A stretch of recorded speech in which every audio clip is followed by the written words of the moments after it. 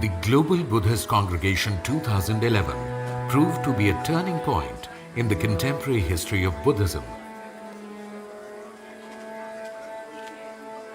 Convened by Lama Lobsang, a renowned Indian Buddhist monk, the historic congregation comprising 900 delegates from all over the world, including the supreme Buddhist hierarchy representing the entire Buddhist world, unanimously resolved to form the International Buddhist Confederation, or the IBC, a global umbrella Buddhist body to be based in India. Bharat Buddha भूमि है जहाँ पर भगवान बुद्ध ने ज्ञान प्राप्त किया, जहाँ भगवान बुद्ध ने प्रथम धम्म चक्र परिवर्तन किया है, जहाँ पर भगवान बुद्ध ने महापरिनिर्वाण किया, हमारे यहाँ लोग श्रद्धा से आता है.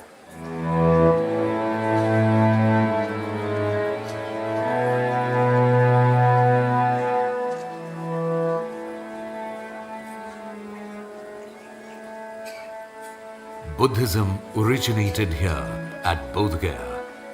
This great awakening temple stands here in all its majesty to remind us of the timeless story of the enlightenment of Bodhisattva Siddhartha, who attained the Sambodhi, or the perfect enlightenment here, and became the Buddha 26 centuries ago on Vaishakha Buddha Purnima, which is a full moon day in the month of May. This mesmerizing sculpture of Buddha facing east marks the exact seat of the Buddha during his enlightenment in the 6th century BCE.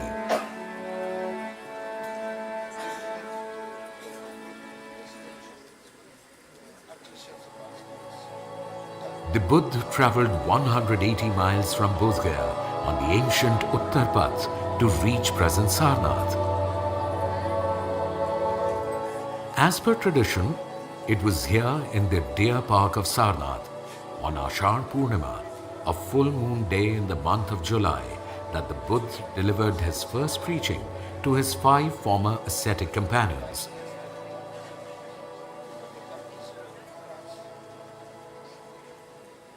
The basic teaching of the Buddha, which he revealed to the 5 mendicants in Sarnath, preaching the first sutta, which is called Dhamma Pavartana Sutta, turning the wheel of Dharma. Buddha laid the foundation of Dharma. Buddha taught the middle path.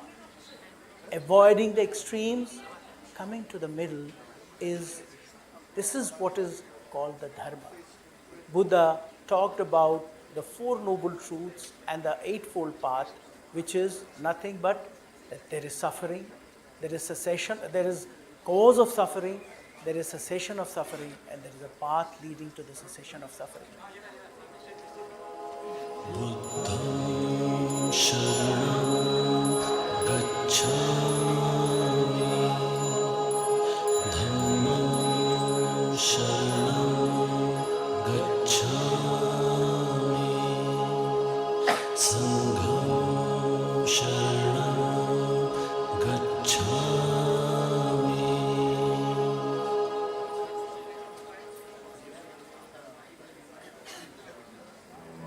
In the 3rd century BCE, Emperor Ashoka understood the true meaning of the Dhamma and applied it as a means of righteous governance. He played a major role in the widespread propagation of Buddhism by sending Dhamma missions within his vast kingdom and much beyond into other countries. His efforts took root, and in due course of time, the footprint of Buddhism grew many folds and even acquired the status of state religion in some countries. The Dhamma markers made by Emperor Ashoka and his rock edicts, which were strategically placed on important trade routes, proved to be a novel idea for the widespread propagation of the Dhamma. An important example in this context is the Kalsi rock edict site, containing all the major rock edicts from 1 to 14.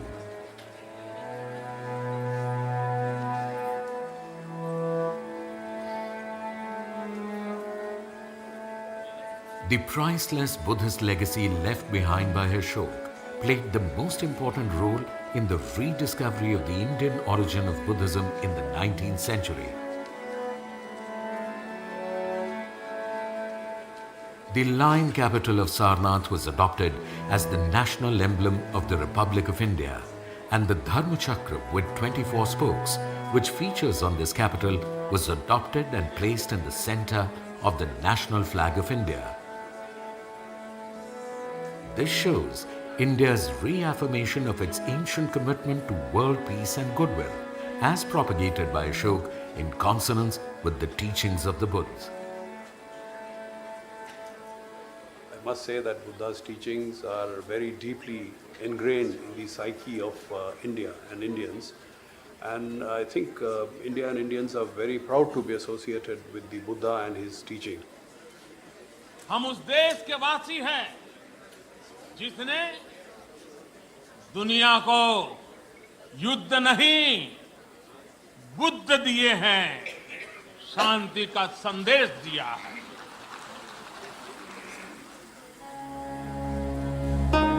Buddhism, for the first time in the third millennia, moved into new continents like Australia, Africa, Europe, and Americas. A need was felt to facilitate interactions within the Buddhist world and to rejuvenate and revive the ancient linkages, as was the case in the ancient times when India, the birthplace of Buddhism, acted as the source and the driving force of Buddhist philosophy, art, architecture, and ideas.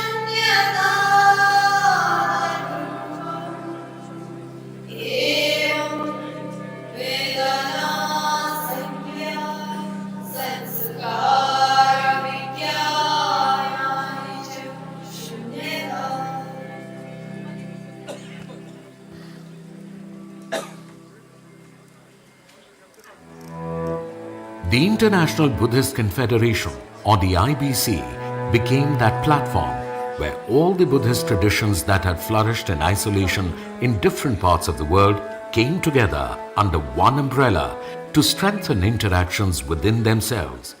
Buddhists from all over the world, belonging to all traditions, both Sangha and lay communities, gathered to form International Buddhist Confederation. Definitely it was very historic event for the whole Buddhist world.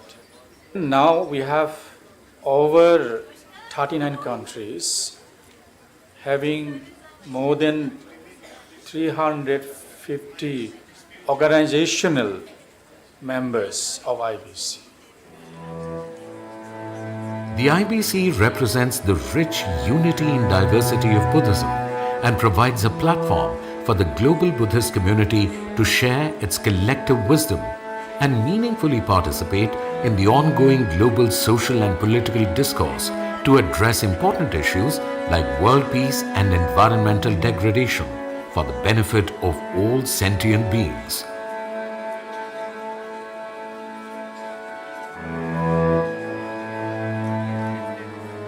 To begin with, the Samvad Global Conclave series was started in 2015 by the IBC in collaboration with Vivekananda International Foundation and Tokyo Foundation.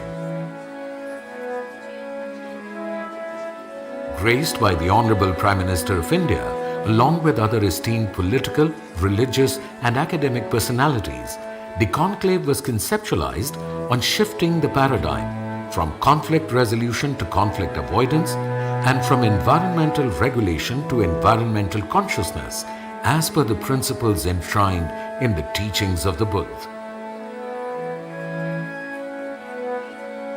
The third day of the conclave took place at Bodh Gaya, where the Honorable Prime Minister of India also offered special prayers for global peace at the Mahabodhi temple.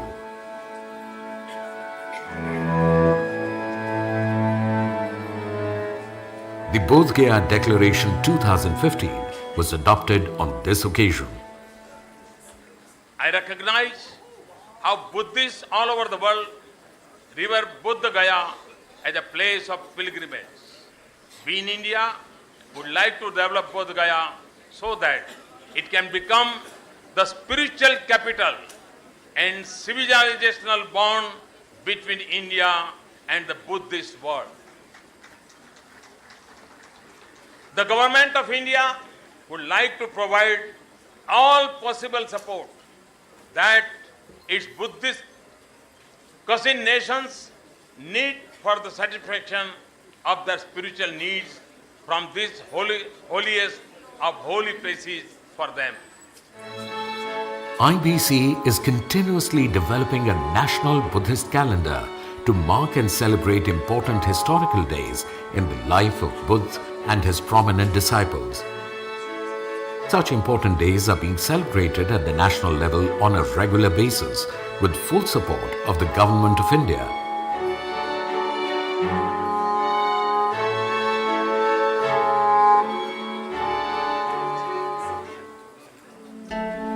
The holy body relics, Sarira Dhatu of Buddha and his precious footsteps in the Gangetic plains are the most sacred for millions of followers of the Buddha from all over the world.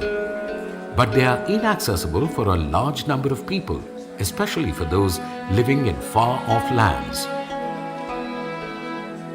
The holy relics of the Buddha were discovered from different corners of India in the 19th and 20th centuries. They are presently kept in places like museums for safety reasons and are mostly not open for public exposition. The IBC is sensitive to this issue and has therefore initiated efforts at the highest level to bridge this gap by re-enshrinement of these most sacred relics. The Devni Mori Buddhist Center in Gujarat is an important project to re-enshrine the Devni Mori relics of the Buddha at their fine spot. The second project is the Ashtakunj Grand Relic Stoop at New Delhi to enshrine the Kapilvastu relics of the Buddha to facilitate their veneration as was the case in the past. IBC is also facilitating exposition of body relics of the Buddha in different countries by the Government of India so that the devout who may not be able to visit the holy land of the Buddha get an opportunity of paying venerations to the holy Sarira Dhatu of the Buddha. In those 11 days, there were people traveling for 5 days, 6 days from different corners of Mongolia to reach Ulaanbaatar to visit the relic. And we saw some bad weather conditions where there was hail storm and there were about 14,000, 15,000 people standing quietly with their umbrellas outside the Gandhan monastery just to have a look at the relic. I think Mongolia was completely elated by the fact that the relics of the Buddha or the Buddha had arrived in that country and blessed that country. The scientific teachings of the Buddha have shaped our understanding about mind, consciousness and suffering for centuries and continue to do so. It's our joint responsibility to protect and preserve his footsteps, known as Buddha Charika, along with his teachings. The IBC realizes its responsibility in spearheading the campaign. Taking references from monk scholars and pilgrims like Xuanzang, who visited India in the 7th century CE, IBC realizes that there existed an elaborate pilgrimage as per the ancient traditions of Chaitya Charika, touching a large number of places in Gangetic plains where Buddha visited and delivered sermons. Therefore, the effort is to take the pilgrimage from the 8 great places to the sublime wanderings of the Buddha and focus on places, routes and rituals. To begin with, the revitalization of some historic walking pilgrimage trails like the renunciation journeys of the Bodhisattva Siddhartha and Mahaprajapati Gautami, the first journey of the Buddha from Bodh Gaya to Sarnath to teach the Dhamma, and the journey of the Buddha from Rajgir to Shravasti are being taken up.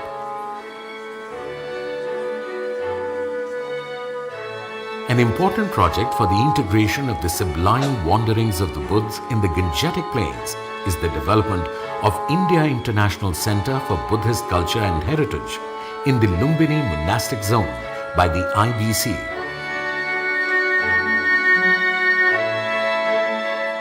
The foundation stone ceremony of the center was conducted by the Honorable Prime Minister of India, Shri Narendra Modi, along with the Honorable Prime Minister of Nepal, Shri Sher Bahadur Deuba, on the auspicious occasion of Vaishakha Buddha Purnima on May 16, 2022.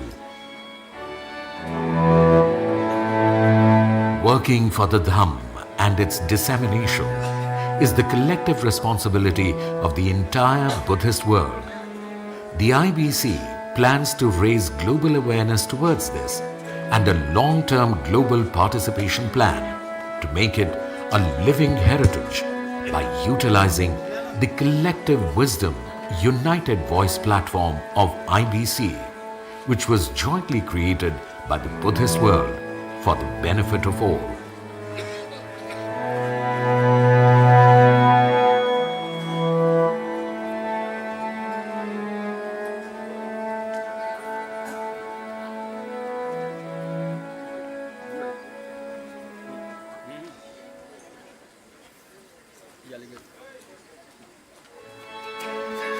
ये वाले gate चाहिए मैं कह रहा हूँ ये वाले gate चाहिए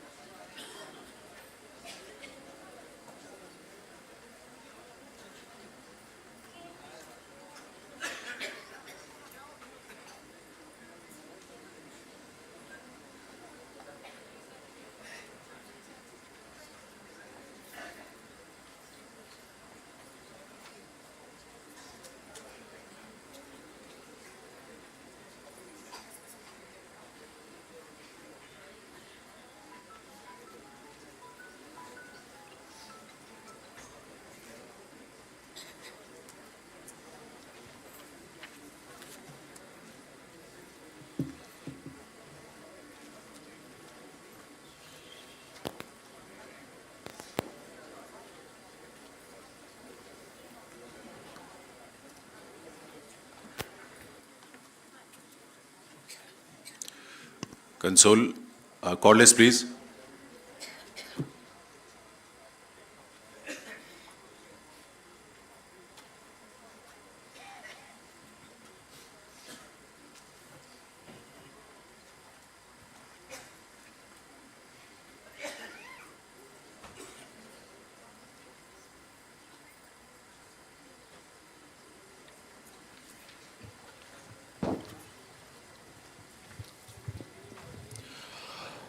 Namo Buddhaya, ladies and gentlemen.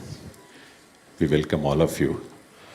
And I will request all of you to please take your seats and also please put your mobile phones on silent mode at least so that during the proceedings of the program, this is a very sacred day for all of us, sacred celebration for all of us because we are assembled here for the Vaishakha Buddha Purnima Divas celebrations.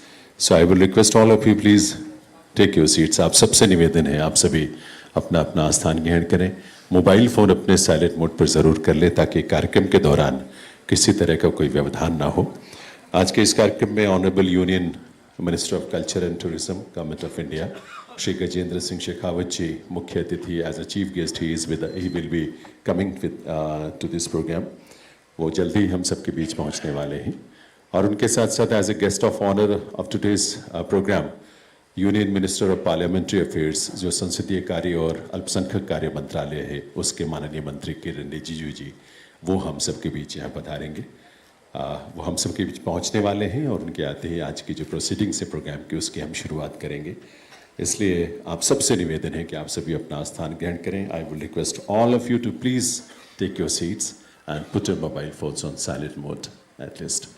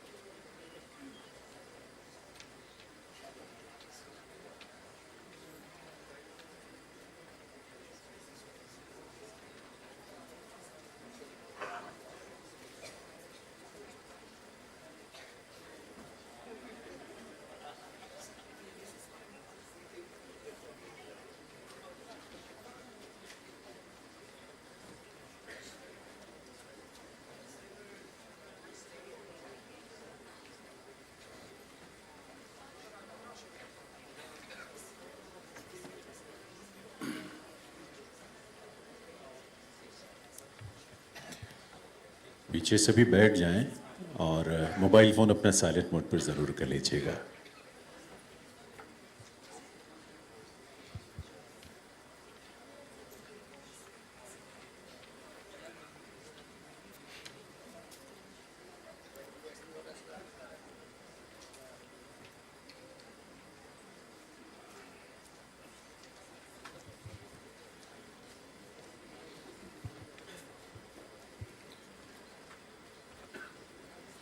Ladies and gentlemen, Chief Guest of today's program, Honorable Union Minister of Culture and Tourism, Shri Gajendra Singh Shekhawat ji, along with the guest of honor of today's program, Honorable Union Minister of Parliamentary Affairs and Minority Affairs, Shri Kiren Rijiju, is with us in this auditorium. Please put your hands together to welcome our Chief Guest and our guest of honor today.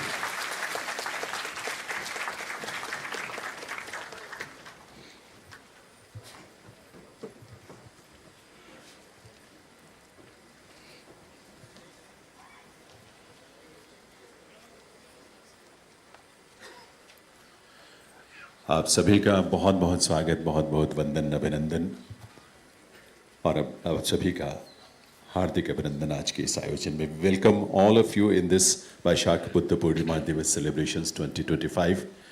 Ladies and gentlemen, Vaishakha Buddha Purnima is one of the most sacred days for Buddhists around the world, which commemorates the birth, the enlightenment, that is nirvana, and parinirvana of Lord Buddha. This holy day is revered as the Thrice Blessed day since it is uniquely profound, not only for the followers of the Buddha Dhamma, but also for spiritual seekers of various faiths. In a program dedicated to Vaishakha Buddha Purnima, we extend our heartiest welcome to all of you on behalf of International Buddhist Confederation, Ministry of Culture, Government of India. In our inaugural session, we are honored to have Shri Gajendra Singh Shekhawat ji, Honorable Union Minister for Culture and Tourism, as our chief guest today. Please put your hands together to welcome Honorable Union Minister of Culture and Tourism.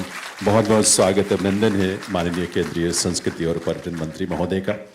Honorable Union Minister of Parliamentary Affairs and Minority Affairs, Shri Kiren Rijiju, is gracing the occasion as the guest of honor today. Please welcome Honorable Kiren Rijiju with a round of applause, ladies and gentlemen. मैं request करूंगा, निवेदन करूंगा IBC के महानिदेशक अभिजीत हल्दर जी से कि honourable ministers को लेकर मंच पर आएं और वे मंच पर पधारेंगे. यहाँ अपने फ्लोरल ट्रिब्यूट भी देंगे, दीप प्रज्वलन भी होगा और उनका वंदन अभिनंदन उसके साथ आज के कार्यक्रम की शुरुआत होगी.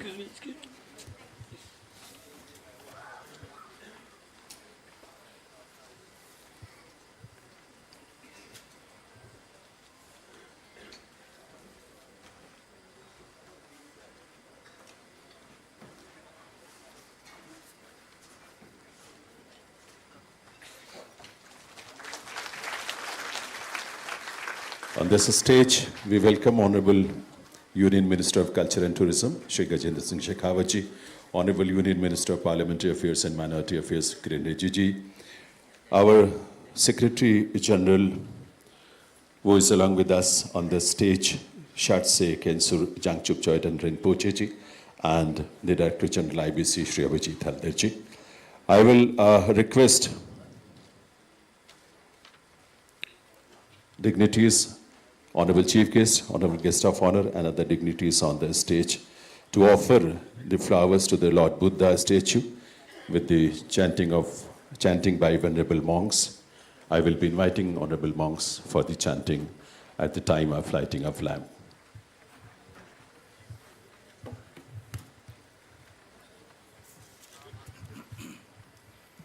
Namo tassa bhagavato arahato samma sambuddhassa. Namo tassa bhagavato arahato samma sambuddhassa.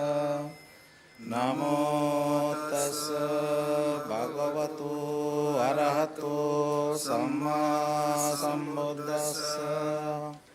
Buddhang sharanang gacchami, Dhammang sharanang gacchami, Sanghang sharanang gacchami. Mahakaruniko nato hitaya sabbapaninang Uretva parami sabba patto sambodhimottamang etena satsavajjena hotu te jayamangalang jayanto buddhiyamule sakkyanang nandivardhanom Evang tuyang jayo hoto jayassu jayamangale Bhavatu sabba mangalang rakanto sabba devata Sabba buddhanubhavena sada sotte bhavantu te Bhavatu sabba mangalang rakkanto sabba devata sabba dhammanubhavena sada sotte bhavantu te Bhavatu sabba mangalang rakkanto sabba devata sabba sanghanubhavena sada soti bhavantu te.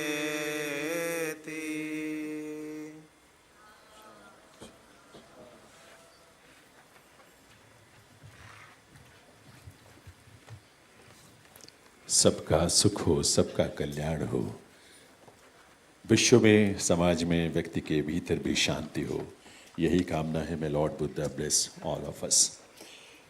I will request our Secretary General Shatsek Khensur Jangchup Choitan Rinpoche to welcome our Chief Guest, Honorable Union Minister of Culture and Tourism, Gajendra Singh Shekhawatji, with a katak and also present him a memento. Ladies and gentlemen, this is a traditional way of welcoming the honorable dignitaries. I will request all of you to please put your hands together in this welcome.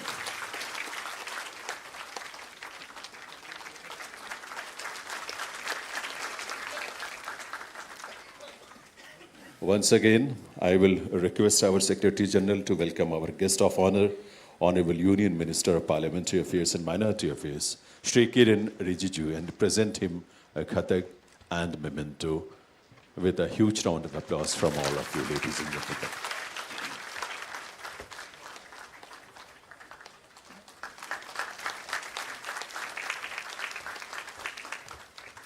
Thank you very much, sir. May I now invite the Secretary General IBC, respected Shatsek Khensur Jangchup Choitan Rinpoche, to come forward for his welcome address and Dhamma talk. Honorable Secretary General IBC.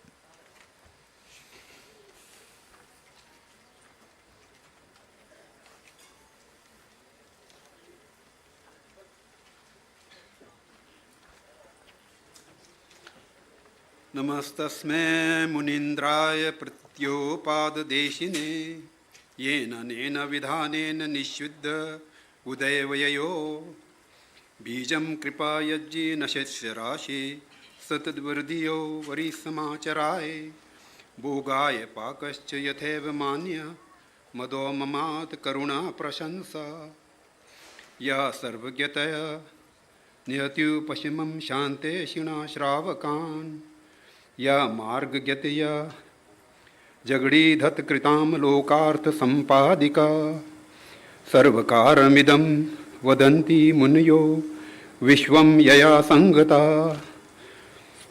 तस्मै श्रावक बोधिसत्त्वगणिनो बुद्धस्य मात्रे नमः विदूत कल्पना जाल गंभीरोदार मूर्तये नमः समंत भद्राय समंत्र स्मरण दविषे ये धर्म हेतु प्रभवा हेतुम तेषां तथागतो हयवदता तेषां चयो निरोध एवं वादी महाश्रमणा आकाशस्य स्थितिर्य वधावच्च जगता स्थिति तावन्मम स्थितिर्भूय जगद दुःखानि निदन्धा अयं पुण्यं ज्ञानं च संचितं पुण्यज्ञानक्रियोद्भूतं द्वावतो तु परं तथा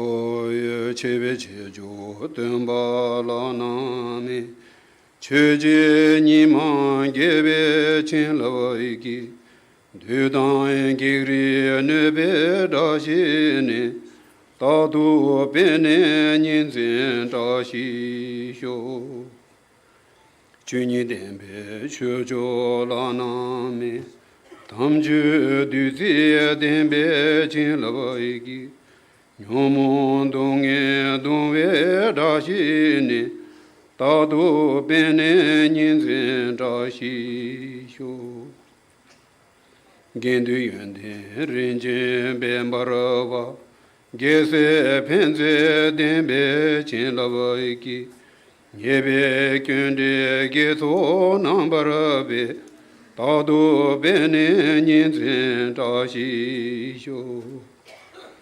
Nimundele tendele Nime kunyan dele shin Ninzen tadu delebe Kunjo sumge tashi sho.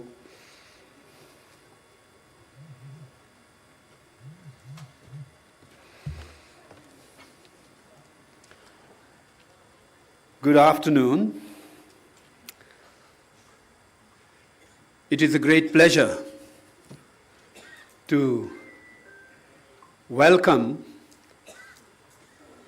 most respected Union Minister, Shri Gajendra Singh Shekhawat ji, the Minister of Culture and Tourism to the Government of India, as the chief guest of this very meaningful and august gathering that we are here for. And then I express my heartfelt welcome to Shri Kiran Rijiju ji, the Union Minister of Parliamentary Affairs and Minority Affairs, the Government of India, for your time and efforts in making yourself available to spend some time with us. And I also welcome the members from diplomatic corps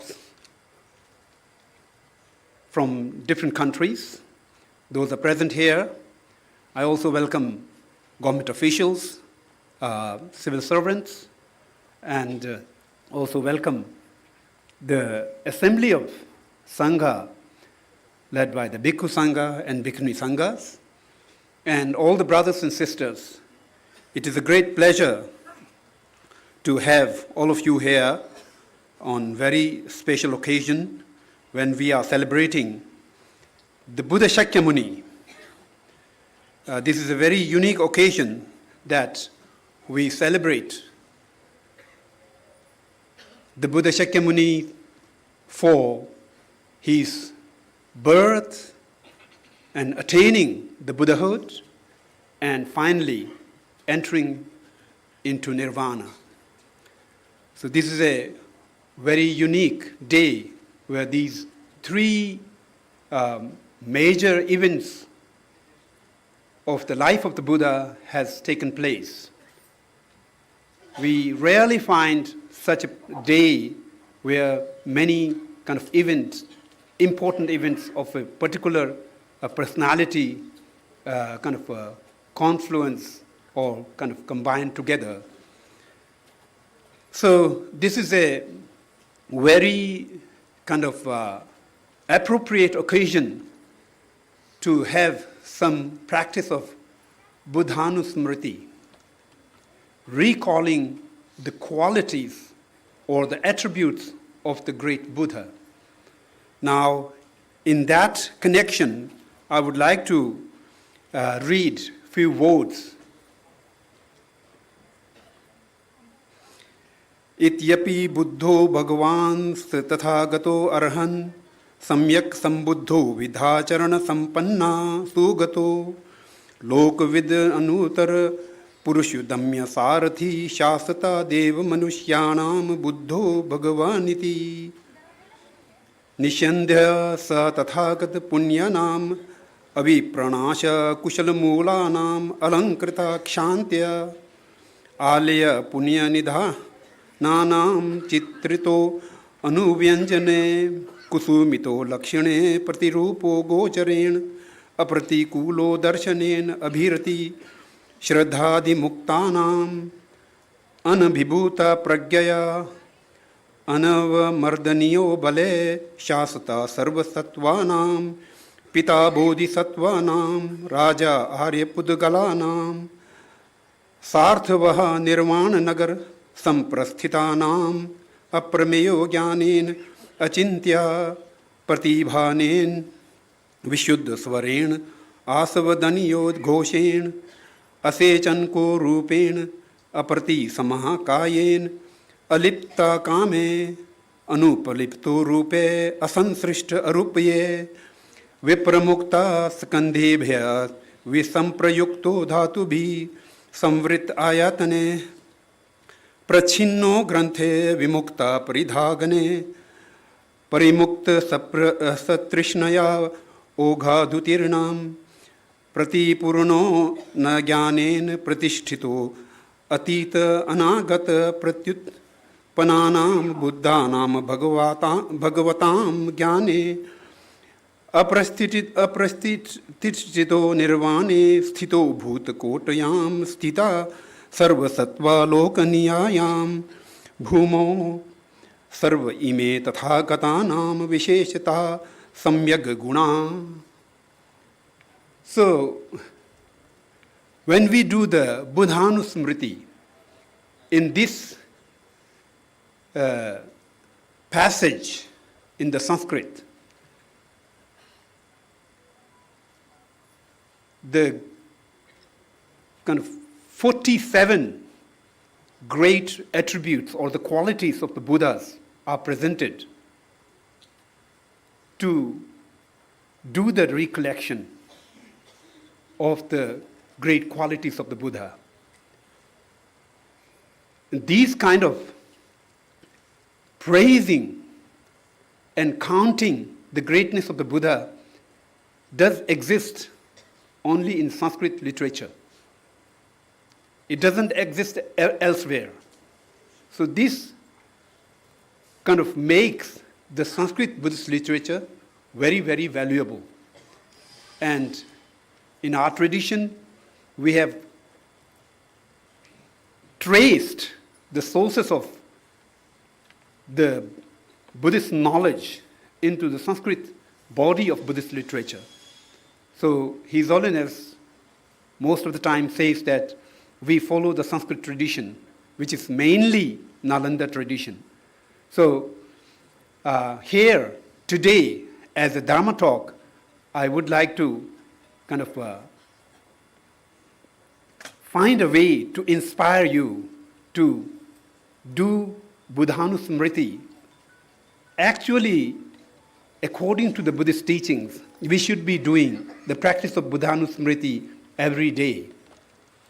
But our life is so busy that People may not get enough time to do that, but at least we should try to do, if possible, once a month, maybe the Purnima days, maybe the full moon days.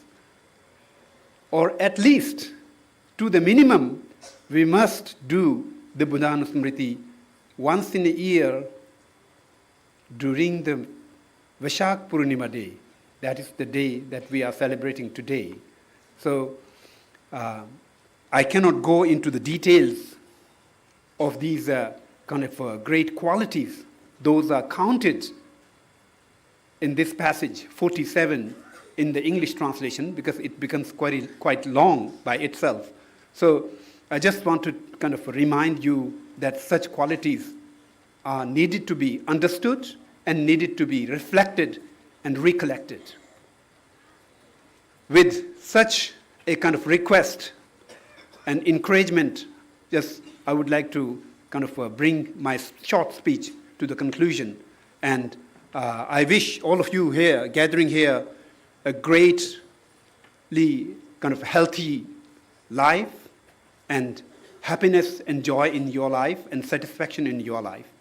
So with that, I conclude here. Thank you very much.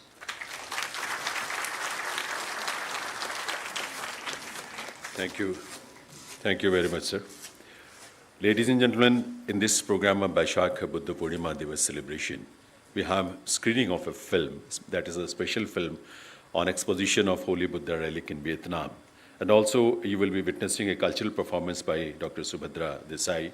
Therefore, I will request all the dignitaries on the dais to please take their seats in the front row of the auditorium.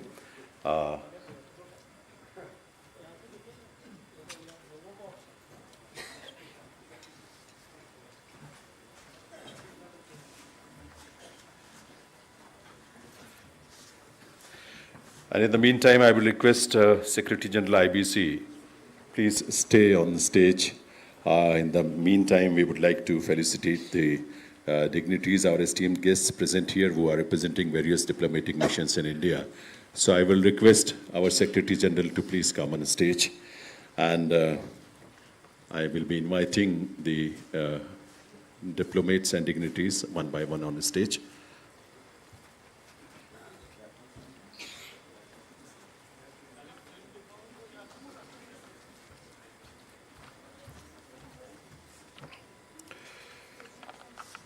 These foreign guests of ours will also offer their floral tribute to Lord Buddha on stage. So I'm going to invite first His Excellency Major General Vesak Namgyal, Honorable Ambassador, Royal Embassy of Bhutan. I will request him to please come on stage so that we can felicitate you on behalf of IBC.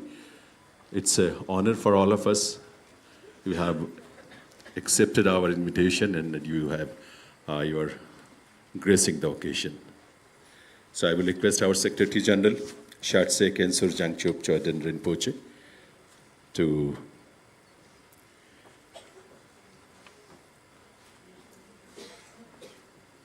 present a khatag and memento to Honorable Ambassador, Royal Embassy of Bhutan, His Excellency Major General Vesak Namgyal. We welcome you, sir, in this program with a khatag and memento. May I now invite on stage His Excellency Mr. Dhamma Javin Ganbold, Honorable Ambassador, Embassy of Mongolia, to please come on stage, offer your floral tribute to Lord Buddha, and our Secretary General will felicitate you on the stage with a khatag and memento.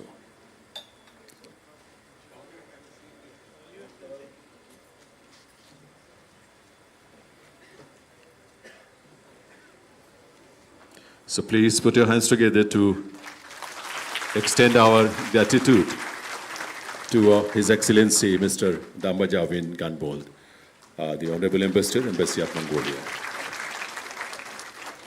Her Excellency Ms. Priyanka Vikramsinghe, Acting High Commissioner of Sri Lanka, is also gracing the occasion. May I now request her to please come on stage. I will request Her Excellency to come on stage to receive the honors and pay her floral tributes to Lord Buddha.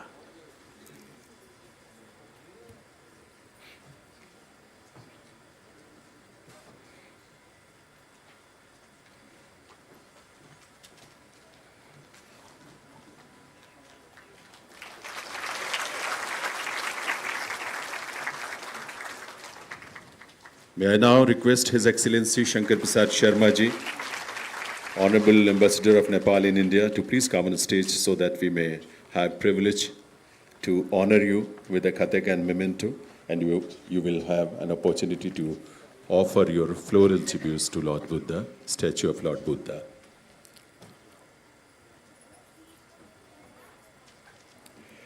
His Excellency Shankar Prasad Sharma ji, Honorable Ambassador of Nepal in India, being honored with a Kathak and memento.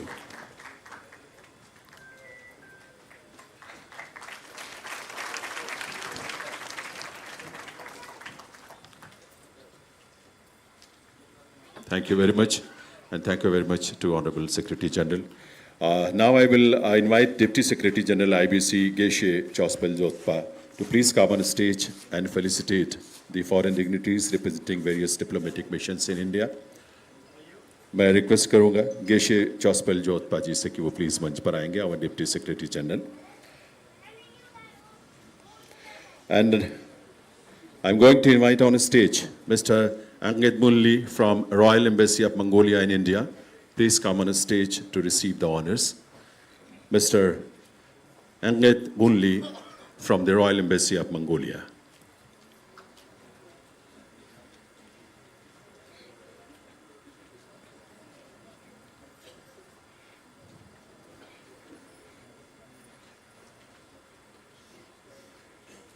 So now, please put your hands together to extend and express our gratitude to these dignitaries.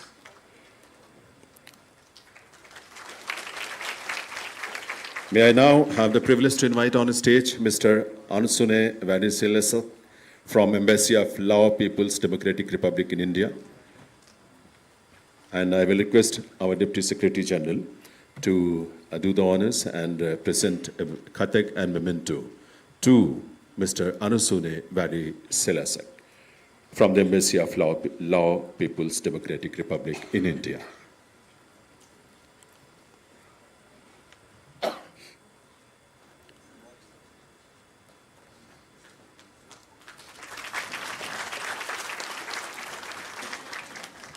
Mr. Mikhail Antiseferov, representing the Embassy of Russian Federation in India, I will be requesting him to please come on stage. Mr. Mikhail Antiseferov, please come on stage.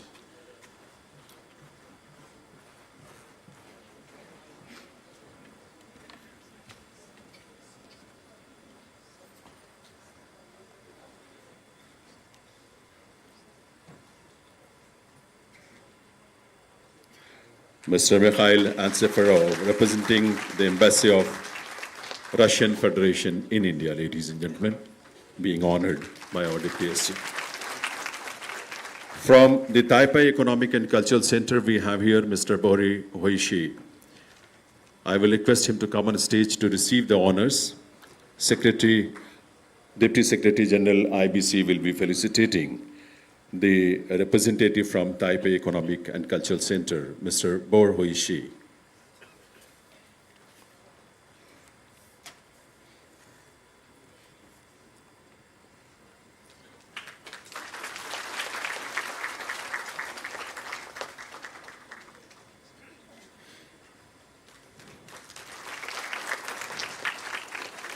Now let me invite on the stage Mr. Koji Sato. Ladies and gentlemen, Mr. Koji Sato is Director General of Japan Foundation in India, and he is coming on the stage to receive the honors and also to pay floral tribute to Lord Buddha's statue. Mr. Koji Sato, Director General of Japan Foundation in India.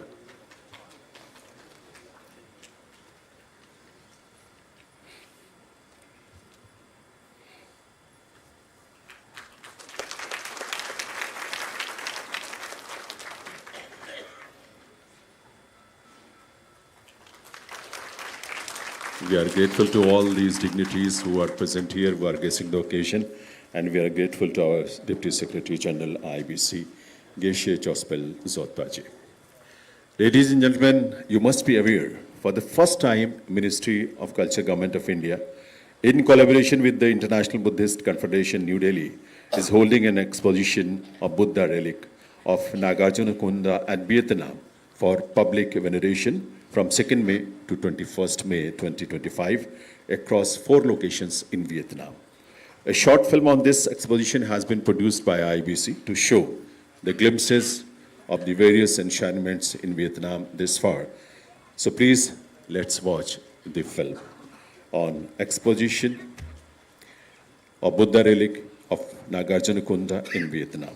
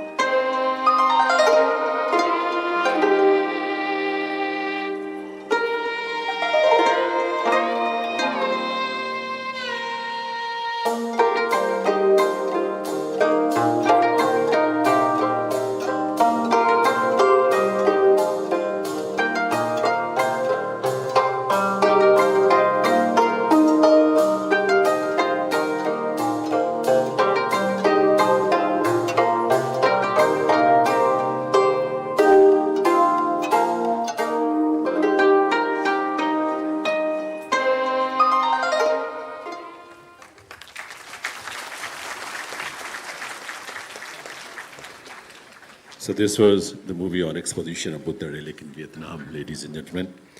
We would like to share with you that presently the management and hosting of Holy Buddha relic in Vietnam is being managed by Vietnamese Buddhist Sangha, senior monks of Mahabodhi Society of India, scientists from National Museum and officials from IBC are constantly with the relic during this 20-day exposition to maintain its stature of all sorts. Now, we are going to have a performance by a renowned vocalist of Hindustani classical genre, Dr. Subhadra Desai. Please put your hands together to welcome Dr. Subhadra Desai ji. She is a senior disciple of Pandit Madhu Modgal ji. She was formally initiated to classical music by Pandit Vinay Chandra Modgalya and Padma Devi ji at Gandharva Mahavidyalaya. Dr. Subhadra is privileged to have performed solo before Honorable President and Vice President of India. In recent times, she has had honor of performing before the Honorable Prime Minister, Shri Narendra Modi ji, for the Global Buddhist Summit organized by IBC. Dr. Subhadra Desai is a keen researcher and her academic works include 2 published books and several research papers on Indian culture and music. She has received many awards and honors from prestigious organizations. Today, Dr. Subhadra is going to present selected verses from Ratan Sutta. Ratan Sutta is a core Buddhist text which primarily focuses on extolling the virtues of the 3 jewels of Buddhism, that is, the Buddha, the Dhamma, and the Sangha. It is often recited for promoting well-being. It is believed to be a powerful declaration of truth, offering protection and benefit throughout the universe. Presenting selected verses from Ratan Sutta by Dr. Subhadra Desai.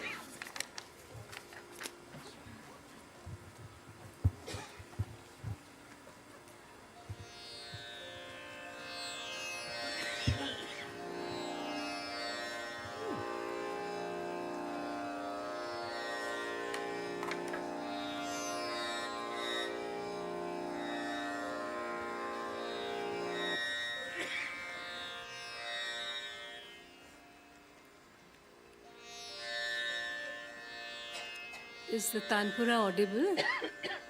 Thank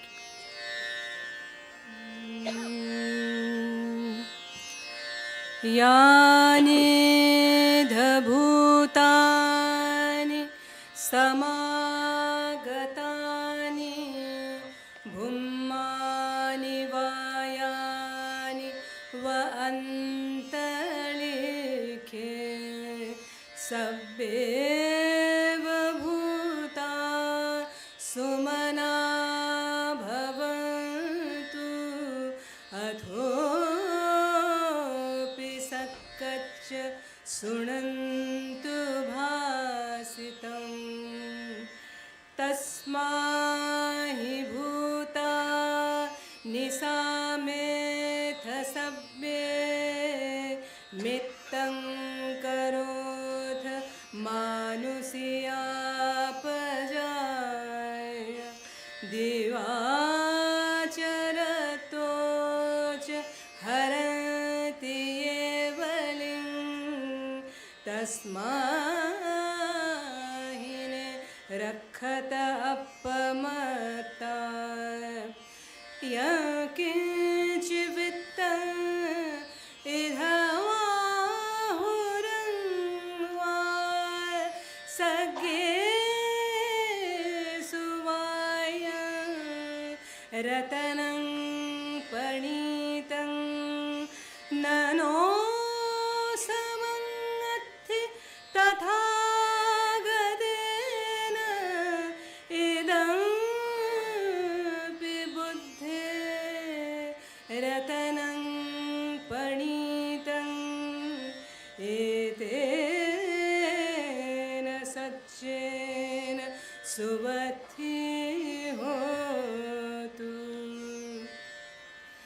Khayam viragam amita panitam yada jagasakya muni samahito natena dhammena samathikinche idam रतनं पणीतं एतेन सच्चेन सुवत्ति होतु यं बुद्धसिद्धो परिवण्णयि शुचिं समाधिमानन्तरिकयमाहु समाधिना तेन समो न विद्यति इदं पिधं मे रतनं पणीतं एतेन सच्चेन सुवत्ति होतु ये पुग्गला 800 पसत्था चत्तारि एतानि युगानि होन्ति दे दक्षिणेया सुगतस्य सावका एतेषु दिन्नानि महफलानि इदमपि सङ्घे रतनं पणीतं एतेन सच्चेन सुवत्ति होतु यानि भूतानि समागतानि भूमानि वायानि व अन्तरिक्षे तथागतं देवमनुष्यपूजितं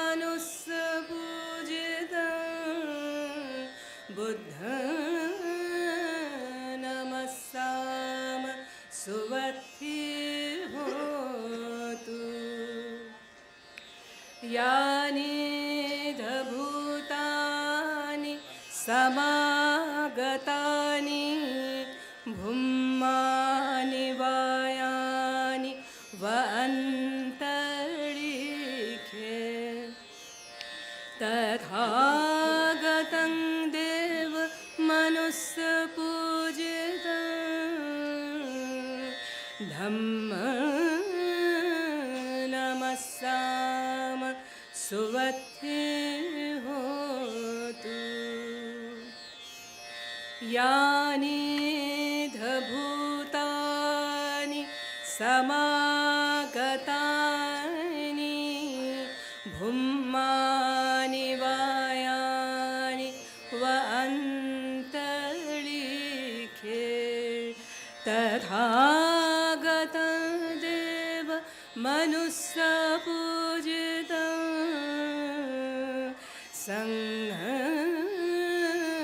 नमस्साम सुवत्ति होतु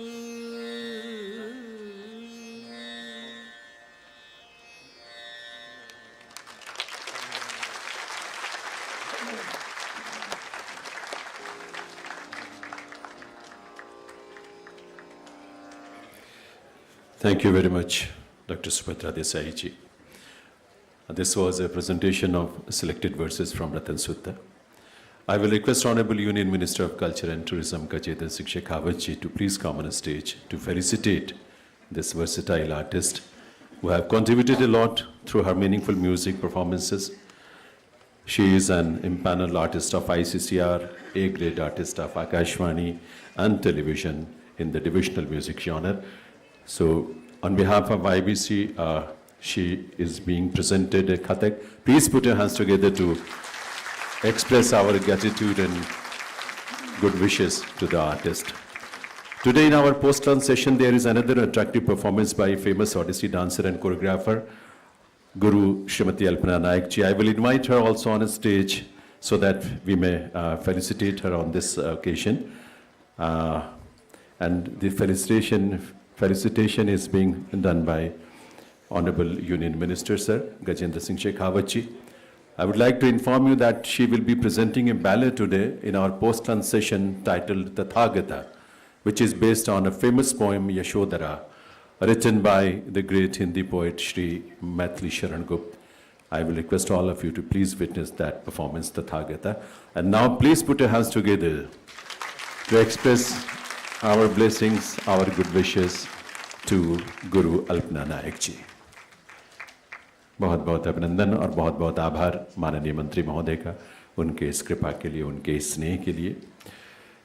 Ladies and gentlemen, it is our good fortune that we always receive all kinds of support and guidance from Honorable Union Minister of Parliamentary Affairs and Minority Affairs, Shri Kiran Rijiju, who is gracing the occasion as guest of honor today. I will request Honorable Minister Shri Kiran Rijiju to please come on a stage to deliver his speech. Honorable Union Minister of Parliamentary Affairs and Minority Affairs, please put your hands together to welcome him on a stage. Honorable Kiran Rijiju.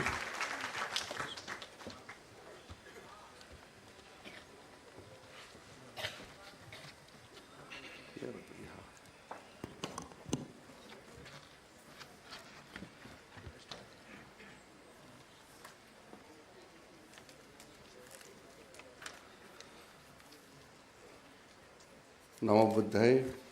आप सबको नमस्कार.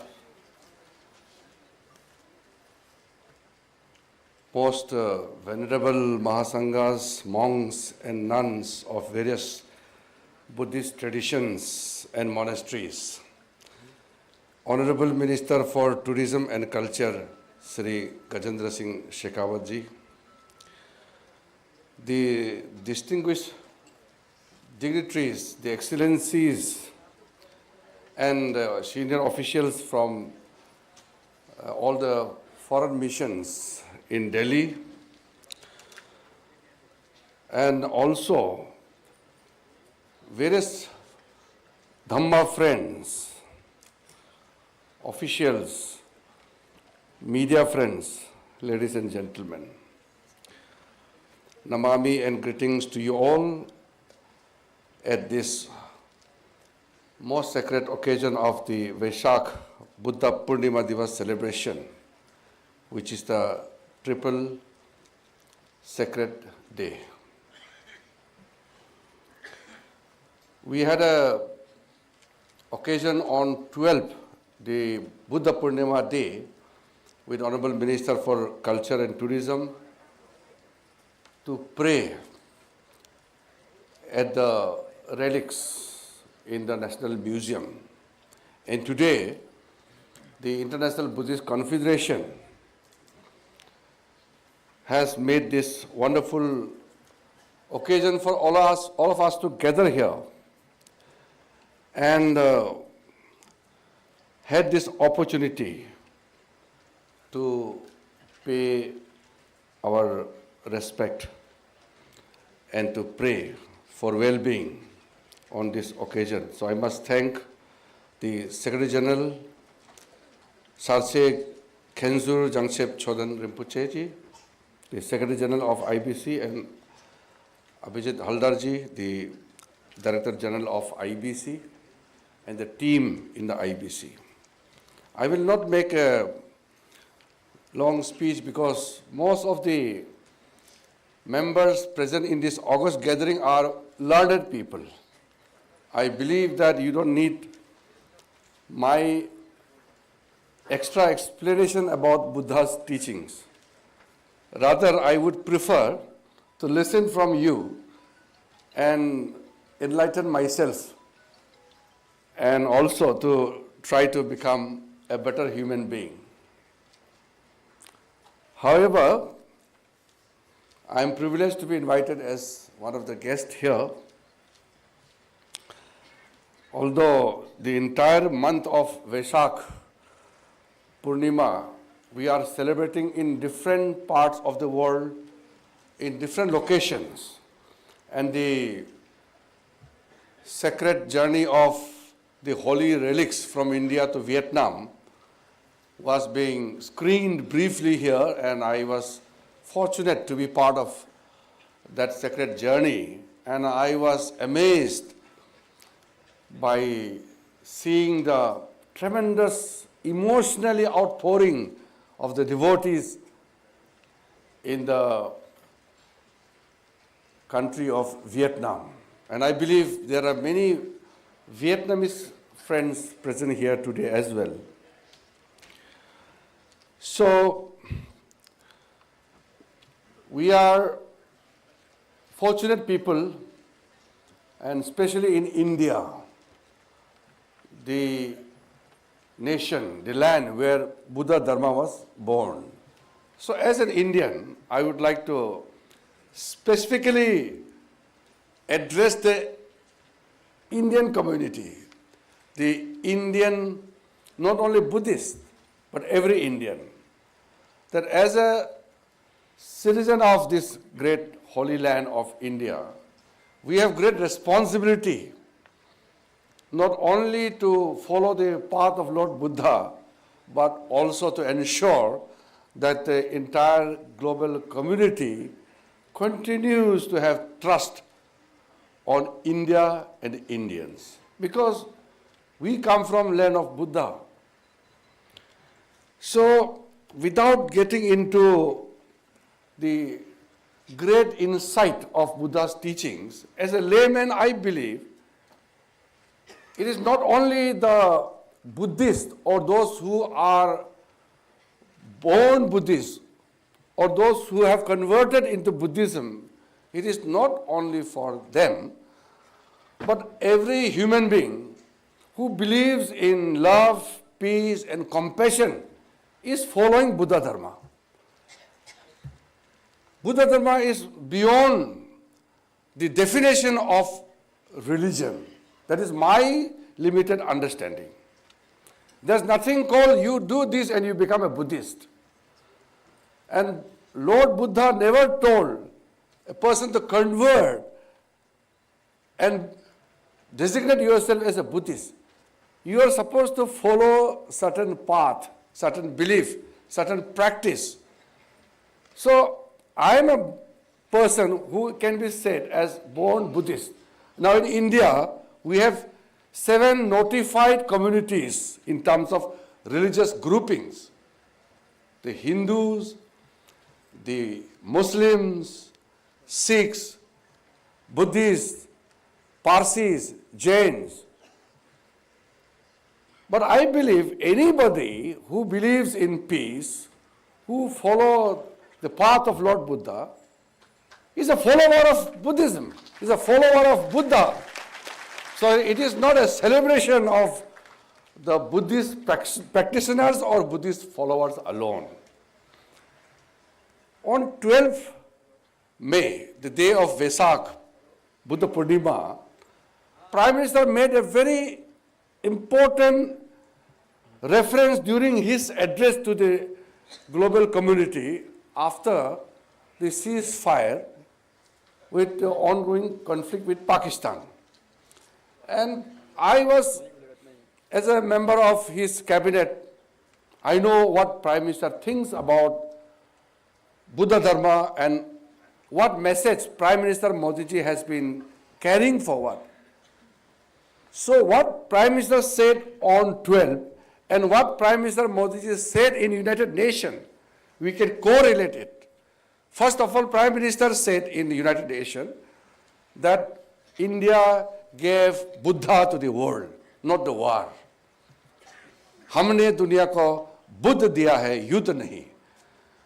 After that, what Prime Minister said on 12th May, on the day of Vaishakha Buddha, that we want peace.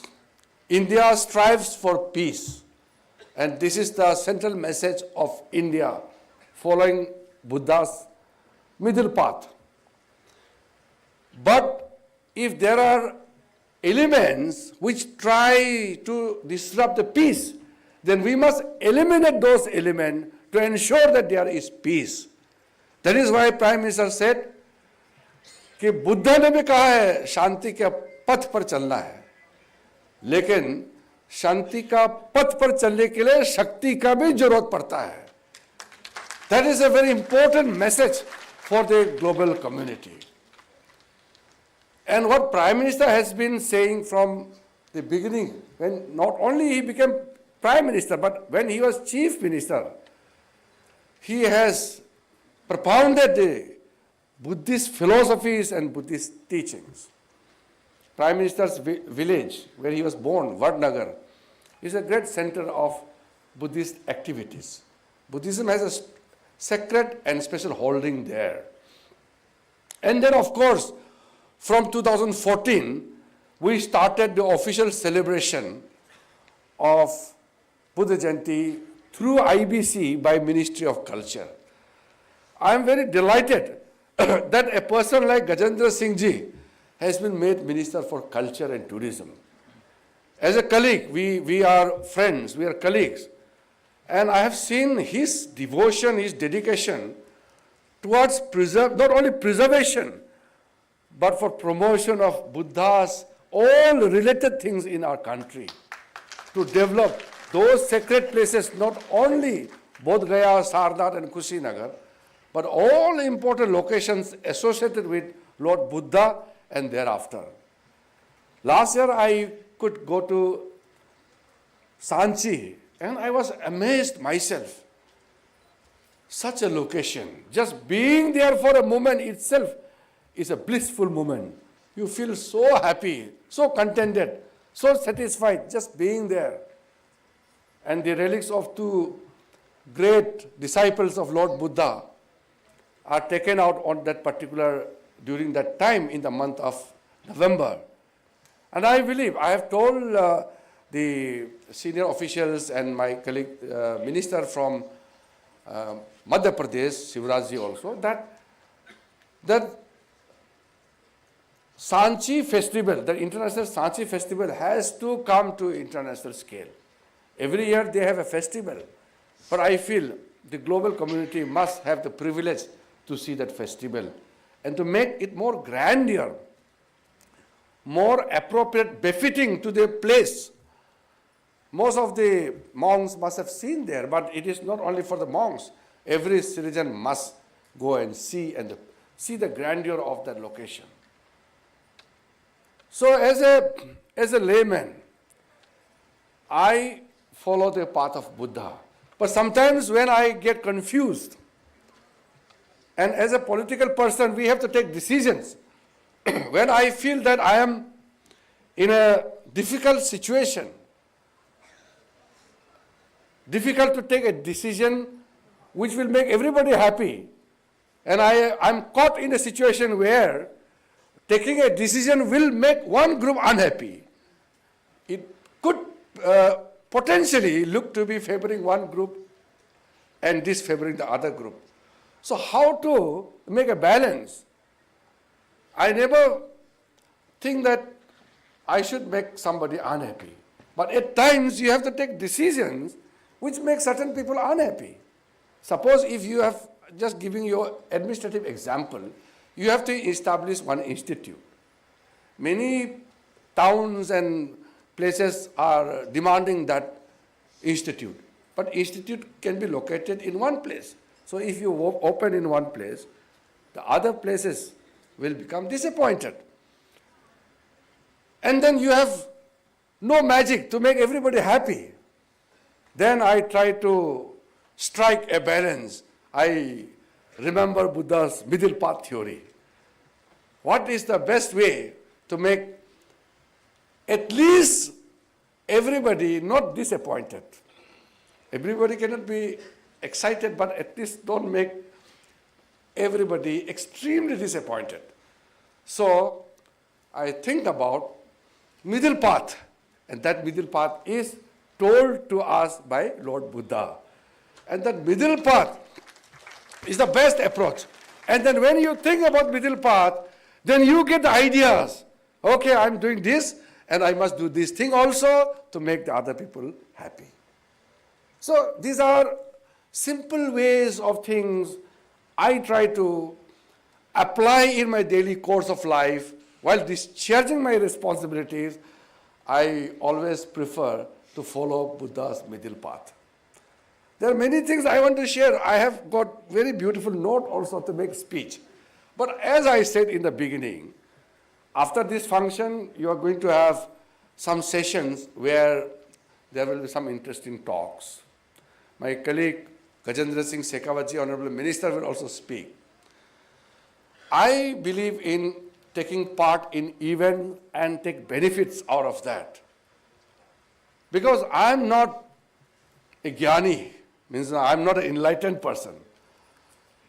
There are very few people who are fortunate to have the title of Bodhisattva, those who have reached the stage of enlightenment. And I pay my tributes to all those who have attained enlightenment and all the venerable monks and the nuns who are present here. You have designated titles by securing degrees or certain status during the course of your studies in the monasteries or in the institutes. But people like us, we don't acquire any kind of degrees or status because we are not fortunate enough to study what you have gone through. But we try to learn and get blessings from you and try to maximize those in doing maximum good for maximum people. There is the ancient philosophy, Charvak philosophy also, make maximum people, maximum happiness. So that is how I feel that every time I take part in this kind of occasion, I find myself as a person who is extremely fortunate. Every time our venerable senior monks, especially those His Holiness, people like His Holiness Dalai Lama, whenever I get chance to seek his blessings, I feel empowered. And then of course many eminences, many venerables always give blessing to us. And on this occasion, I can only wish that we continue to make strides in promoting Buddhism, which is why I said it is not only from the prism of the definition of religious thing I see, but everybody in this planet, if we want to make this planet Earth more sustainable, more peaceful, better place to live, and the best way to achieve is follow the path of Lord Buddha. That is, I feel, for the humanity. Thank you very much.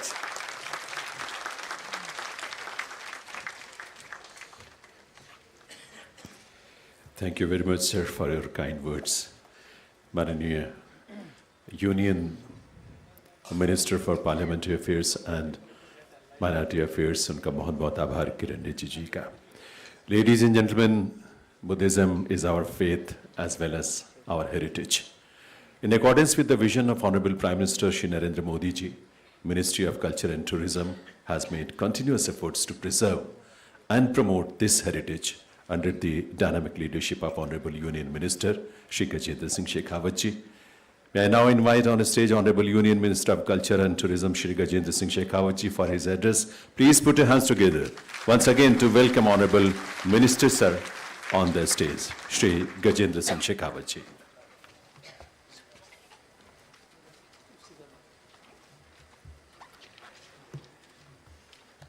Kiranji, while speaking, he said that I come to these functions of these nature just to get something and just to get acquire some knowledge and just to enlighten myself. And on the other hand, he has spoken about working with the middle path, as suggested, taught by Lord Buddha. I suppose only coming to the functions like a dignity like Kiran Rijiju ji, to the programs of such nature to get enlightenment is not the middle path. He should enlighten all of us with the knowledge, with the experience what he has and has acquired. Dear friends,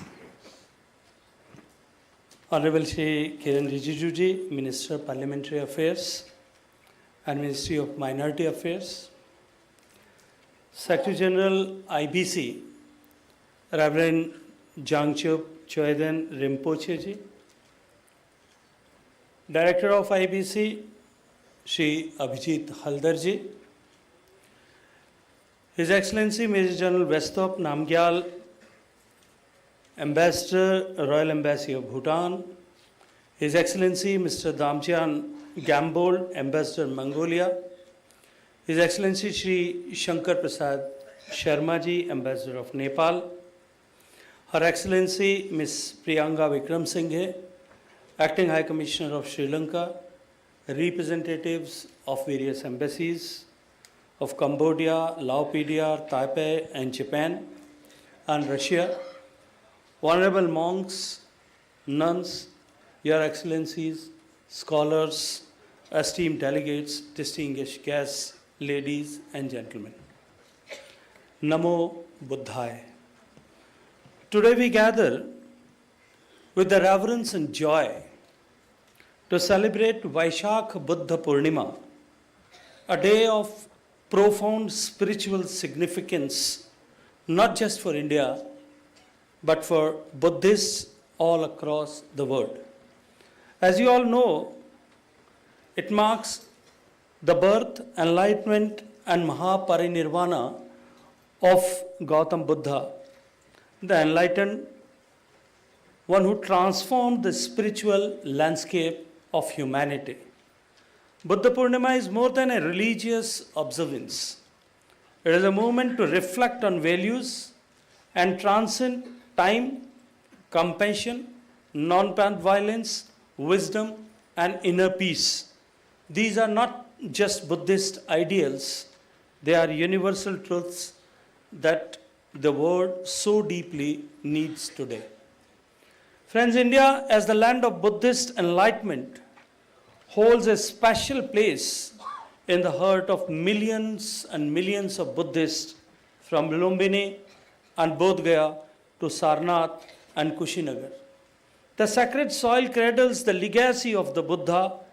We are not only the custodians of these sacred sites, but also the stewards of his timeless message. The teachings of the Buddha were born in India, but they traveled far across mountains, oceans, and cultures, bringing peace and awakening to civilizations in Asia and beyond.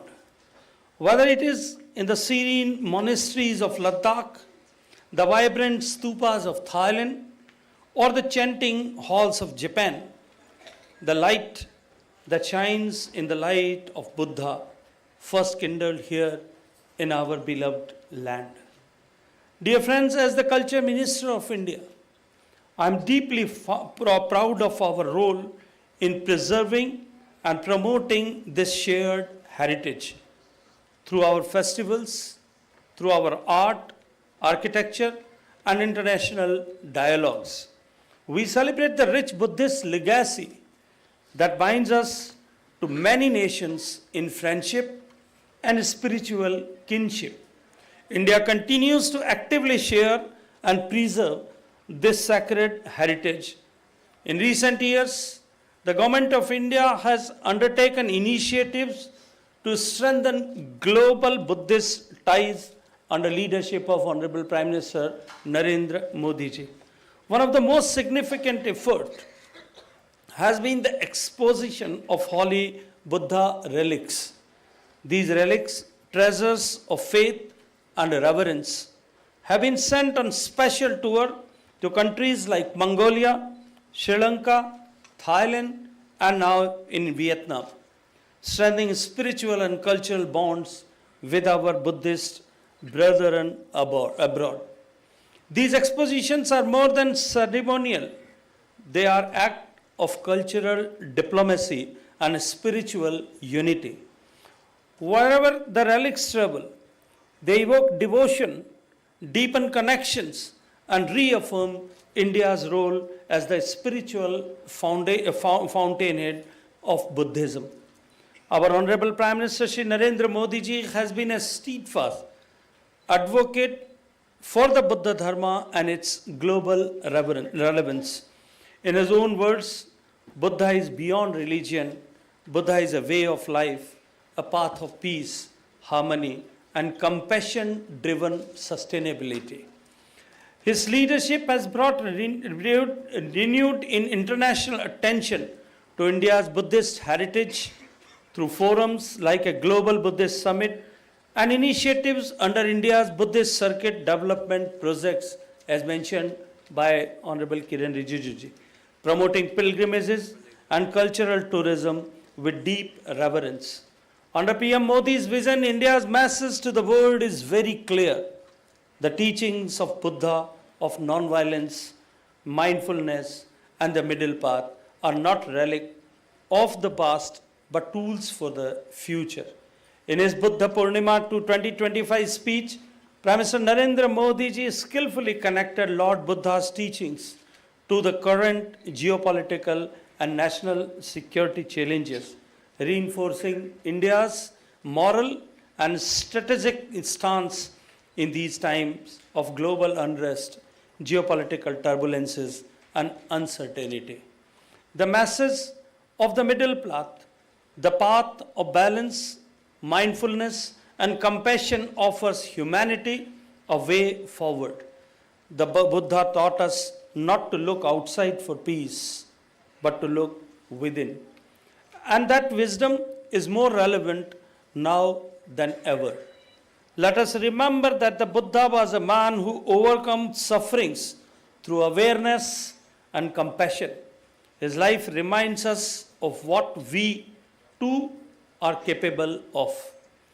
On this sacred day, may we rededicate ourselves to walking the path of peace, truth, and service to others. Friends, India celebrates Vaishakha Purnima not just as a religious event, but as a civilizational beacon. It is a reminder of our spiritual depth and our duty to nature and share this heritage with the world in the future. Our Buddhist brothers and sisters around the globe, we send our heartful greetings. Your connection to India is not just historical, it is living and it is eternal.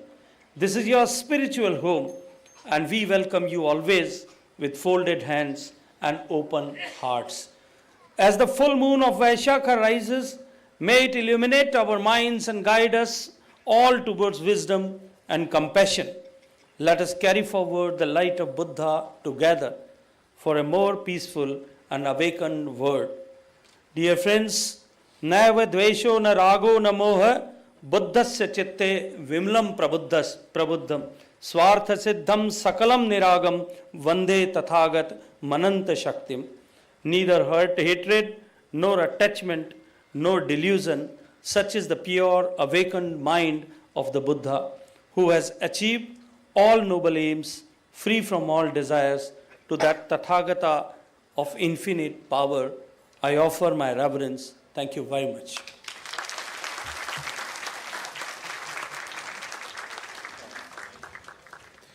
Thank you very much, sir.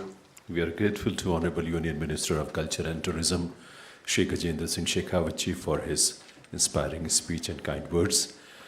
Now, let me invite on the stage Director General of IBC, Shri Abhijit Haldarji, to propose a vote of thanks.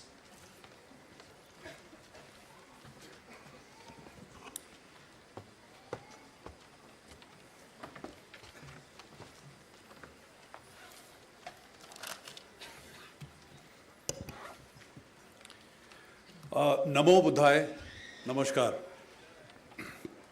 It is indeed a privilege and an honor for me to extend a vote of thanks on this very important occasion where all of you are present.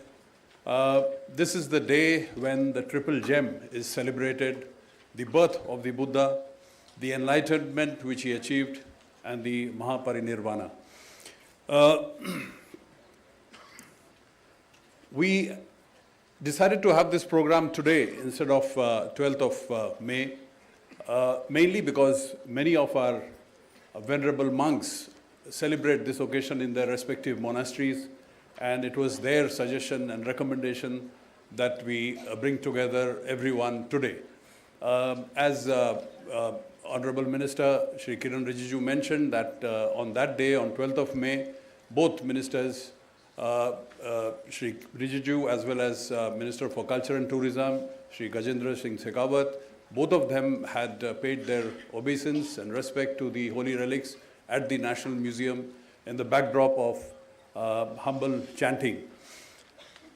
As we wind up this program, I would like to take the opportunity to thank our Secretary General, Jamchuk Chodenji Rinpoche, for wonderful words of wisdom and something to take back home. The Buddham Smriti, which he mentioned about, reminds us that this is a critical day when we should look back at the teachings of the Buddha and try and realize its relevance in terms of how we can apply it in our lives. Thank you very much, Rinpoche ji, for that wonderful remarks. The film on Vietnam, which you saw, was very hurriedly put together. You can imagine the relic is still on display. As we talk here right now, probably lakhs of people are witnessing the relic in the third city. The relic is traveling through 4 cities.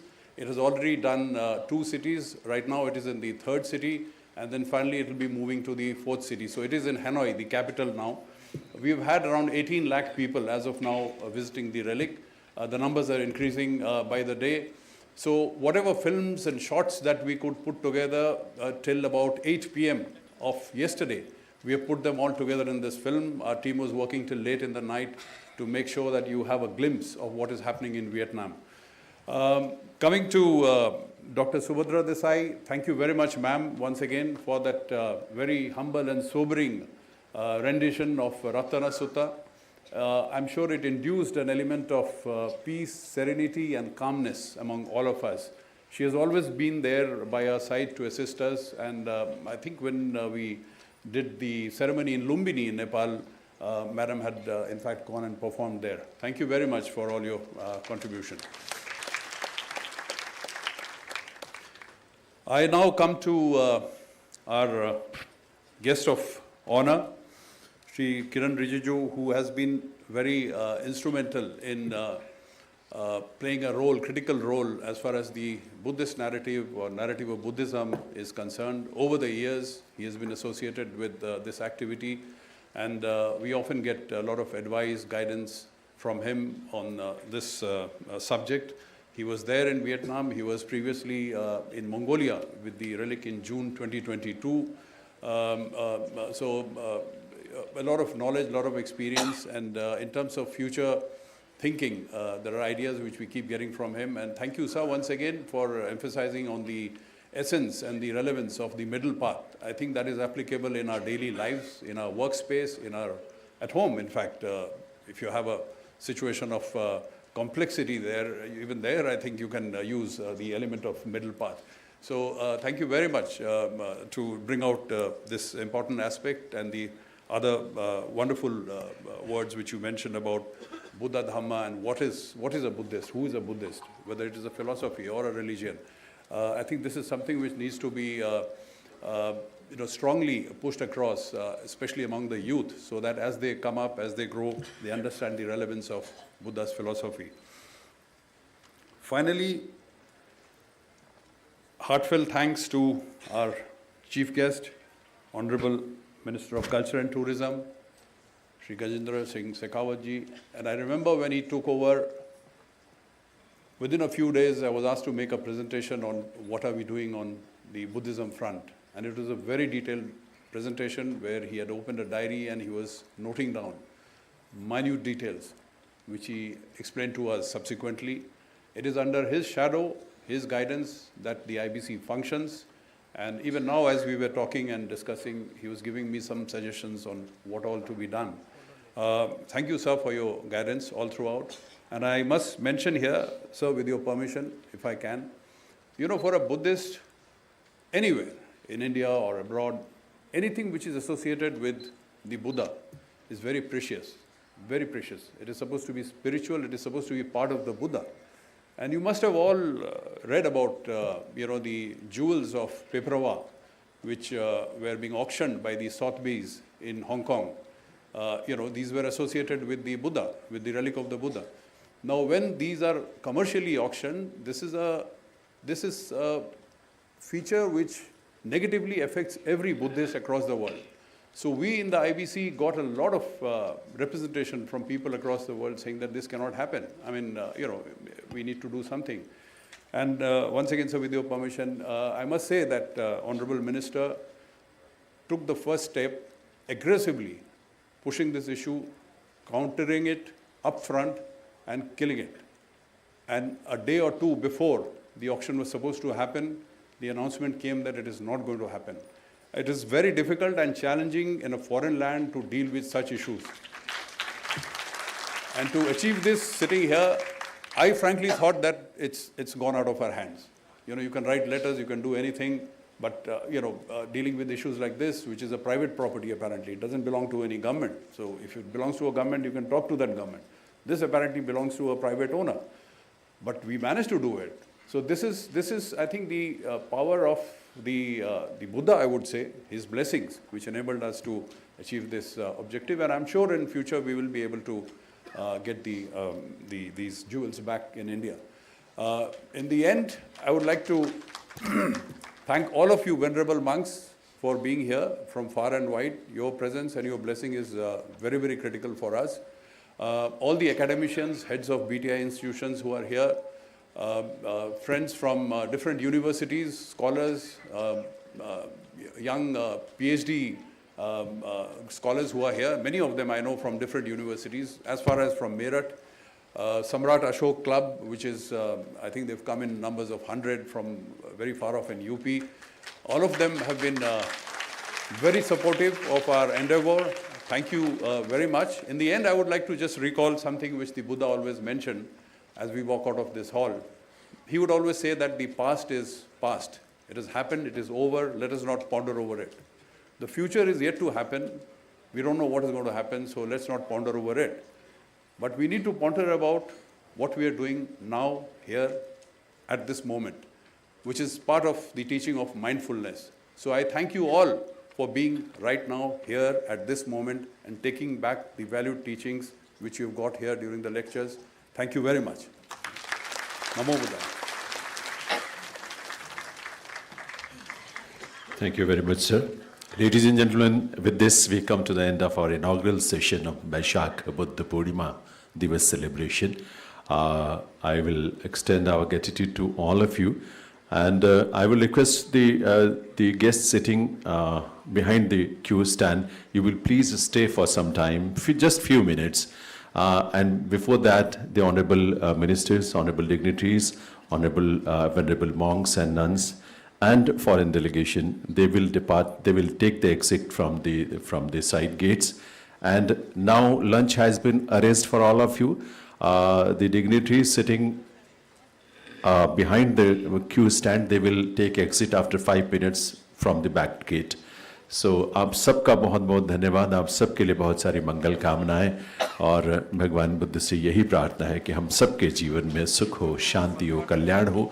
आप सभी पीछे अभी बैठे रहेंगे, please Q stand के पीछे जो भी हैं वो बैठे रहेंगे, सिर्फ 2-3 मिनट के लिए आपसे रिक्वेस्ट है, जब तक dignitaries, honourable monks and foreign delegation, जो the excellencies and members of foreign missions in India, first they will take exit and after that उसके बाद आप लोग यहाँ से एग्जिट करेंगे, पीछे के गेट से आप निकलेंगे, ये आप सबसे रिक्वेस्ट है। और 2:30 इज द टाइम जब हम वापस आएंगे, हमारा 2:30 बजे से अगला सेशन शुरू होगा, post lunch session. So we will be here before that 2:30, 2:30 बजे से पहले आप सभी ज़रूर आकर अपनी जगह ले लें। और बहुत अच्छी कुछ चर्चाएँ हैं, कुछ बातें हैं। आज का दिन हमने पूरी तरह से अपने आप को भगवान बुद्ध की टीचिंग्स और उनके प्रीचिंग्स और उनके जो संदेश हैं उनके प्रति हम अपने आप को समर्पित करने की सोच के साथ यहाँ आए हैं, तो उसको उसी रूप में आप उसको इस्तेमाल करें। आज के दिन को भगवान बुद्ध के शांति, सुख, सबके कल्याण और मानवता के संदेशों के प्रति समर्पित करते हुए आप जो है उसके साथ जुड़ें। पीछे जो लोग बैठे हुए हैं उनके लिए 3rd फ्लोर पर आपके लिए लंच की व्यवस्था है। आप पीछे से जब निकलेंगे तो उसके बाद 3rd फ्लोर पर आप सबके लिए लंच की व्यवस्था है। दोनों जगह व्यवस्थाएं सेम हैं। हमारे जो डिग्निटरीज हैं, गेस्ट्स हैं, ऑनरेबल मिनिस्टर्स हैं, फॉरेन डेलीगेशंस मेंबर्स हैं, मॉन्क्स एंड नन्स, आर्टिस्ट, उनके लिए लंच जो है वो ग्राउंड फ्लोर पे ही अरेंज किया गया है, just outside of this auditorium. बाहर निकलते ही उनका है। दोनों जगह एक ही जैसा लंच है, इसलिए आप सभी पीछे से बाकी सब लोग जाएंगे। Honorable venerable monks, nuns, the guests, esteemed guests and dignitaries, invited guests, they will be taking exit from the side gates and they will have lunch at the ground floor.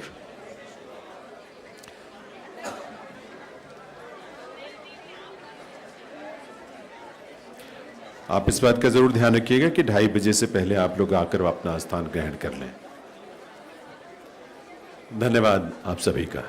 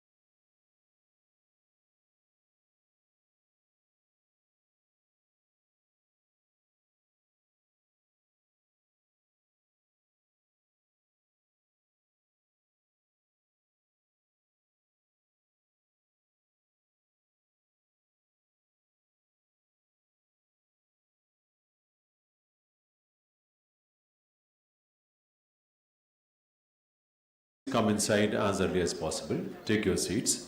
Put your mobile phones on silent mode ताकि कार्यक्रम के दौरान कोई व्यवधान ना हो. Auditorium से बाहर जो भी हमारे गेस्ट्स हैं उन सबसे रिक्वेस्ट है कि प्लीज आप अंदर आकर अपनी जगह ले लें.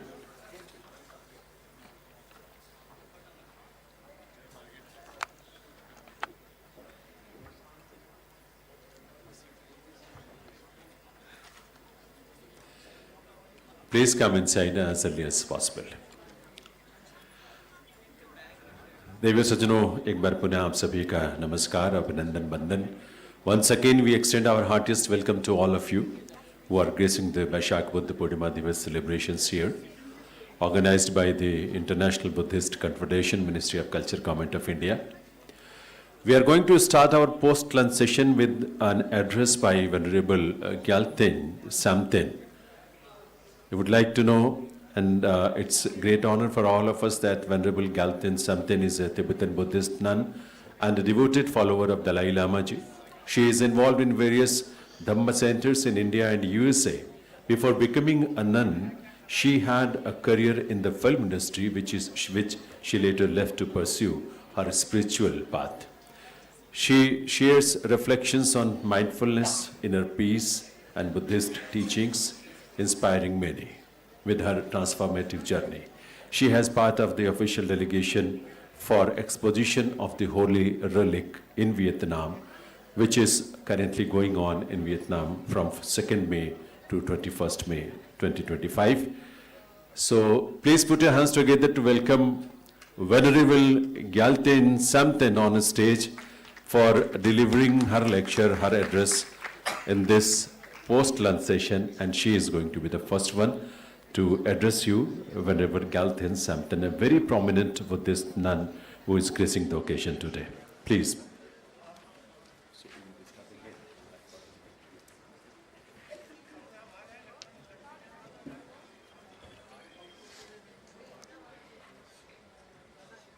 Welcome back, everybody. I hope you all enjoyed your lunch and you had your moments of taking selfies.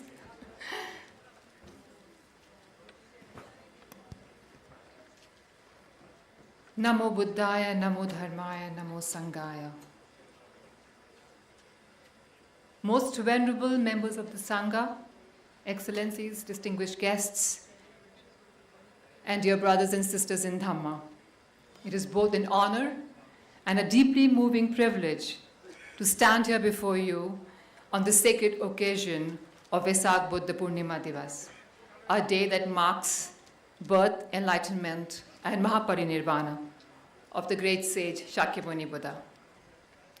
Today, as we gather here, not only to commemorate the life of a great master, but to celebrate the enduring light of truth that has illuminated humanity's path for over 2.5 millennia, I would first like to extend my heartfelt gratitude to the Honorable Minister of Culture and Tourism, Shri Gajendra Ji, and the Honorable Minister of Parliamentary Affairs and Minority Affairs, Shri Kiran Rijiju Ji, for their inspiring presence and unwavering support.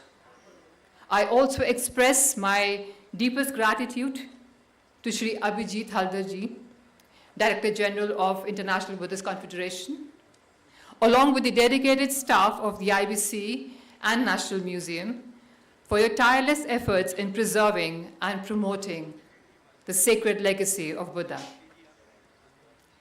Dear friends, this year's Vesak holds a special significance. As part of the United Nations observance of Vesak, we witnessed a moment of profound spiritual resonance. For the first time, the sacred relics of the Buddha traveled from India to Ho Chi Minh City, Vietnam, a land deeply rooted in Buddhist tradition and sacred values. I'm deeply honored to have been part of this esteemed delegation entrusted with carrying the sacred relics of the Buddha in the leadership of Honorable Minister Shri Kiran Rijiju Ji. And his presence and encouragement lent great support and strength to the sacred celebrations. My heartfelt thanks also to the Indian Air Force, Hindon Air Base, who ensured a safe and smooth transition and transportation of the relics. These sacred relics, discovered during the archaeological excavation at Nagarjunakonda in Andhra Pradesh, later enshrined at Mulagandhakuti Vihar, are not merely historical artifacts. They are the living presence of the Tathagat, the carriers of his serenity, of his wisdom, and his boundless compassion. And I see this as a Buddhist nun, the reflection of what the word kundun, as we say in Tibetan, means. It means presence. So the presence of the Buddha in the form of the relics in Vietnam. Their journey in Vietnam was met with reverence beyond words. Thousands stood in silence, bowed with devotion, eyes brimming with tears of joy, and hands folded in prayer. The air was filled with lit incense and blooming lotus.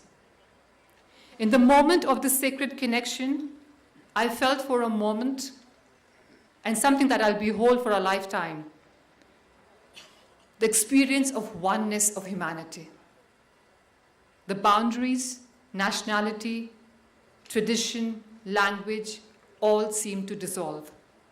It was as if we were all united in the air of Dhamma, connected with a shared longing for peace. The journey was not simply a ceremonial act. It was a bridge between nations, a bridge between hearts, a bridge between wisdom of the past, ever so relevant in the present. The sacred relics carried the silent and transformative power of the Dhamma, a message not of conquest, but of compassion. In their presence, people bowed not only to the memory of a great master, but to the living truth of his teachings, that peace is possible, and it begins within us.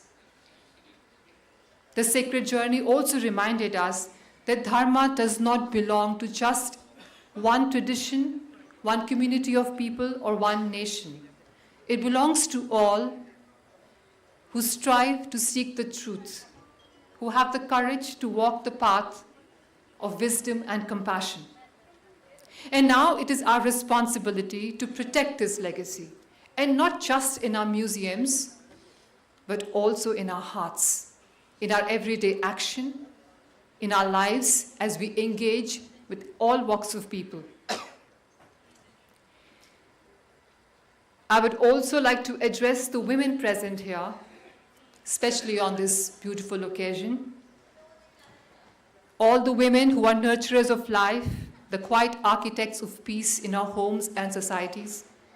And to every woman, every sister, donning on the robes, walking the path of Dhamma.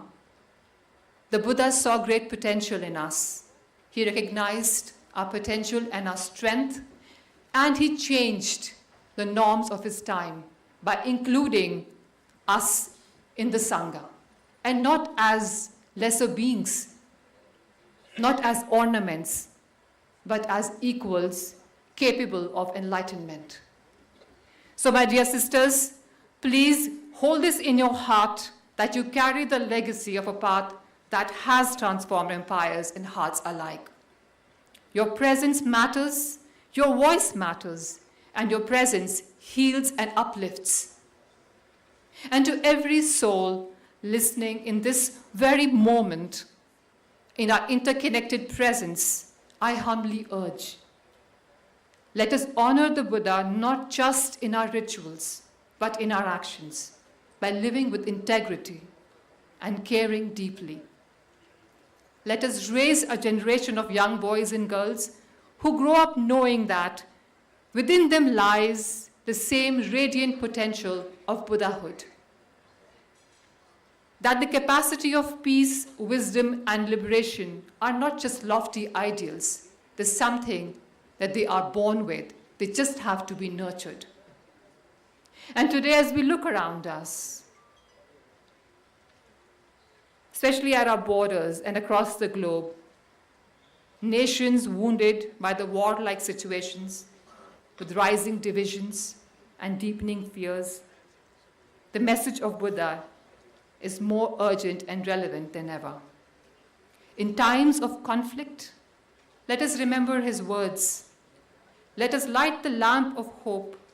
And as Buddha said, if you light a lamp for someone else, it will brighten your path forward. So may the strength of India's commitment to peace light a path forward. We all are very proud, and we know that our civilization is deeply rooted in ahimsa. Ahimsa believes in peace not as passivity, but as principled action. We stand firm against terror and aggression, and when we do so, let us do it from a deep sense of compassion, to protect the innocent, to uphold justice, and to ensure that love is never silenced by fear. I have just come out of a 3.5 year retreat where you have plenty of time for reflections and practices. And in my moments of reflection, which I like to offer to you all here, I would ask myself, whenever in a dilemma, or what we call dharam sankat, what would the Buddha do? What would the Buddha do when terror looms and fear darkens the land? Don't ask, who shall I blame and who shall I hate? If you are a practitioner of the Dhamma, simply ask, what would the Buddha do? Surely he would not raise a sword with anger, but neither would he let the innocent suffer in silence. So then what would the Buddha do? He would speak with clarity, act with courage. He would protect the helpless. He would heal the roots, not just the wounds. He would train hearts and not just hands. And he would remind us that a calm mind is far stronger than a loud one. And he would still say, as he did once beneath the Bodhi tree, hatred does not cease by hatred, but by love alone. So what would the Buddha do when terror looms and fear darkens our land? He would stand with us in strength, in stillness, and in truth. Thank you. Namo Buddhaya.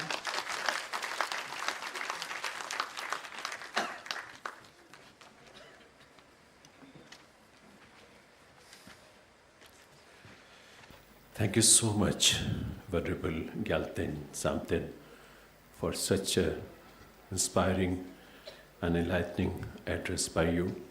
We are grateful to you for your presence and for your address. Ladies and gentlemen, Buddhism originated in the Indian subcontinent and then spread extensively throughout of Asia. In the 3rd century BC, Emperor Ashoka of the Mauryan dynasty actively supported the spread of Buddhism, sending missionaries to various regions, including Sri Lanka and Southeast Asia. IBC has produced a movie on dissemination of Buddha Dhamma in Asia, which is very informative presentation. We are going to screen that movie for you present here. Let's watch the movie, Dissemination of Buddha Dhamma in Asia. In tandem with strengthening its bond with Buddhist nations across Asia, the International Buddhist Confederation has been making efforts to create a united and common platform for all Buddhist traditions and organizations to serve humanity and promote the path of Dhamma. India has a deep spiritual connection with the Buddhist faith, which originated in India, with Gautama Buddha attaining enlightenment in Bodh Gaya and preaching his disciples the fundamental concepts of Dhamma at Sarnath. With scholars and monks traveling from India, the Buddha's teachings spread afar, over the centuries, first to Southeast Asia, then through Central Asia to China and the rest of East Asia. India, known as Anudavipa or Jambudava in Sparta, the birthplace of Lord Buddha. India has a rich heritage reflecting a glorious past in almost all spheres of life, more so in spirituality.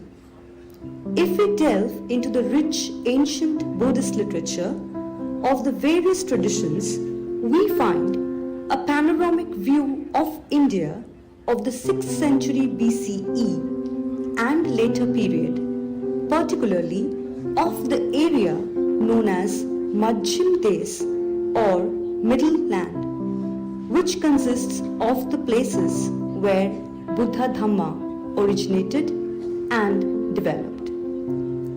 A number of heritage sites of importance to the Buddhist faith, such as Bodh Gaya, Sarnath, Kushinagar, Sankisa, Shravasti, Vaishali, Rajgir, and Nalanda, among others, are all spread out in India.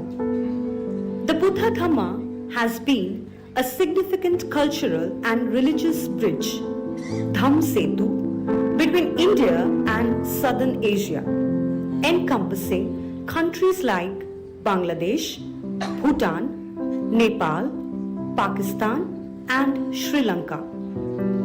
The Mauryan Emperor Ashoka sent 9 missionaries of the elders to preach the Dhamma in various states and foreign countries as Dhamdut. Of these, the first mission, headed by the elder Mahindra, son and daughter Sanghamitra of King Ashok, himself carried the message of the Buddha Dhamma to Sri Lanka. In Southeast Asia, Buddhism began to flourish from the 3rd century BCE onwards. Emperor Ashoka's Dhamdut were instrumental in establishing Buddhist communities in modern-day Sri Lanka, Myanmar, Thailand, Cambodia, Laos, and Vietnam. Likewise, the archaeological record of countries like Indonesia, Singapore, and Malaysia points to trade as the primary factor in the spread of Buddha Dhamma. The Buddha Dhamma flourished to Central and East Asia along the Silk Route, facilitated by Indian monks like Kashyap Mattam and Dharmaratna in the 1st century CE. Bodhidharma is revered as the father of Chan Buddhism in China, and Kumarjiv translated Buddhist texts and taught the Dhamma. Later, several monk scholars like Xuanzang and Yixing traveled to India and studied at the Nalanda University, which produced eminent Buddhist masters. Among them, Acharya Shantarakshit, Acharya Kamalashil, Acharya Atish Dipankar, and many others played a crucial role in the dissemination of Buddha Dhamma. As Buddhism travels along the Silk Road, it's adapted to different cultures, resulting in emergence of unique traditions such as Theravada in Southeast Asia and Mahayana in East Asia and Central Asia.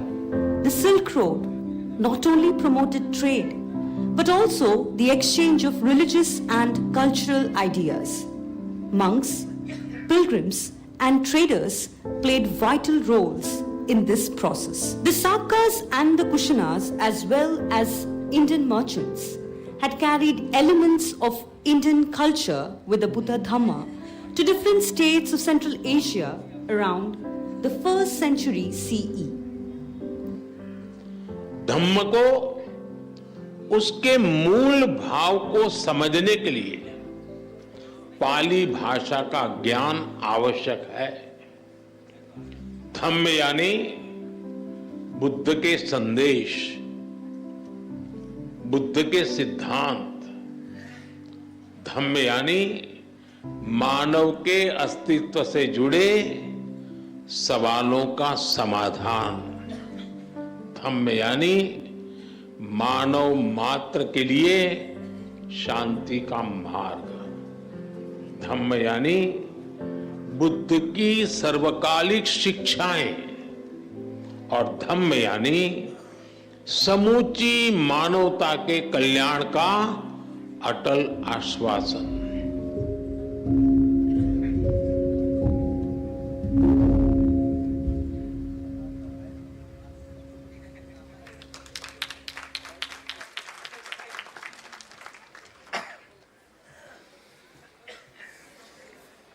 So this was the movie Dissemination of Buddha Dhamma in Asia, produced by IBC, ladies and gentlemen.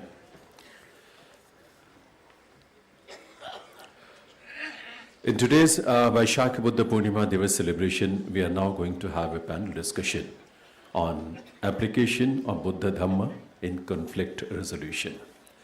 Buddhism offers a framework for conflict resolution by emphasizing compassion, non-violence, and the interconnectedness of all the beings. These teachings help us to understand the root cause of conflict, and it also cultivates inner peace and equanimity. ये conflict हमारे इंसान के भीतर भी है, समाज में भी है, विश्व में भी है, और विश्व के तमाम जो तत्व हैं उन सब के बीच में है।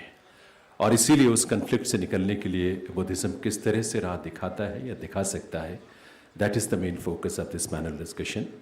Our panelists in this session are esteemed scholars and followers of Buddhism. I will invite all the panelists, including Geshe Dorji Damdul, Director, Tibet House, New Delhi. Let me invite first the moderator of the session, Professor Ravindra Pantji, who is Director IBC, and he will be moderating the session. आपकी तालियों के साथ उन्हें हम मंच पर invite करना चाहते हैं. Also, Professor Hira Paul Ganganegi, former head of the Department Buddhist Studies, Delhi University. I will invite him also on the stage. Professor Hira Paul Ganganegi, and Professor Vimalendra Kumarji, Professor of Pali and Buddhist Studies, Banaras Hindu University, Varanasi. I will request him also to please come on the stage to participate and express your views in this panel discussion on application of Buddha Dhamma in conflict resolution, ladies and gentlemen.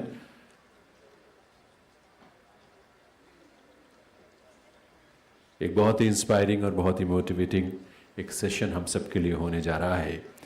हर इंसान जिस conflict से रूबरू होता है, face करता है, भुगतता है, उससे निकलने की राह बुद्धिज्म किस तरह से दिखाता है। तो आपके सामने professor Hira Paul Gangnegi ji, please put your hands together to welcome the panelist. Professor Hira Paul Gangnegi ji, former head of the department Buddhist studies, Delhi university. Professor Vimalendra Kumarji is here, Professor of Pali and Buddhist Studies, Banaras Hindu University, and of course, Professor Ravindra Pantji, Director IBC, who is going to moderate this session. I think Geshe Dorji will be joining very soon.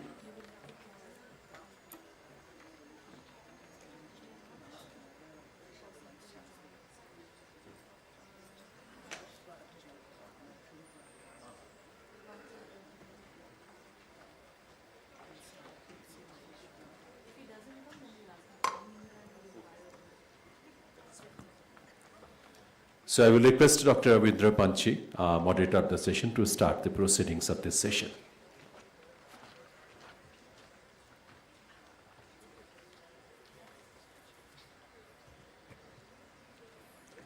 Namo tassa bhagavato arahato samma sambuddhassa.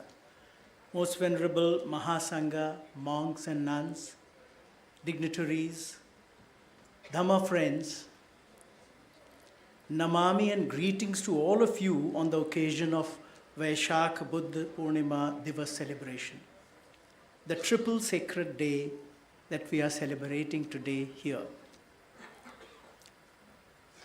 Friends, as a part of the post-lunch program, we had a Dhamma talk, and now we are going to have, we have a panel discussion on the theme application of Buddha Dhamma in conflict resolution. There are three esteemed scholars. Before we invite them, I would like to say a few things.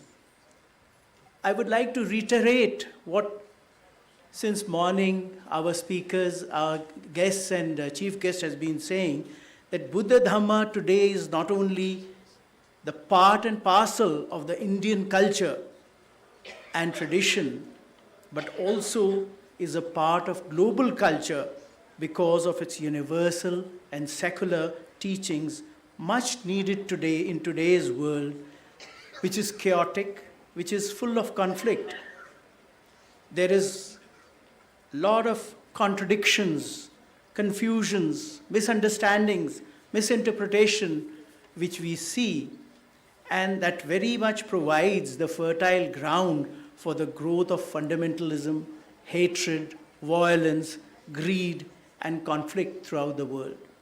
Friends, the present century, on the other side, the present century is undoubtedly an age of scientific and technological advancement that has resulted in the so-called material advancement. However, this scientific and technological advancement has failed to alleviate the basic suffering of human beings, like poverty, inequality, communalism, etc. There is no empirical evidence to support the assumption that the social and economic progress based on the materialistic conception of life can ensure happiness and well-being of the humanity. In such a conflicting scenario, to bring peace, happiness, and harmony within us and in the environment around us, attention must shift to the issues that help in making humane. It is this that makes the Buddha Dhamma, and more so the practice of Dhamma. Today in the morning, the guest of honor rightly said that the practice of Dhamma is important. We may talk about Dhamma, but unless and until we practice it, it has got no meaning. So the practice of Dhamma is relevant as it encompasses the philosophy of life completely missing in the postmodern era of development. Friends, I am sure that our panelists will shed light on the application of Buddha Dhamma in conflict resolution. We were supposed to have Geshe Damdul, but somehow he has not come. But anyway, we continue our discussion, and I invite Professor Bimlendra Kumarji to come and present his views. Professor Bimlendra Kumarji is a senior professor of Pali and Buddhist studies in Banaras Hindu University. Besides that, he had been connected with several other institutions, and recently he was, for 1 year, he was the Ambedkar Fellow Professor in Lumbini University, and he has just come back from there. I request Bimlendra Kumarji to give his views on this. Thank you very much, sir.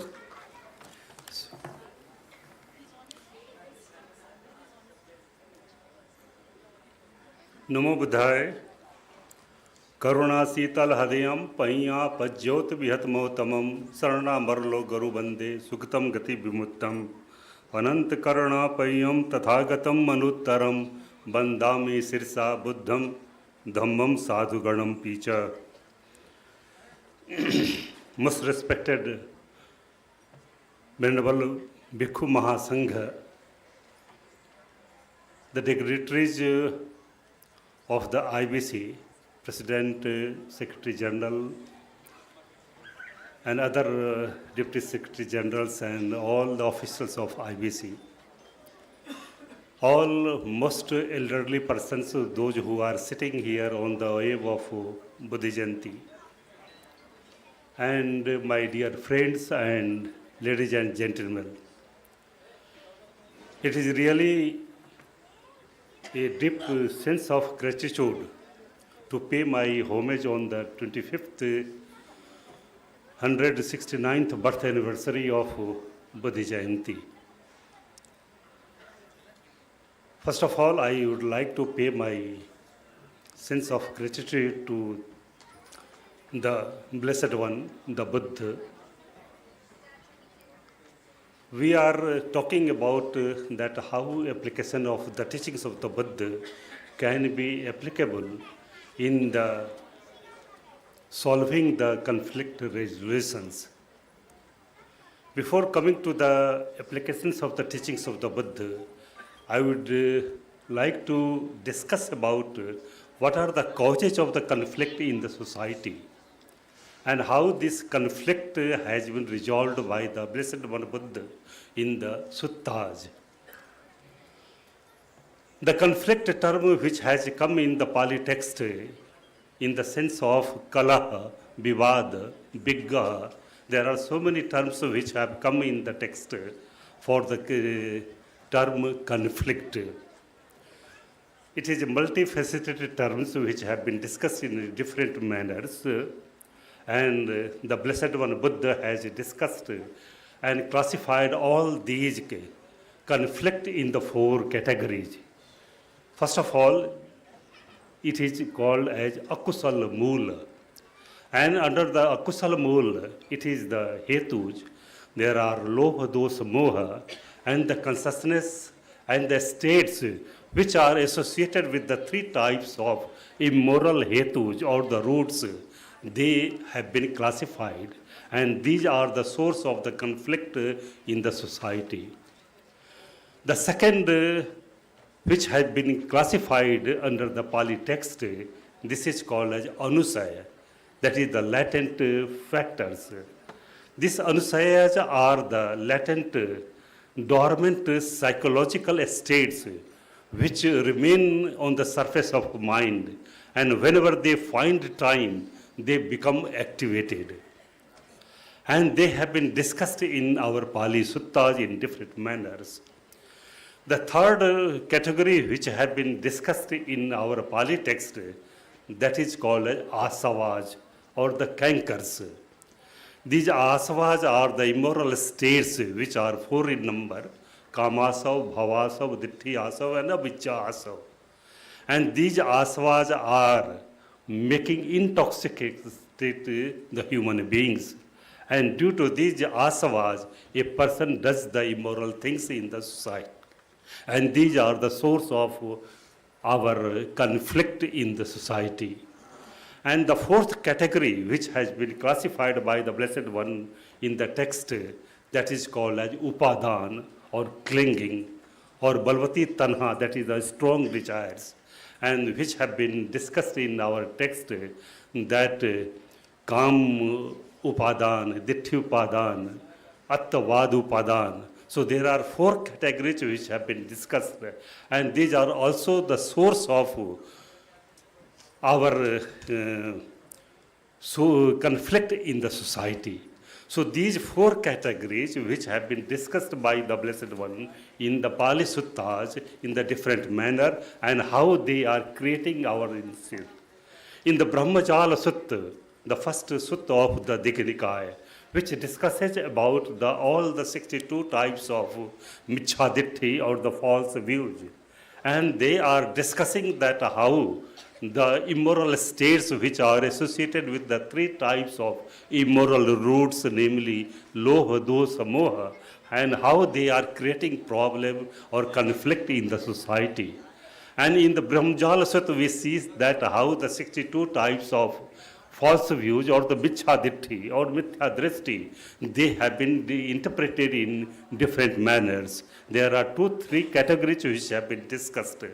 Again, in the Samaya Phala Sutta, these our immoral states that is the Kusala Dhammas, they have been also discussed, and they have been said that Panchasil, Atasil or Dasasil, these are the Sikhapadas through which these immoral states, lobha, dosa, moha can be eradicated.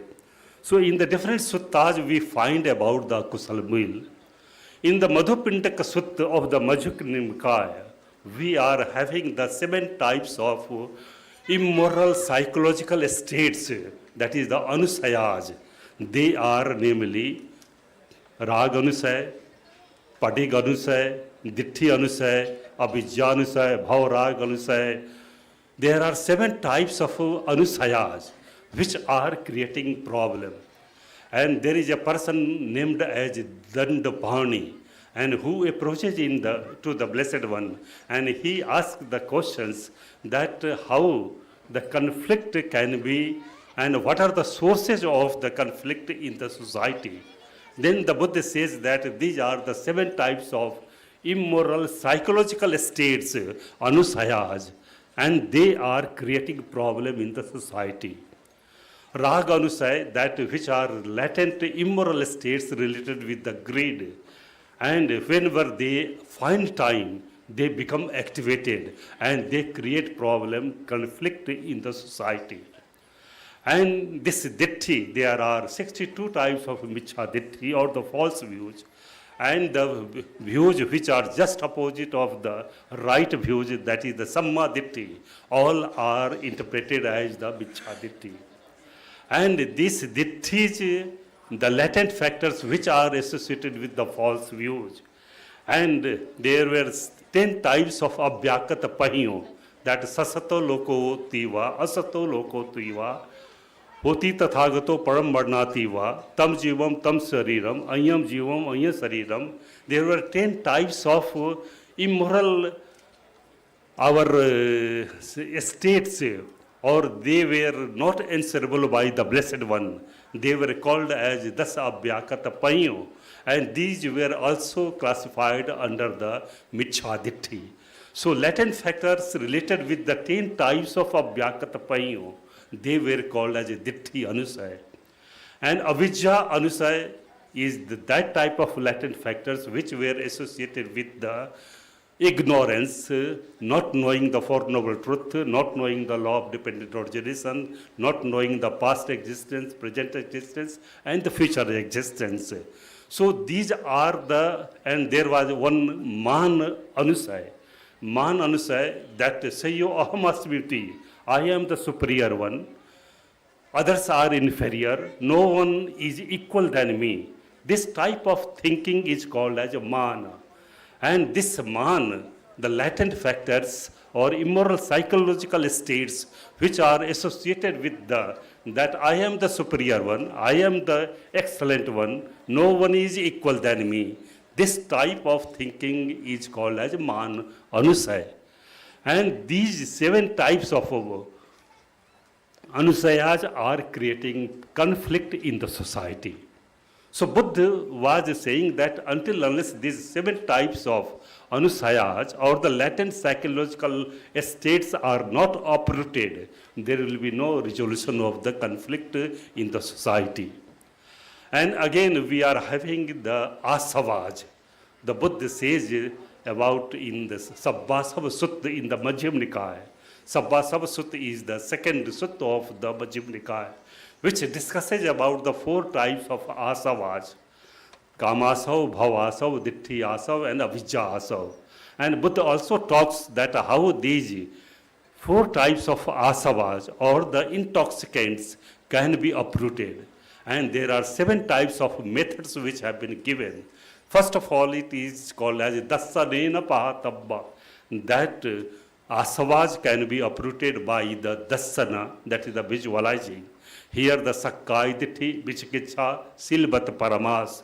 These 3 types of fetters or sayojanas are uprooted through the dasanena pahatabba. There are other types of other methods through which all can be, that is the Vinodan pahatabba, Sambara pahatabba, Bhavana pahatabba. So through these our intoxicants or the asavas can be uprooted. These are, and again related with the Kam Upadan, Ditthi Upadan, Attavad Upadan, Buddha also talks in different texts. In Dhamma Sangani, there are interpretations about the Upadan and how Ditthi Upadan and Attavad Upadan, these can be uprooted. Again, we find in the text Athak Vagga of Sut Nipat, there is a Kalah Vibad Sutta in which Buddha talks about that how Kalah Vibad, that is the quarrels as well as disputes, can be uprooted among the society. And Buddha talks about all these things in a very detailed manner, Kalah Vibad Sutta. And here in the Kalah Vibad Sutta, Buddha says that there are two types of anusayas, namely Ditthi Anusaya and Man Anusaya.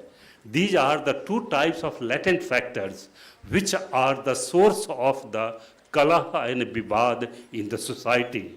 And Buddha talks that how this Kalah and Vibad can be uprooted.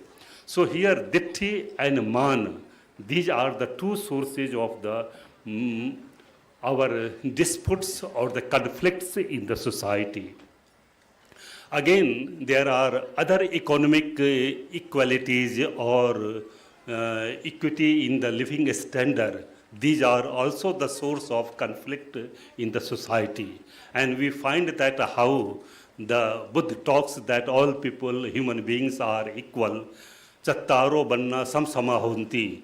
And Buddha says that whosoever thinks that I am the superior one and others are inferior one, he is engrossed with the papiksha, that is the evil thoughts. And Buddha discards about it. And Buddha says that all human beings are equal. So these are the equities among the living beings as well as economic disparities among the societies are also sources of conflicts in the society. I am not going to discuss about the economic disparities as well as equity in the living standards. But how these others are affecting in our time. There is a sutta in Madhyam Nikaya which is called as Sakkapanya Sutta. In the Sakkapanya Sutta, the Blessed One answers that how a person who wants to live in the society with peace, but he feels himself that how peace can be undertaken in the family or the society. There are so many obstacles in the path of peace. Then the Buddha says that there are two things which are creating problems in the society. These are the irsya and matsarja, jealousy as well as miserliness. In Pali it is called as issa and machariya. Issa is jealousy after seeing the wealth and the well-being of others. So jealousy is the one of the main source of our conflict in the society or even disputes in the society. And miserliness, matsarja, is another type of immoral psychological state which thinks a person, which makes a person to think that other well-being or other wealth are affecting the wealth of oneself. And he is very much fearful and he does not want to give something to someone. In that sense, it is called as Mata Sarja or miserliness. So in Sakkapanya Sutta, Buddha talks about in a very detailed manner that what are the sources of our conflicts in the society. So these have been discussed in a very detailed manner and these are the sources of our. There is another sutta in the Madhyam Nikaya, Samagama Sutta. And in the Samagama Sutta, Buddha says that there are 6 pairs of disparities or the conflicts in the society. And he says that first of all, there is a Kodha and Upana, anger and the covetousness. And another things, Buddha talks about Makha and Palas. Third, he discusses about the Issa and Machariya. And then fourth, he discusses about Sat and Maya. And lastly, papiksha and michhaditti. This is the fifth one. And lastly, it is the sanditta paramaso and adhan aghi dupati nisaggi. So these are the three things which are, there are 6 pairs which are the cause of disparity or making conflicts in the society. There is another sense which are making conflicts in the society, and this is called as pamad. That in the apamad vagga of the Dhammapada, Buddha says that apamado amatam padam, pamado machano padam. This pamad is leading towards our death. So pamad relates with the arising of the conflict in the society. Okay, just within few minutes. So there are sources of the conflict in the society because due to hinsa, that is the pamad creates the hinsa in the society, and this creates disparities among the society. So how the application, now I am coming in a very brief manner, that how the applications of the teachings of the Buddha can be undertaken to uproot all these sources of the conflicts in the society.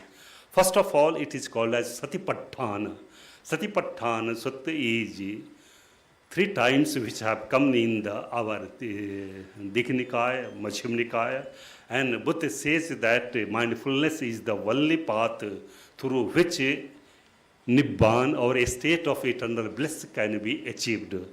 Buddha says that ekayano ayam baggo sattanam visuddhiya jadidam chattaro satipatthana kayanupassana vedananupassana chittanupassana and dhammanupassana.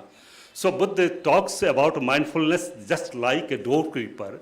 A doorkeeper does not allow any undesirable person to enter into the house. In the same manner, this mindfulness does not allow any undesirable immoral states to arise on the surface of mind. So this satipatthana makes aware of all the activities related with the body, feelings, mind, and all the teachings of the Buddha, that how these can be applied in our day-to-day life. And we have seen that how, what are the sources of the conflicts in the society. We have how Buddha talks about it. So mindfulness is the first that to apply in our day-to-day life, and how we can be very active in that way. And there are other 2 virtues, that is the hiri and ottappa. Hiri is attagar vena papam jahati, that it removes the oneself, that what the people will think about myself. This type of thinking is called as hiri. And what the people of the society will think about me, this is called as ottappa. So hiri and ottappa, these are the 2 virtues which are very much beneficial for applying in our day-to-day life, so that sources of the conflicts can be removed.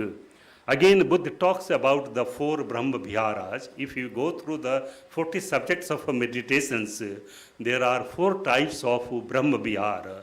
And if you see that 40 subjects of meditations, there are 10 Asubha, 10 Kasina, 10 Anusati, 4 Brahma Vihar, Chatudhatu Bhavathanam, and Ahara Patikulu Sanya. So these 40 subjects of meditations are also helpful in uprooting the sources of our conflicts in the society. Out of these 40 subjects, there are Maitri, Karuna, Mudita, and Upekha. These are very much important for uprooting all these in our society.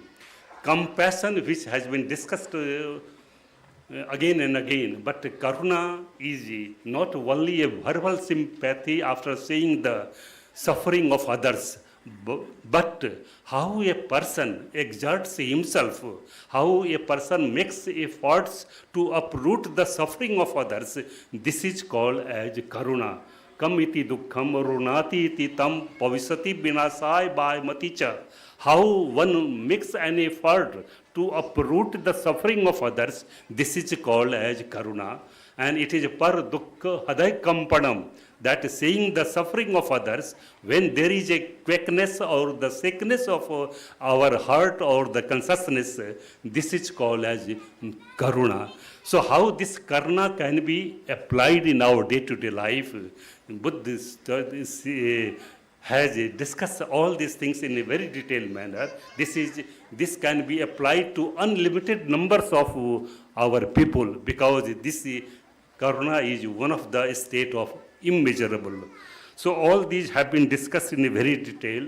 And again, there is another thing which has been discussed earlier also, that is the ahimsa. If you go through the second eightfold path, that is samma sankappo, there are three states in the samma sankappo, right determinations: nekham sankappo, abhyapad sankappo, and avihinsa sankappo. And second is called as avihinsa. Avihinsa is the name of the compassion here. And this compassion is nothing but bhavatu sab mangalam, that parhit kamata. This is called as, again, Samraj, within 2 minutes. So this, the concept of ahimsa, which has been discussed, and again, Acharya Nagarjuna also discusses about the law of interdependence, and out of the interdependence, he has discussed that there are 4 things which are applicable in our day-to-day life.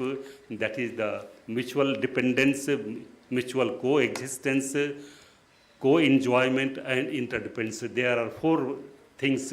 And paraspar asrayata, that is the mutual dependence, which has been focused by our Acharya Nagarjuna in the Madhyam Karika. This paraspar asrayata, that all living beings and not living beings, they are dependent on nature and environment.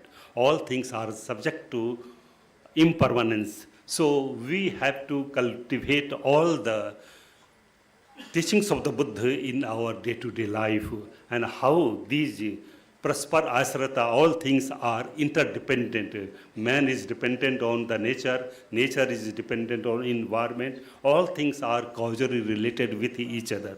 So we have to think about unlimited compassions to all the living and unliving beings. So with these words, I am very much thankful to the organizing committee of the IBC for organizing this a small convention on this occasion and giving me an opportunity to speak on this occasion. Thank you very much.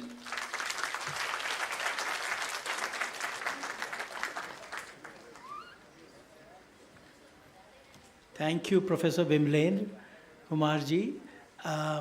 He had given a very detailed exposition, but we can say what he discussed. Mainly, he says that the conflict, we should find out the cause of conflict. If the causes of the conflict are known, then things get settled down. And as an answer, he gave that satipatthana, or he mentioned about the awareness, mindfulness. Mindfulness is something, if it comes, it can sort of cover up the entire conflict, the concept of conflict and the causes of the conflict. So we need to be more relaxed, peaceful. The words of the Buddha, that we should practice something so that mind becomes peaceful, mind becomes pure, then conflicts are bound to go out. So thank you, Bimlenji. Now I invite Professor Negi to say give his views on this conflict and application of the teachings of the Buddha Dhamma. Professor Negi is a former head of the Department of Buddhist Studies in Delhi University, and he has been connected with several other institutions also. Professor Negi.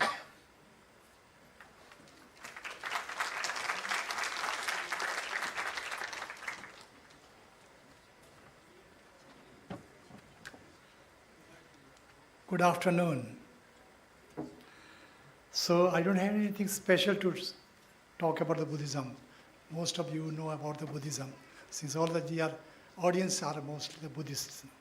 So many Buddhist scholars are talking about the Buddhism. since we have to talking about the Buddhism, so basic fundamental teachings of Buddha begin with the Four Noble Truths, which is a model which identify the problems, Dukh, Dukh Samudaya, Dukh Nirodha, Dukh Gamani, like that. When you identify the problems, then you have to see what is the cause. Then cause understood, then how to remove that. Automatically we will think about that. When how to remove or how to eradicate that, then there's a way, path. And path is over the Eightfold Path. This Eightfold Path is being put word together with this Samayaka. Samayaka here in right. Normally we say is right. Right means proper in proper perspective, which avoids the two extremes. So therefore, in the middle, Middle doesn't mean middle is something position you are holding in. Middle is something that your position is middle that has not to be attached with that. Even you have to do away with that. So thereafter that there's a third important fundamental principle of Buddhism is the interdependent origination, pratitya samutpada. And pratitya samutpada is something which is the essence of the whole entire Buddhist teachings. Sometimes we call it, it is the essence of Buddha's Dhamma. Dhammakaya. So sometimes Buddha himself said, those who see me, those who see the pratitya samutpada, he sees me. Means Buddhahood and Buddha and this pratitya samutpada, they are one and the same.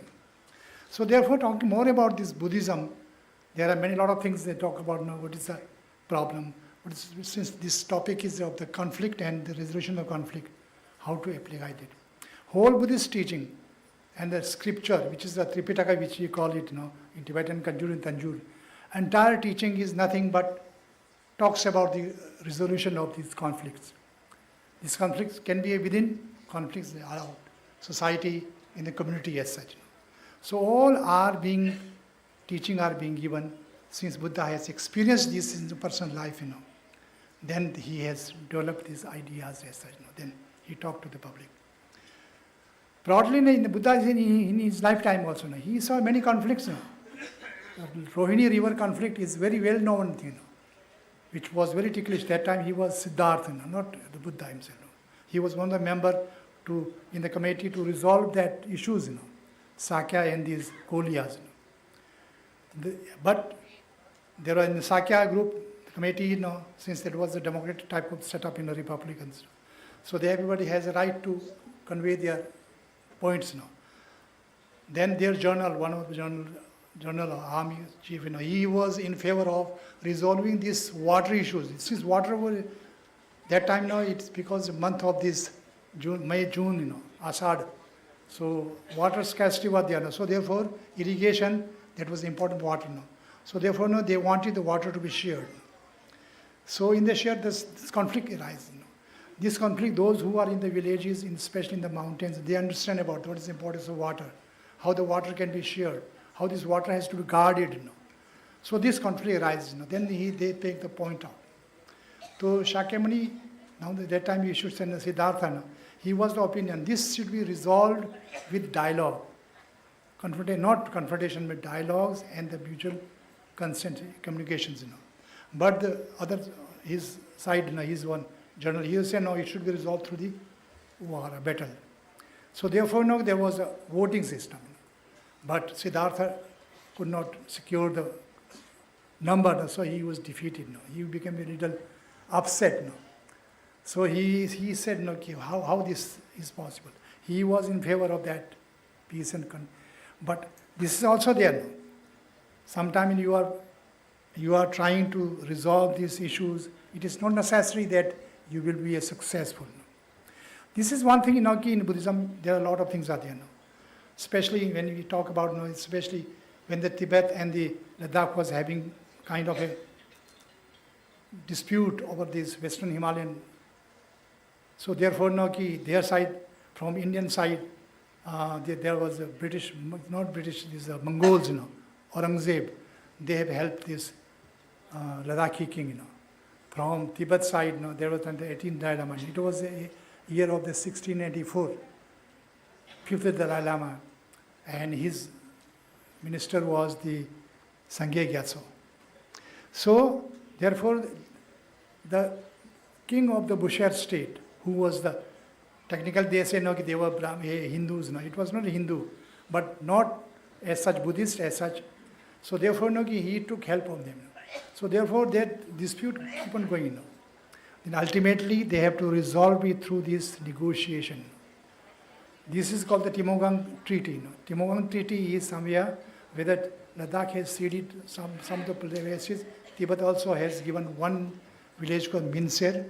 That is also to meet the expenses so that they can make a puja for this Kailash Mansarovar. So for that, this is mutual understanding goes on like that. It is not in the conflict resolution, it is not always what you say that should be done. It should be kind of a give and take situation there, thinking like that. So therefore, wise person is needed.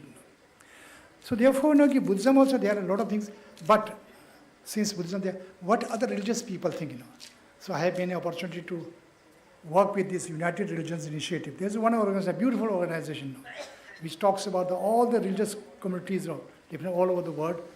So they have how they developed a kind of a ideas as such, discussing with the long term, these many of the religious leaders sit together and they evolve, how this society, this largely this all the violence takes place in this globally is religiously motivated. So this how this religiously motivated violence can be dealt with. So therefore, I would like to read about it, their principle. That is a beautiful document. Now, this is a small document, but it's beautiful how the many major religious traditions have thought about. They, for 4 or 5 years, they constantly developed and worked on this small document. So this document is equally important. So that I thought, I must share with that. Buddhism के बारे में तो आप बहुत जानते हैं Buddhism के बारे में जिस मॉर्निंग सेशन में हमारे मिनिस्टर साहब कह गए थे India has given the Buddha तो ये कहा कि बुद्धा इज हम बुद्ध चाहते हैं हम बुद्ध है युद्ध नहीं चाहते बुद्ध देते हैं then he is equally said बोलता है कि शक्ति शांति के लिए शक्ति की चाहिए होता ना so here I feel difficulty to agree with him अगर शांति में if peace has the power peace is strengthen enough power तो शक्ति की क्या जरूरत है why the power is needed शांति अपने आप में एक शक्ति है जो शक्ति की आप बात करते हैं इसका मतलब है कि you want to assert some kind of threat some kind of the violence some kind of the arm threat so वो नहीं है यहाँ तो नेगोशिएशन से होगा डायलॉग से होगा so therefore I would like to give you brief about this small organisation which I had opportunity to work with them the purpose क्या था what was the purpose of this organisation first and foremost thing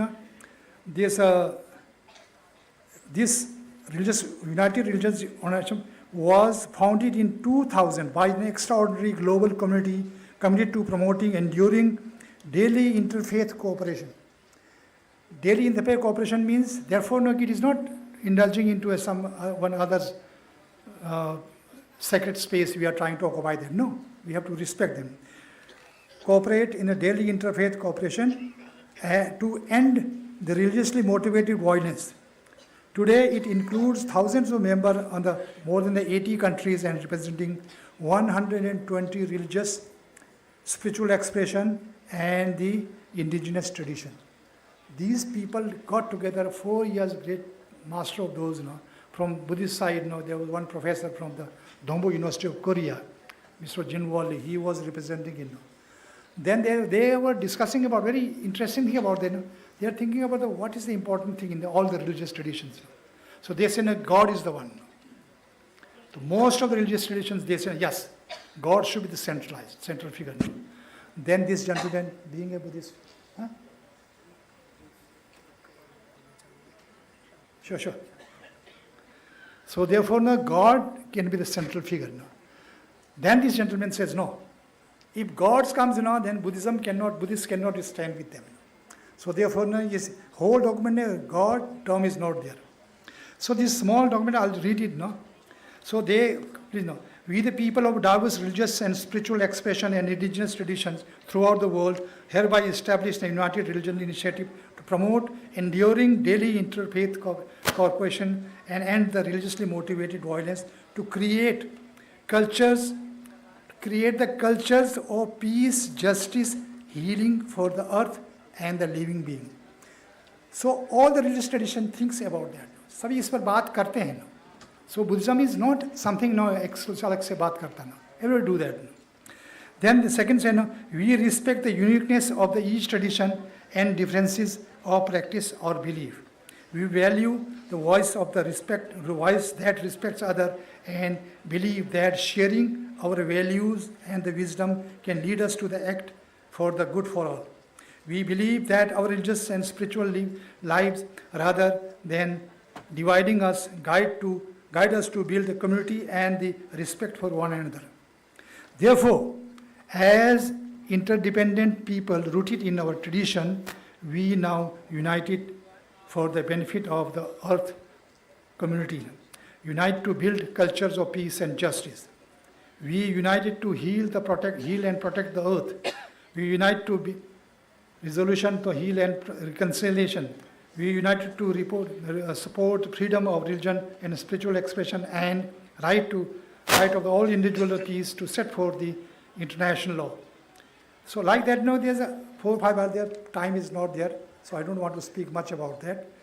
What is important is that we need to have some kind of people who can assert their moral authority in that. Moral authority hota dekhiye, but Nagarjuna has beautifully stated in his Ratnamala. There it says there's a 2 word he uses now. Everyone is trying to get these abhyudaya and nishes. Abhyudaya means everybody wants to get kind of the higher status. Higher status is not for just getting all the benefit and all the resources, but so that it will enable you to help others with the responsibility. So with responsibility, then you can go to the nishriyas. When you fulfill this responsibility status, through the status responsibility is well fulfilled for the benefit of the common people, then automatically you are spiritually, you will elevate it. So there were Abhyudaya and Nishesha, 2 terms which is spoken about that. One more reference is there now. To resolve every conflict, what is the important thing now? Just my previous speaker, Professor Bimlendu, he has talked about detail about many of these technical terms as such now, which detail. We don't want to go to detail now. So therefore, this text, one text called the Bhavana Karma, which was been written in Tibet when this Chinese and the form of Buddhism was, and the Indian form of Buddhism was getting some kind of a confusion about there now, how to resolve that now. From Indian side, Kamal Shil was there, and from the Chinese, Hosheng Mahayana. In that now they have discussion, what they have, they written in a book called Bhavana Karma, in which says there are many Buddhist teaching has been given. Suppose somebody is not able to practice all these things, what to do about it? Then they say no. Then there's one thing, we're talking about this, then you practice the Mahakaruna. Karuna and Mahakaruna, there are 2 things now. They're talking to Mahakaruna, you practice Mahakaruna. You practice Mahakaruna, entire Buddhist teaching will become something like if you have put a sesame seed on your palm, the entire thing will be seen through that. Similarly, all entire Buddhist teaching will be converged into that great compassion. So therefore, compassion, great compassion should be. What is a great compassion? Compassion, ordinary compassion. I have compassion with my unknown people. जिसको हम जानते हैं. If they are in suffering, we have compassion. Great compassion is same kind of the feeling, is towards your one whom you do not like. Then above that, even the same kind of compassion is being extended to those whom you do not know about, because this entire universe is being filled with these living beings now. So you don't know them. Even that you are extending your compassion like that, then that is something now it's applicable. Any problem we are dealing with this thing, sati, we send a kind of a proper awareness, and also compassion. All these things put together, any question, any problem is there now. With this calm mind and with compassionate attitude, then problem can be solved. Nothing can be solved with this violence. Violence cannot be resolved with the violence. The Dhamma mein saaf ka hai na veran verani samati. So therefore, this is something कि Buddhism कोई extraordinary नहीं है. It's many of things which is very common to all. And everybody, even those who don't know Buddhism, these things, they know about that. If I harm someone, when I harm, I get harmed, I'm not feeling good. So I should not harm people. Like that. So I don't want to go in detail, I have not made kind of a structured on a well-documented paper as such, because I wasn't told, you have to go to kind of chat, question I asked, answered, something like that. So therefore, I'm sorry for that. And time is also a bit short. Thank you so much. And also thank you for my co-panelists, Vishela and Professor Vimlender. Thank you so much for all you to listening patiently. Thank you.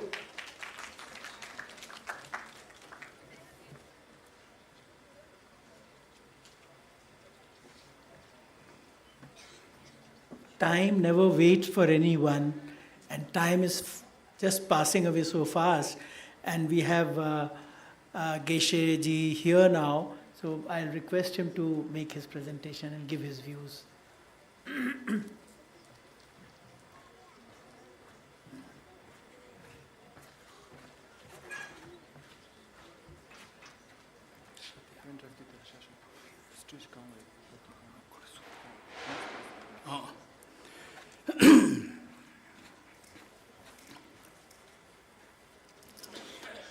한개 도제 녀수네 나와담제 반배시 담배치네 된서 바고담 달라 차세노 돈이니지 손도 줘발음 제제스자 간제 된되고 차나범 된생겨서 소와도 조신도 른도 좀 예다르마 해도 브바바 해던데 심다 다가도 해왔다 대심자윤내로 대본바디 마셔마네 소하 Om Yedarma Heduraba Hedun Deshimda Dagadu Hevata Deshimjay Nero Devon Vadi Mashamane, Soha Om Yedarma Heduraba Hedun Deshimda Dagadu Hevata Deshimjay Nero Devon Vadi Mashamane, Soha.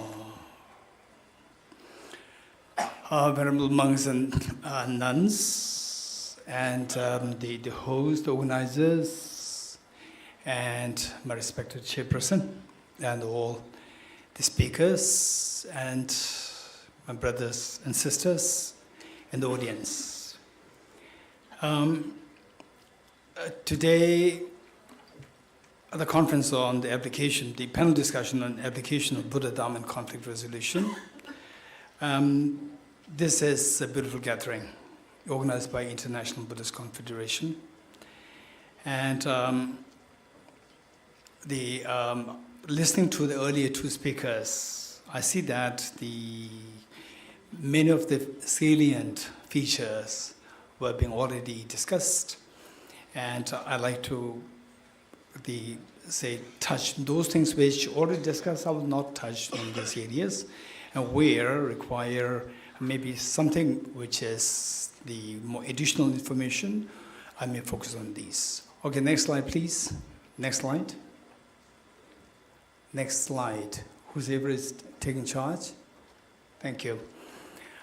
So the mantra which I recited, which is taken out from the Noble Mahayana Sutra, Independent Arising, Pratitsamutpat, which both the speakers, my earlier speakers mentioned, this is something which is very important. So for conflicts, to talk about the conflicts, to resolve the conflicts, the Buddha indicated extremely precisely that first of all we need to identify the causes of the conflicts. And I like to relate this with some of the personal experiences. The first thing that I'd like to share with you is that just imagine that you are in the situation that I was in, and then you try to think about it, and the whole purpose of our being here, myself, each one of us, okay, thank you. The purpose is to grow. And for the real growth, what we need to do is to really put yourself in the shoes of the concerned other people. So for example, say it was many years ago that I was going for my personal retreat in Lahu. And on the way, so nowadays there's a tunnel there. In those days, we had to climb the Rotang Pass. And how many of you have been to Rotang Pass, crossed Rotang Pass? Raise your hands. How many have crossed Rotang Pass? Okay. So there, crossing Rohtak Pass, what happens, it was my first time, I had no experience. And my friend hired a small taxi. And I was put in the taxi, and then we went. And in the middle of the Rohtak Pass, the taxi got stuck. And I was so scared. Now what will happen? No mechanics, it's already halfway up in the mountain. And then looking around, we see that there were young men smiling, talking, laughing, extremely, there's a sense of connection. And I was a little scared, my driver was also a little scared, and the people around, they're so jovial, so happy, so harmonious. And without being asked, these young boys, they lifted their small car and put it at a safe place where it could drive. I was amazingly grateful to these people. Then I thought that, wow, this is amazing. This is the hope of the humanity. This is the hope of the humanity. I did not ask for help, and they helped. This is conflict resolution, where people are helpful to each other. No conflicts. Otherwise, here in Delhi, if my car gets stuck, all the hundreds of cars behind me will honk, and there'll be a problem. So, but nobody honked, and everybody was helping to rescue my car. After my retreat for about 1 or 2 months, upon my return, again the same car got stuck at the top of the mountain. That time the situation was a little different. It was a broad way at the top. It's very broad, like a plateau. And I thought that no, humanity is the air. Humanity is the air. But no humanity is stopping the car. Everybody passing by, and nobody stopped. And then I thought it was already 6 p.m. I thought that now we're going to freeze to death. Which is at the top. Even in the month of June, July, it was little drizzling, little snow falling. And I thought, okay, tonight we're going to go die. And the mud was deep, like 2 feet. Then finally, the young 5 bikers, they came, and when we talked to them, somehow they rescued us. So my question to you is, the first part is that why, in the first case, just guess why there's no conflict, in fact, that everybody is giving the hands to each other. Why? In the first case. In the second case, there is a big basis for conflict because nobody is helping each other. Everybody is frowning at each other. Why? This is a very serious question. So there, the Buddha indicated here, Edarma hetu prabhava, hetum tesham tathakoto hyavatat.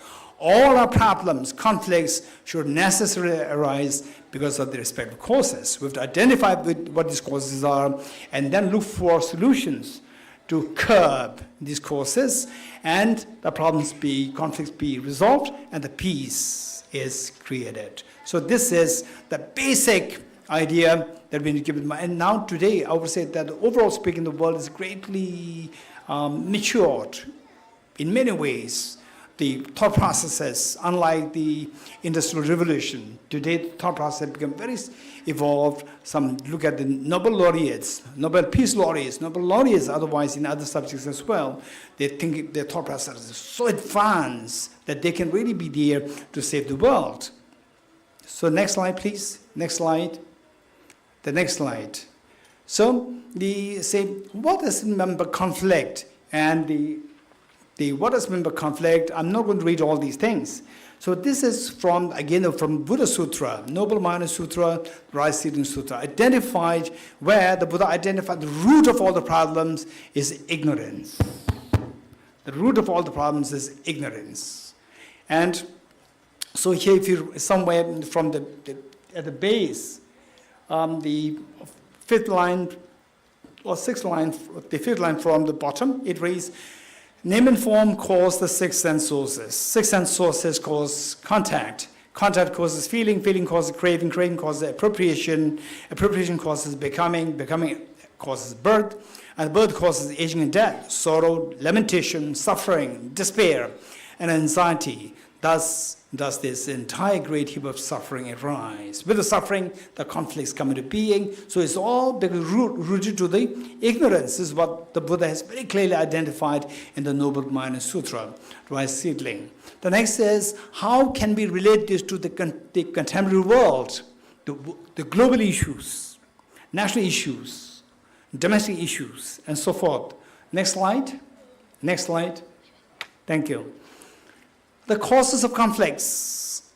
Just say, I'm not here. I already cited Buddha Shakyamuni. Now let's see what the Nobel laureate, Professor Albert Einstein, what he has to say.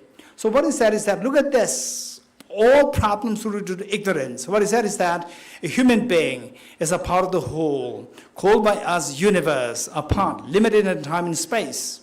He experiences himself, or she experiences herself, their thoughts and feelings as something separated from the rest, a kind of optical delusion. What is delusion? Delusion is ignorance.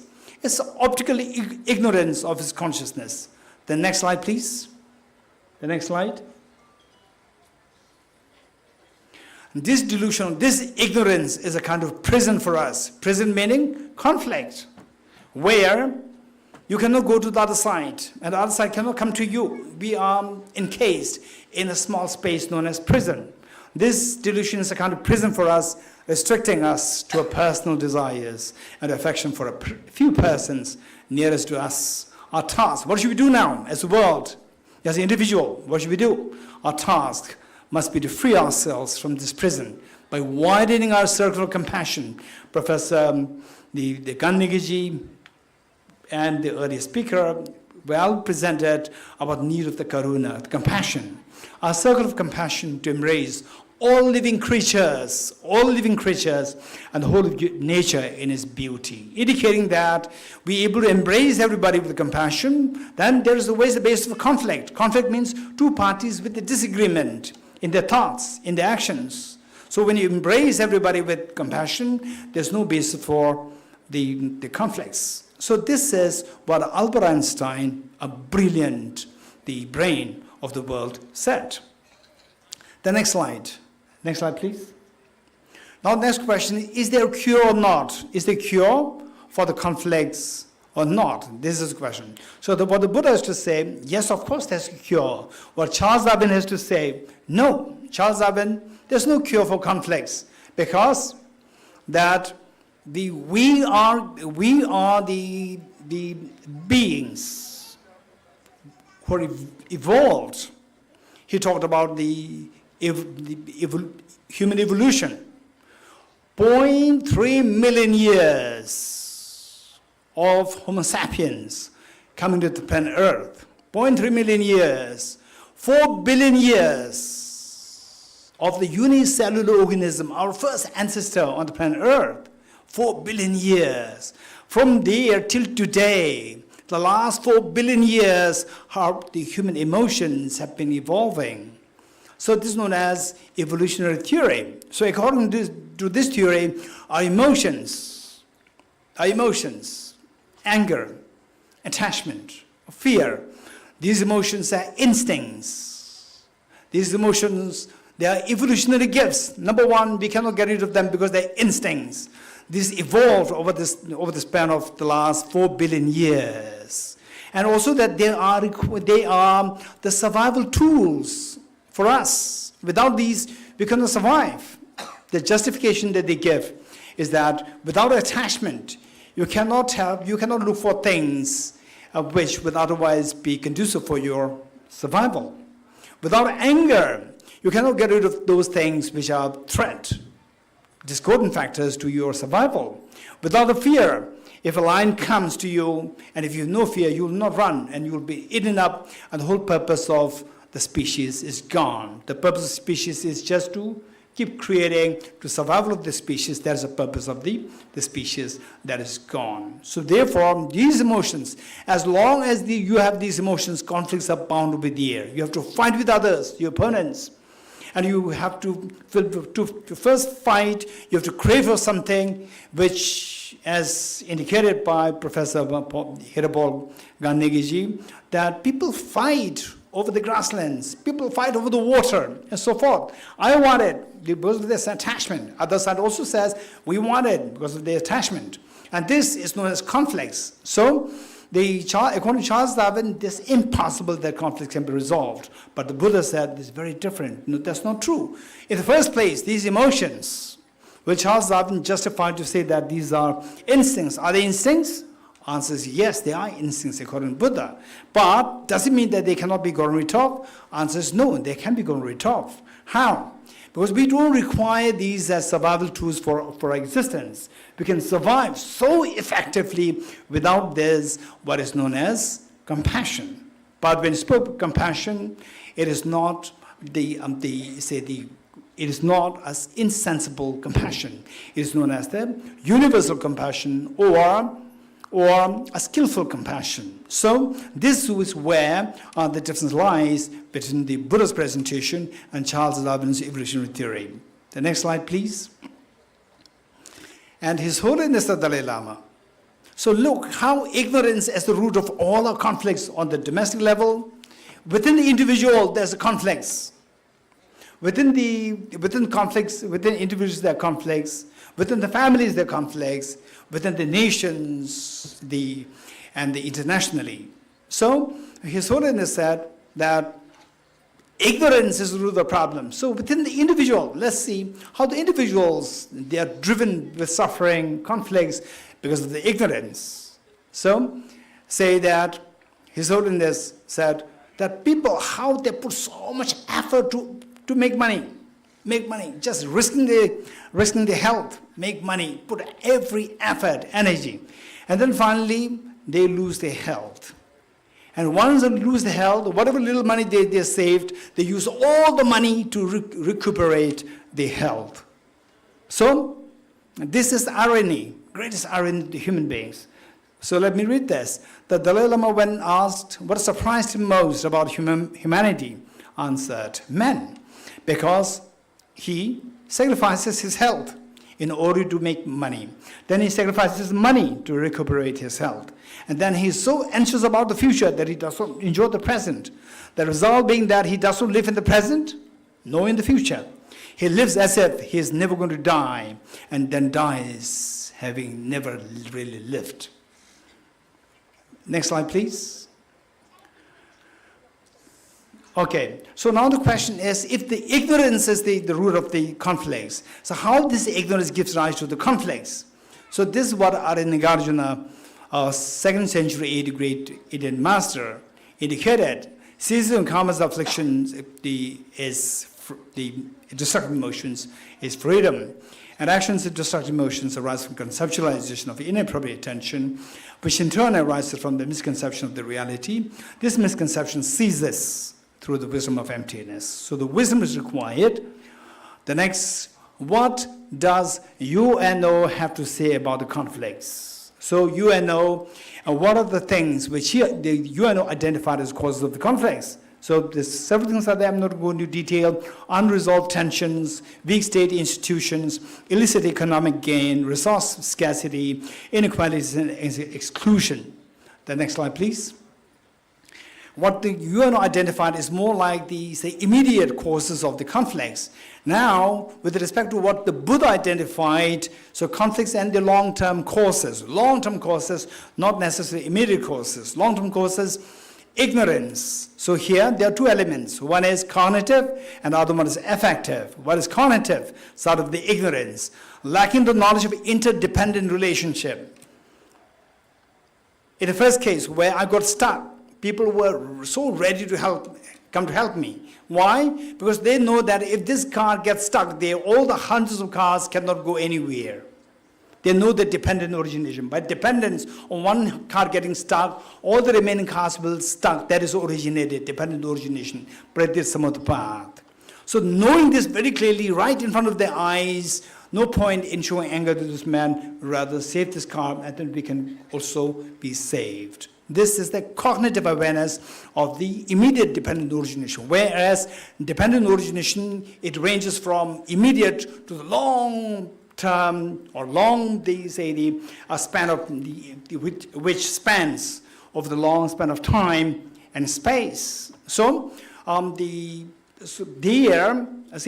people can see the more immediate dependent origination. So therefore, education is required to tell the world that dependent origination is not just operating on the immediate level, but on in space and time, on the longer range of space and time. This is something to be taught. Once we understand this, we can fix the cognitive error responsible in creating the conflicts. So with this, then the next, because of this cognitive error, next the affective error, the exclusivity, lack of universal wise compassion for oneself and others. So the first thing is that because of this ignorance, you do not, one doesn't know how to show compassion to yourself. When you don't know how to show compassion to oneself, how can you possibly expect to show compassion to others? So this is where we go through the affective error, the affective narrowness. So these two things need to be fixed, and to fix these two things, see the various organizations like UNO, what the UNO was doing and what actually we can do locally as well as globally. So UNO has cited the several remedies to this: peaceful resolution, diplomacy and mediation, good offices, other peaceful means, conflict prevention, and as for the addressing conflict causes, conflict prevention, humanitarian assistance, peacekeeping, peace enforcing actions, and so forth. These are all enumerated by UNO to resolve the conflicts. Now, conflicts and the long-term solutions from the Buddhist, the wisdom taught by the Buddha, cognitively and affectively. Cognitively, we need to create awareness among the people that we are all interdependent. There's the wide range of interdependence operating from the immediate to the long term. Recently, when I saw one young boy, age 11, and he seemed extremely hyper, at the same time very smart. And I came to learn from somebody that this boy has a conflict with his mother. And the mother came, and the mother said that this boy actually hits me with his fist. This is what the mother said. And I was trying to console the boy, or I was trying to console the mother and give some the tips to fix the boy. But I had just about 10 minutes with this. And I was telling the boy, okay, you should make the promise to your teacher. There was one teacher from whom he was learning music. And your teachers here, you have to make a promise to your teacher that from today onwards, I will not make my mother unhappy. I was telling this boy to make the promise to his teacher in front of the mother. And he was doing this. While he was doing this, the mother was constantly saying that this boy is so naughty, he hits me, he beats me, he doesn't listen to me, and so forth. I said, no, please calm down. So this is a phase. I have 10 minutes with your son, and let me work with him. And the mother was constantly saying there's no hope. Because the mother, out of ignorance, mother did not know that this man is trying to help her son. So this ignorance is a problem, that their conflicts between the mother and son is going to last forever. Very unfortunate. So therefore, the ignorance is a problem, and it is for this reason that all of us, that your parents, the governments, spend a lot of money, crores and crores of rupees on the children's education. So, and with this ignorance, then the root of the conflicts is the identity issue. Identity issue, where one fails to see the identity as something the subjective. You see it is a purely objective, intrinsically objective. Then this is what drives everybody crazy everywhere.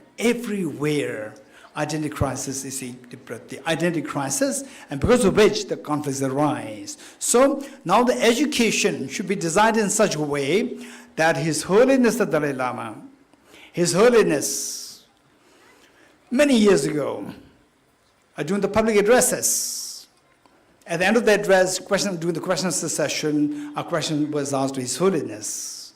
Your Holiness, Modern education is supposed to bring about the world peace. On the contrary, while the modern education is climbing to its height of development, the human crisis is escalating. Where are we going wrong? His Holiness the Dalai Lama, without second thought, said that it's all because of the incompleteness of the modern education. Modern education is designed for brain development. It's not designed for heart development. But we are a human being. We have the heart. We have the brain. We need to be survived by the heart and brain both, not only by the brain. So this is where we're going wrong. So therefore, what His Holiness is actually encouraging is to increase the cognitive ability of educate the cognitive faculty of the beings, and thereby let the beings expand their effective quality of compassion. So, known as universal wise compassion for oneself and individuals, universal wise compassion for others and globally. So this is where all the say, trillions of dollars dumped for the modern education of children, they must be directed in a proper, complete form, not only to nurture the brain, but also to nurture the heart. This is where we are going wrong. So I would not really touch this part too much. And okay, so now let me go to okay.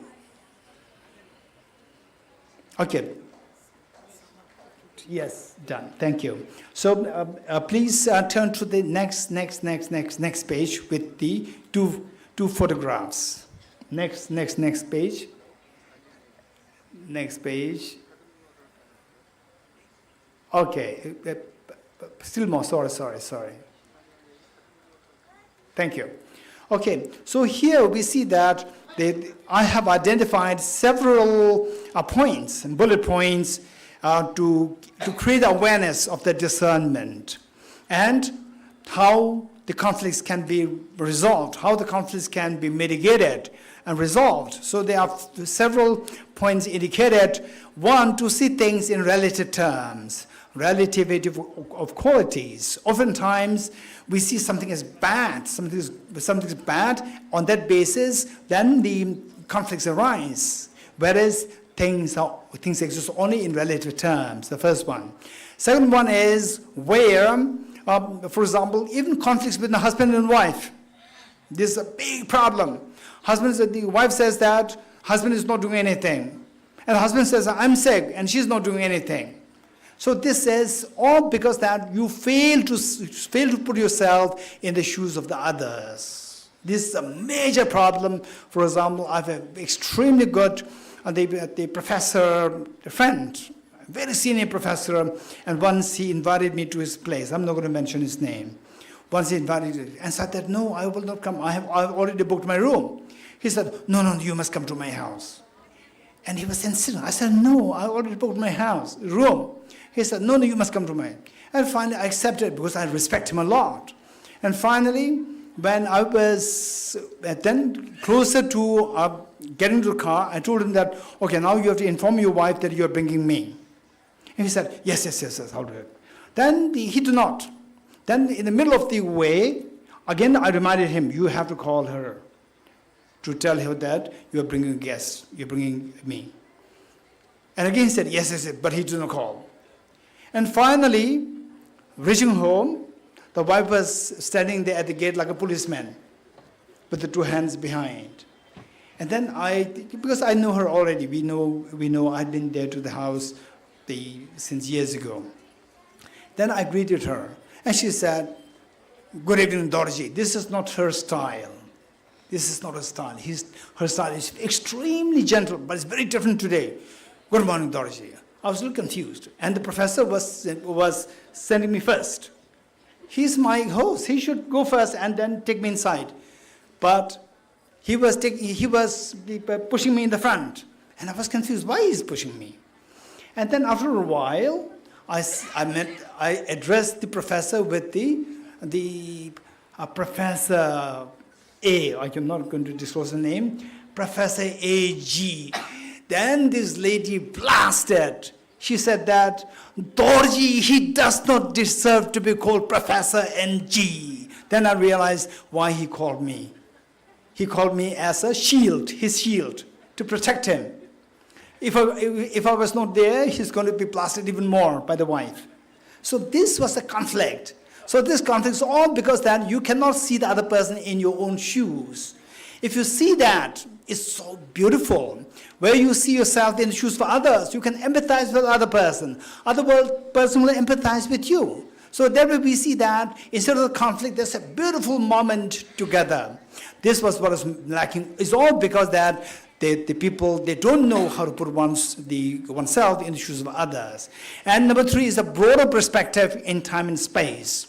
We need to have, this is where the knowledge is required to have, to cultivate, to enlarge your perspective of the world, the space and time. And then to see the challenges as opportunities for one to grow, and to see the mutuality of dependency, and the benefits that you get from others, and the subjectivity of the reality, that nothing's objective.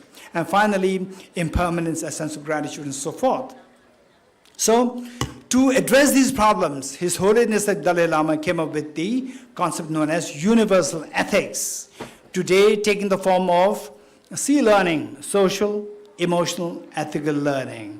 And in the India chapter, there's one Ayurveda. So these programs are there to teach the world, small children, to the university students, to the elders, that we need to broaden our knowledge, our intelligence, to see things from a broader perspective in the form of dependent origination, that we're all dependent on each other, how COVID-19 taught the world that we are dependent on each other. So this is known as social emotional learning for the betterment of the world, for the world peace in the future, from His Holiness the Dalai Lama. Thank you so much. Bye-bye.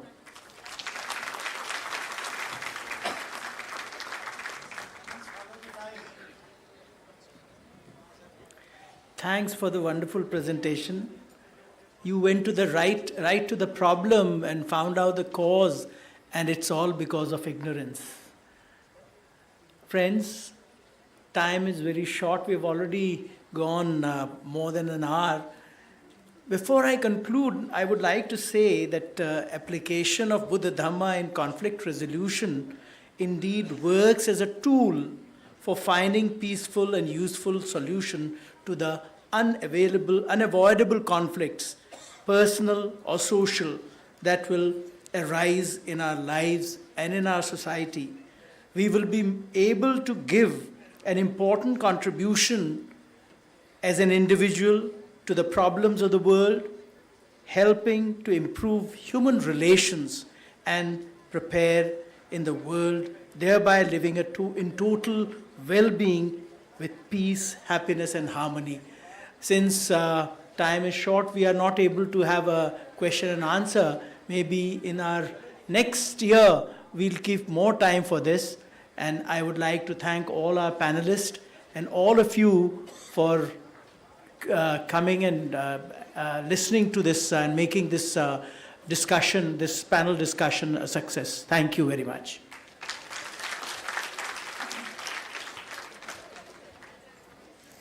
Thank you very much, Professor Ravindra Panchi, who moderated this session. We are grateful to all the panelists. I will request to come on stage our Deputy Secretary General IBC, Geshe Chospel Zotpaji. Please come on stage to felicitate the moderator and one of the speakers. आपसे request करूँगा कि आप एक बार मंच पर आएं. And to begin with, I will request Geshe Chospel Zotpaji to present Khatag and memento to the moderator of the session, one of the moderator of the session. Moderator of the session, Dr. Ravindra Panchi. We are starting with the moderator of the session, Ravindra Panchi. आपकी तालियों के साथ उनका बहुत बहुत धन्यवाद. Thank you very much, sir, for being part of this session as a moderator.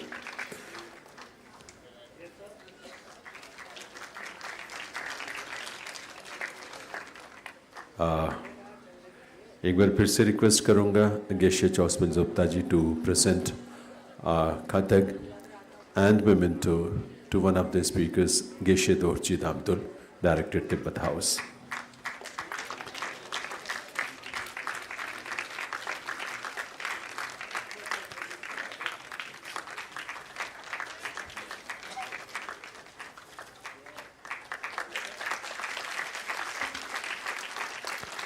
We are grateful to Geshe Dorji Damdul, Director Tibet House, New Delhi, for being part of this. Thank you, sir. Thank you. Thanks to our Deputy Secretary General. Now I will request the Director General IBC, Abhijit Haldarji, to please come on the stage and felicitate, honor the other panelists in this session. Our Director General of IBC, Abhijit Haldarji, will felicitate Professor Hira Paul Gangnegi, former head of the Department Buddhist Studies, Delhi University, who was part of this session. Please put your hands together to be part of this felicitation. Thank you very much, Professor Sir, for being with us and being part of this session.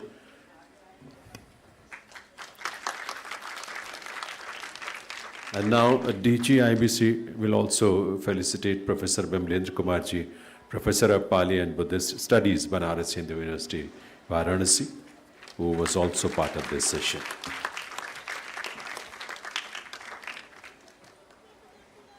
Thank you, Professor Sir, for being with us.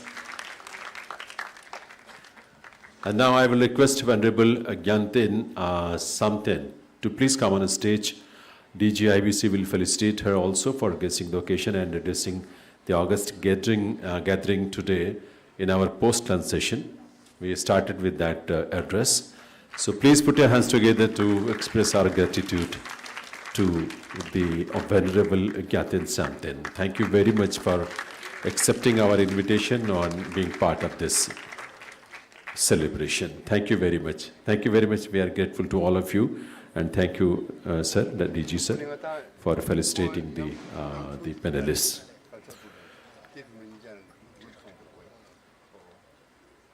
So once again, we are thankful to all the speakers, and we are thankful to all the dignitaries for enlightening us for their scholarly thoughts about Buddha Dhamma. इस panel discussion के बाद देवियों सज्जनों अब समय है एक बहुत ही प्रेरक, एक बहुत ही मोटिवेटिंग परफॉर्मेंस का.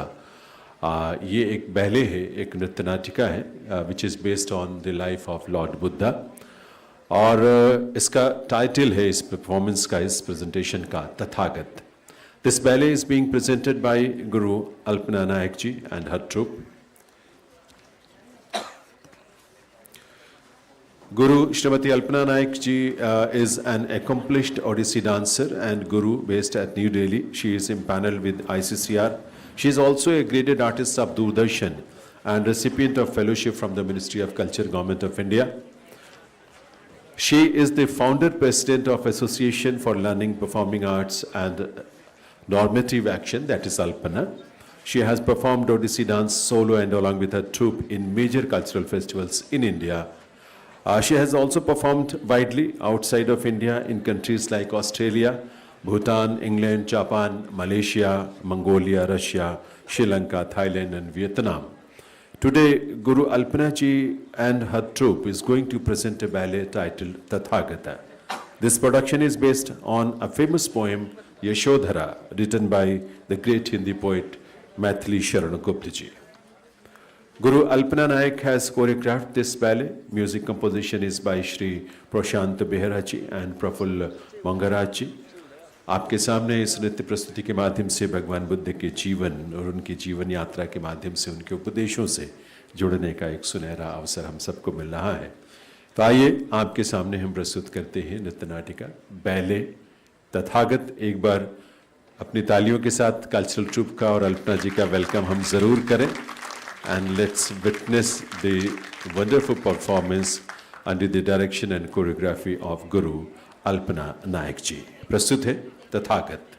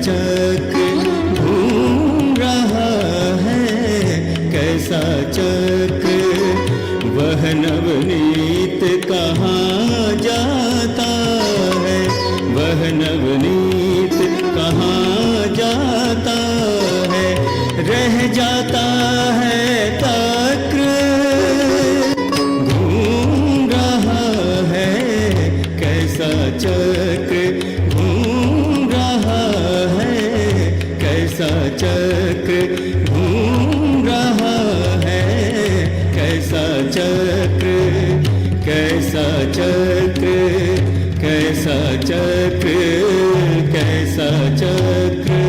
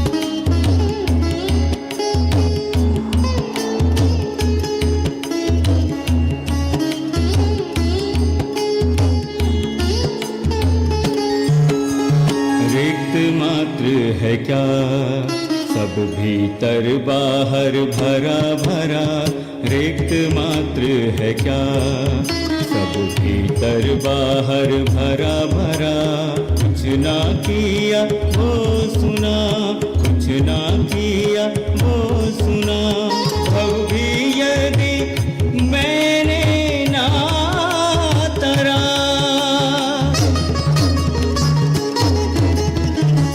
देखी मैंने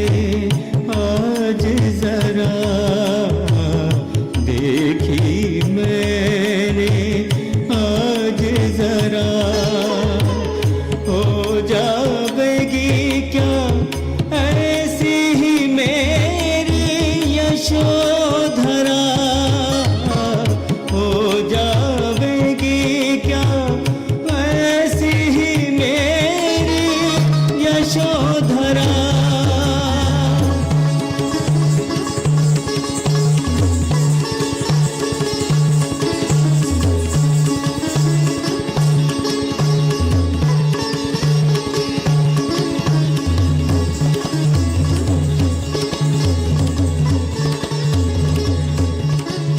राम नाम सत्य है, हरि नाम सत्य है, राम नाम सत्य है, हरि नाम सत्य है, राम नाम सत्य है, हरि नाम सत्य है, राम नाम सत्य है, हरि नाम सत्य है, राम नाम सत्य है, हरि नाम सत्य है, राम नाम सत्य है, हरि नाम सत्य है, राम नाम सत्य है, हरि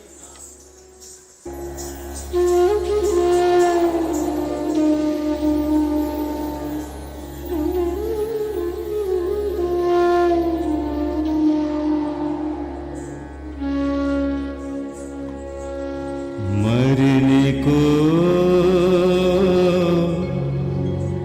जग जीता है यह भी पता नहीं।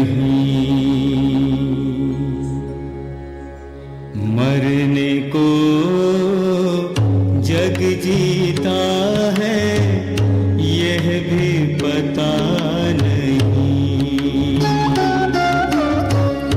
मरने को जग जीता है यह भी पता नहीं।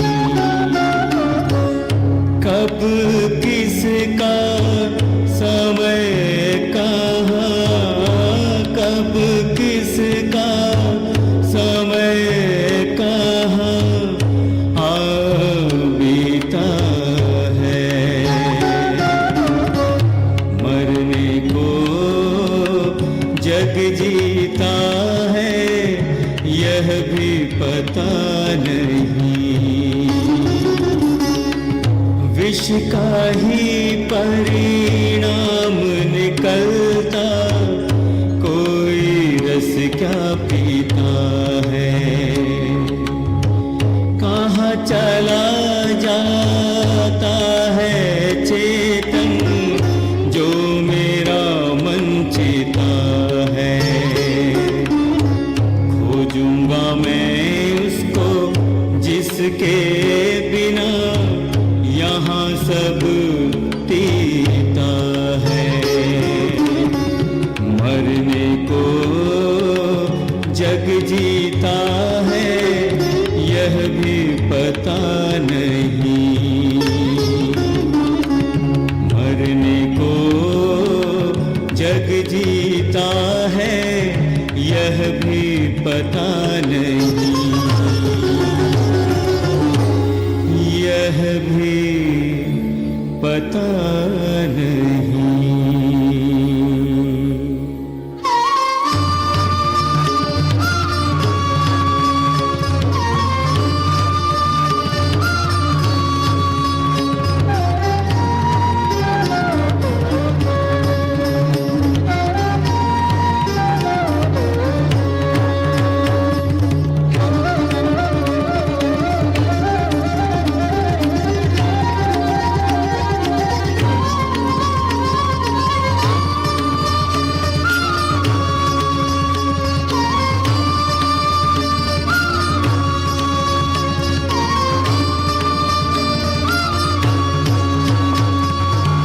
कपिल भूमि भाग्य क्या तेरा, कपिल भूमि भाग्य क्या तेरा। यही परम पुरुषार्थ हाय, यही परम पुरुषार्थ हाय। खाए पिए बस जिए मरे तो, खाए पिए बस जिए मरे तो। यूं ही फिर आए जाए, यूं ही फिर आए जाए, यूं ही फिर आए जाए, यूं ही फिर आए जाए, यूं ही फिर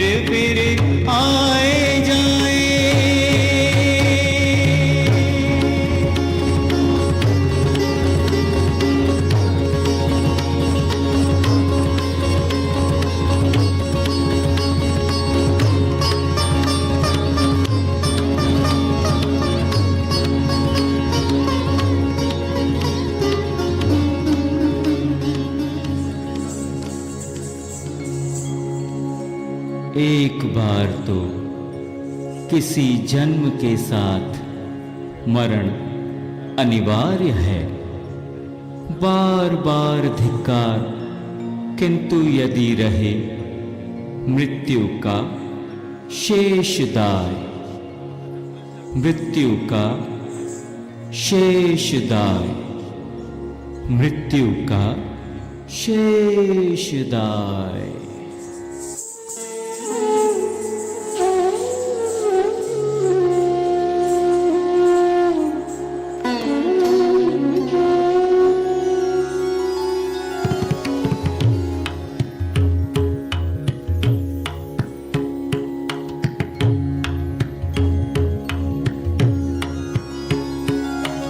आज्ञा लूं या दूं मैं अकाम, आज्ञा लूं या दूं मैं अकाम।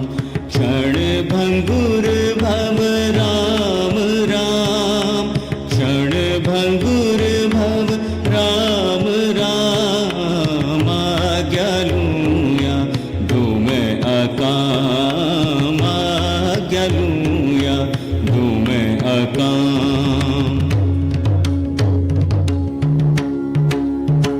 रख अब अपना ये स्वप्न जाल, निष्फल मेरे ऊपर न डाल।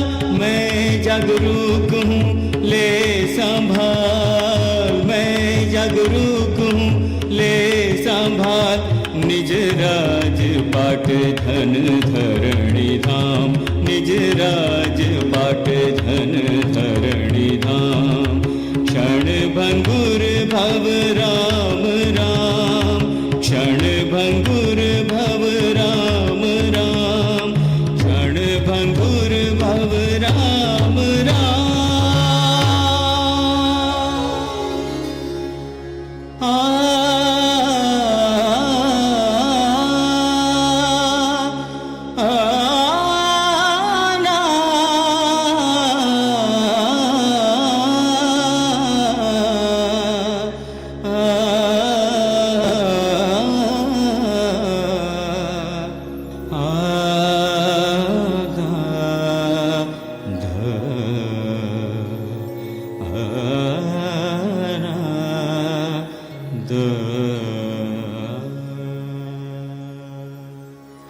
छंदक उठ ला निज वजीराज, त्यज भय विस्मय सज शीघ्र साज। सुन मृत्यु विजय अभियान आज, मेरा प्रभात ये रात्रियाम। क्षण भंगुर भव राम राम, क्षण भंगुर भव राम राम, क्षण भंगुर भव राम राम।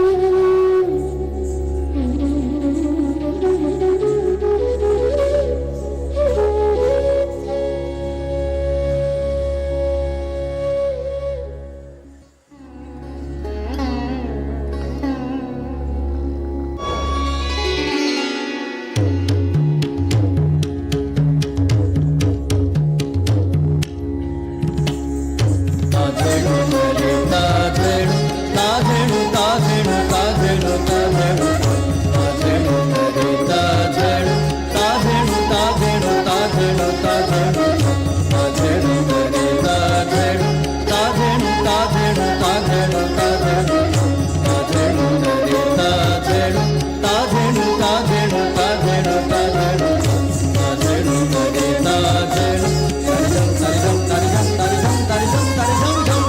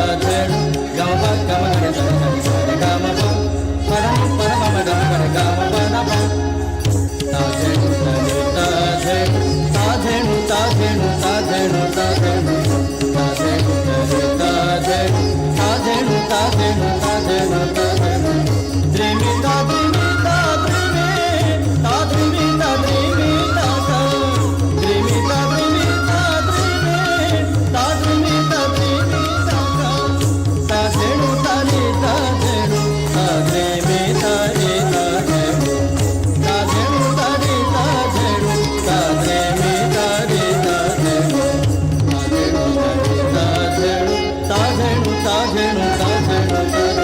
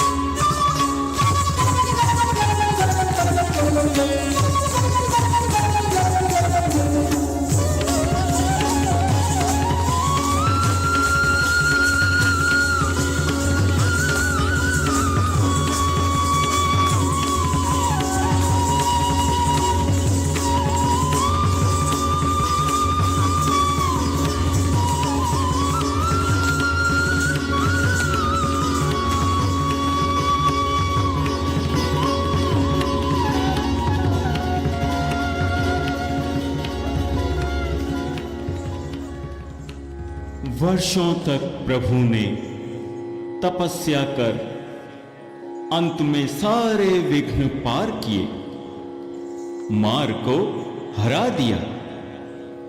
अचल समाधि रही, बाधाएं बिला गईं। वह दिव्य दृष्टि पाकर ही वे उठे। बुद्धं शरणं गच्छामि, धम्मं शरणं गच्छामि, संघं शरणं गच्छामि, बुद्धं शरणं गच्छामि, धम्मं शरणं गच्छामि, संघं शरणं गच्छामि, बुद्धं शरणं गच्छामि, धम्मं शरणं गच्छामि, संघं शरणं गच्छामि, बुद्धं शरणं गच्छामि, धम्मं शरणं गच्छामि, संघं।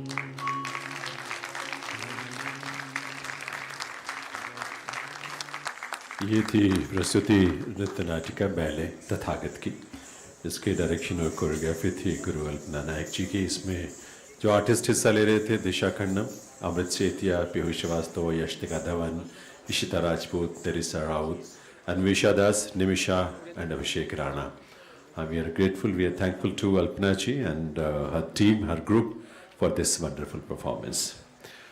Divya Sajjano, the disciples of Geshe Jospal Jotpa ji will now present a song. This song is about Vaishakha Buddha Purnima. This song is a simple but effective way to connect oneself with the teachings of Buddha. Values of Buddha Dhamma, which is a universal Dhamma, because it preaches compassion, non-violence, mindfulness. I will request the disciples of Geshe Jospal Jotpa ji to please come on stage. They are coming on stage. वो stage पर आएंगे और एक गीत वैशाख बुद्ध पूर्णिमा के बारे में आपके समक्ष प्रस्तुत करेंगे और उसके बाद हम कार्यक्रम के अपने अंतिम चरण पर पहुंचेंगे। एक छोटी सी प्रस्तुति है, विश्वास है कि आप इसे भी ज़रूर उसी तरह का स्नेह देंगे जैसा आपने अभी तक दिया है और धैर्यपूर्वक पूरे पेशेंस से और सपोर्ट के साथ आपने इस कार्यक्रम में अपनी उपस्थिति दर्ज की है। तो आइए इस गीत के माध्यम से भी हम भगवान बुद्ध के चिंतन से जुड़ते हैं, उनके उपदेशों से जुड़ते हैं।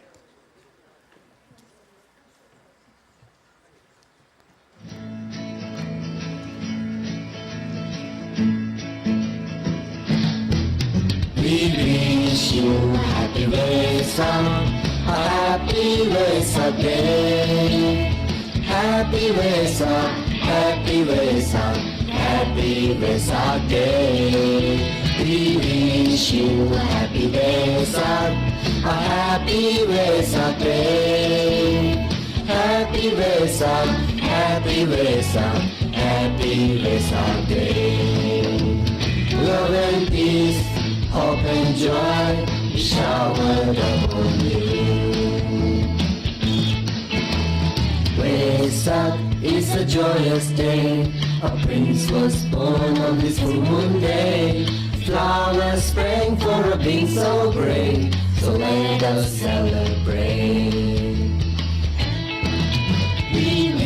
wish you a happy Vesak, a happy Vesak day. Happy Vesak, happy Vesak, happy Vesak day. We wish you a happy Vesak, a happy Vesak day. Happy Vesak, happy Vesak, happy Vesak day. Love and peace, hope and joy, showered upon you. Vesak is a victorious day, defeating Mara with poison grace. The Lord of truth on the middle way, so let us celebrate.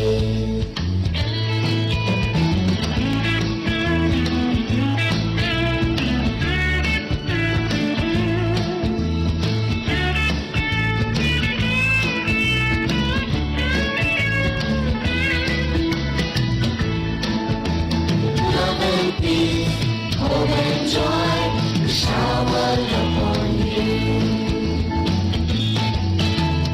Vesak is a holy day, in peace and calm we pass away. Nirvana found and freedom gained, so let us celebrate. So let us celebrate. We wish you a happy Vesak, a happy Vesak day. Happy Vesak, happy Vesak, happy Vesak day. Happy Vesak day.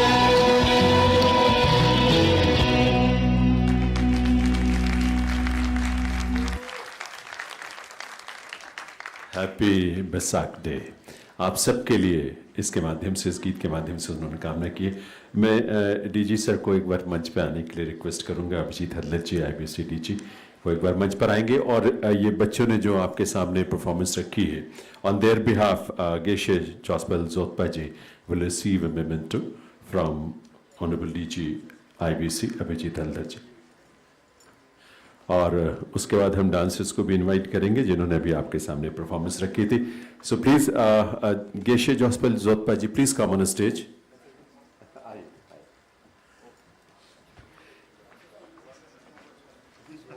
है ना, बच्चे भी साथ में रहेंगे तो अच्छा। Please come on stage, all the children please come on stage.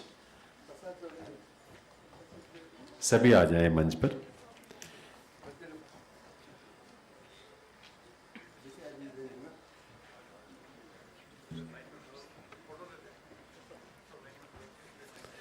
एक बहुत छोटी संक्षिप्त brief performance but beautiful performance.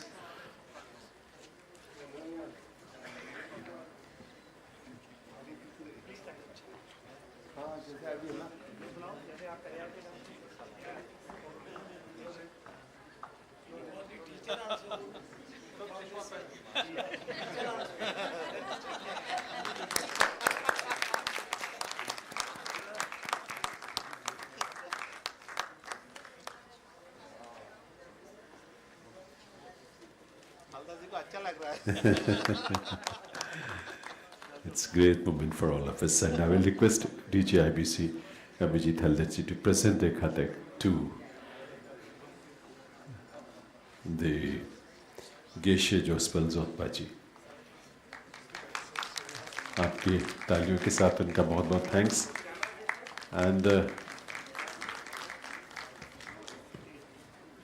And now I will invite all the artists who performed in the ballet on the stage from the group of Alpna Nayak ji. I will request all the artists, please come together on the stage. Disha Kannan, Amrit Setia, Piyush Srivastava, Yashtika Dhawan, Ishita Rajput, please come. Ishita Rajput, Nerissa Raut, Anvesha Das, Nimisha and Abhishek Rana. They were the artists who performed on the stage. The ballet Tathagat under the direction and choreography of Alpna Nayak ji. आपकी तालियों के साथ इनका हम अभिनंदन करना चाहेंगे। इन सबको हम सबकी तरफ से बहुत बहुत बधाई, बहुत सारी शुभकामनाएं और अल्पना जी का भी बहुत बहुत आभार इस परफॉर्मेंस के लिए जो नृत्य, संगीत और अभिनय के माध्यम से उन्होंने भगवान बुद्ध की टीचिंग्स के साथ और उनकी लाइफ के साथ हम सबको जोड़ा है।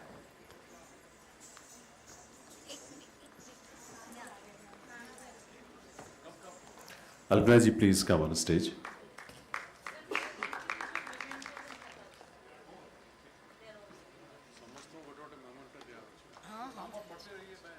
अच्छा, दिशा कन्नन, अच्छा दिशा का हो गया। अमृत सेतिया, पीयूष श्रीवास्तव, अमृत सेतिया के बाद Piyush Srivastava,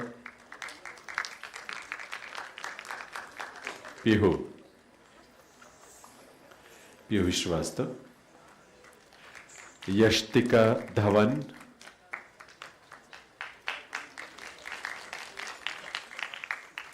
Yashtika Dhawan,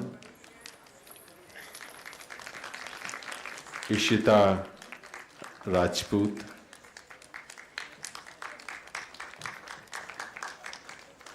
Ishita Rajput, Nerissa Raut,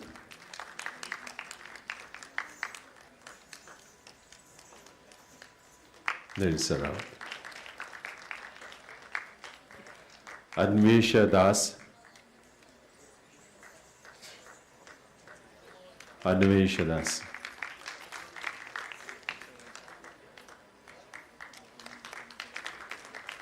Nimisha,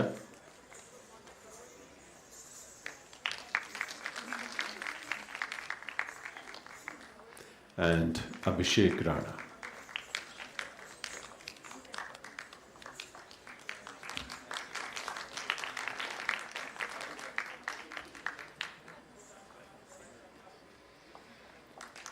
thank you very much Alpana ji और उनके सभी कलाकारों का बहुत बहुत धन्यवाद इस प्रस्तुति के लिए।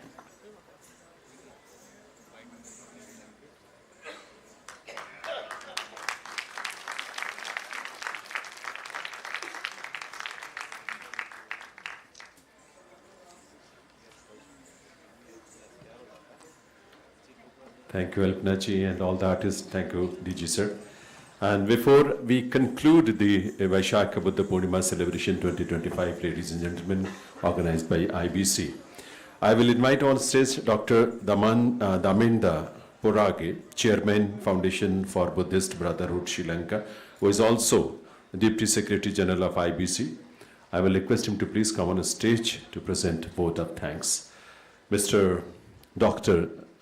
Dhamma Purage.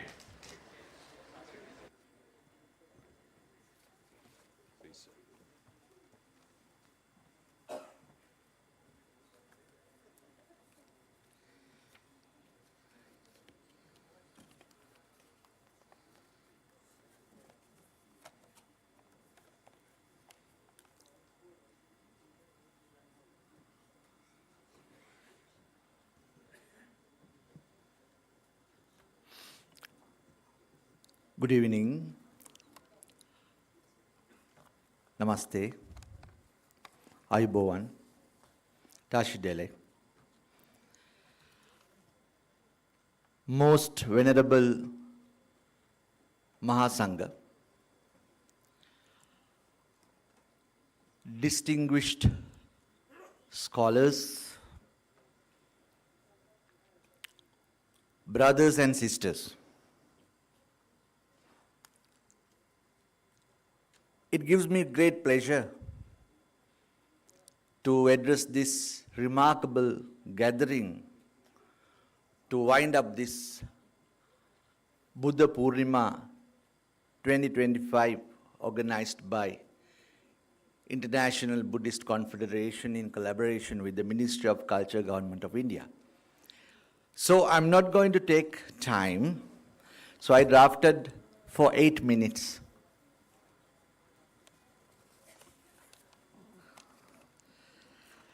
As echoes of the Ratana Sutta fade and the insight from our discussions settle within us, we stand at a unique crossroads.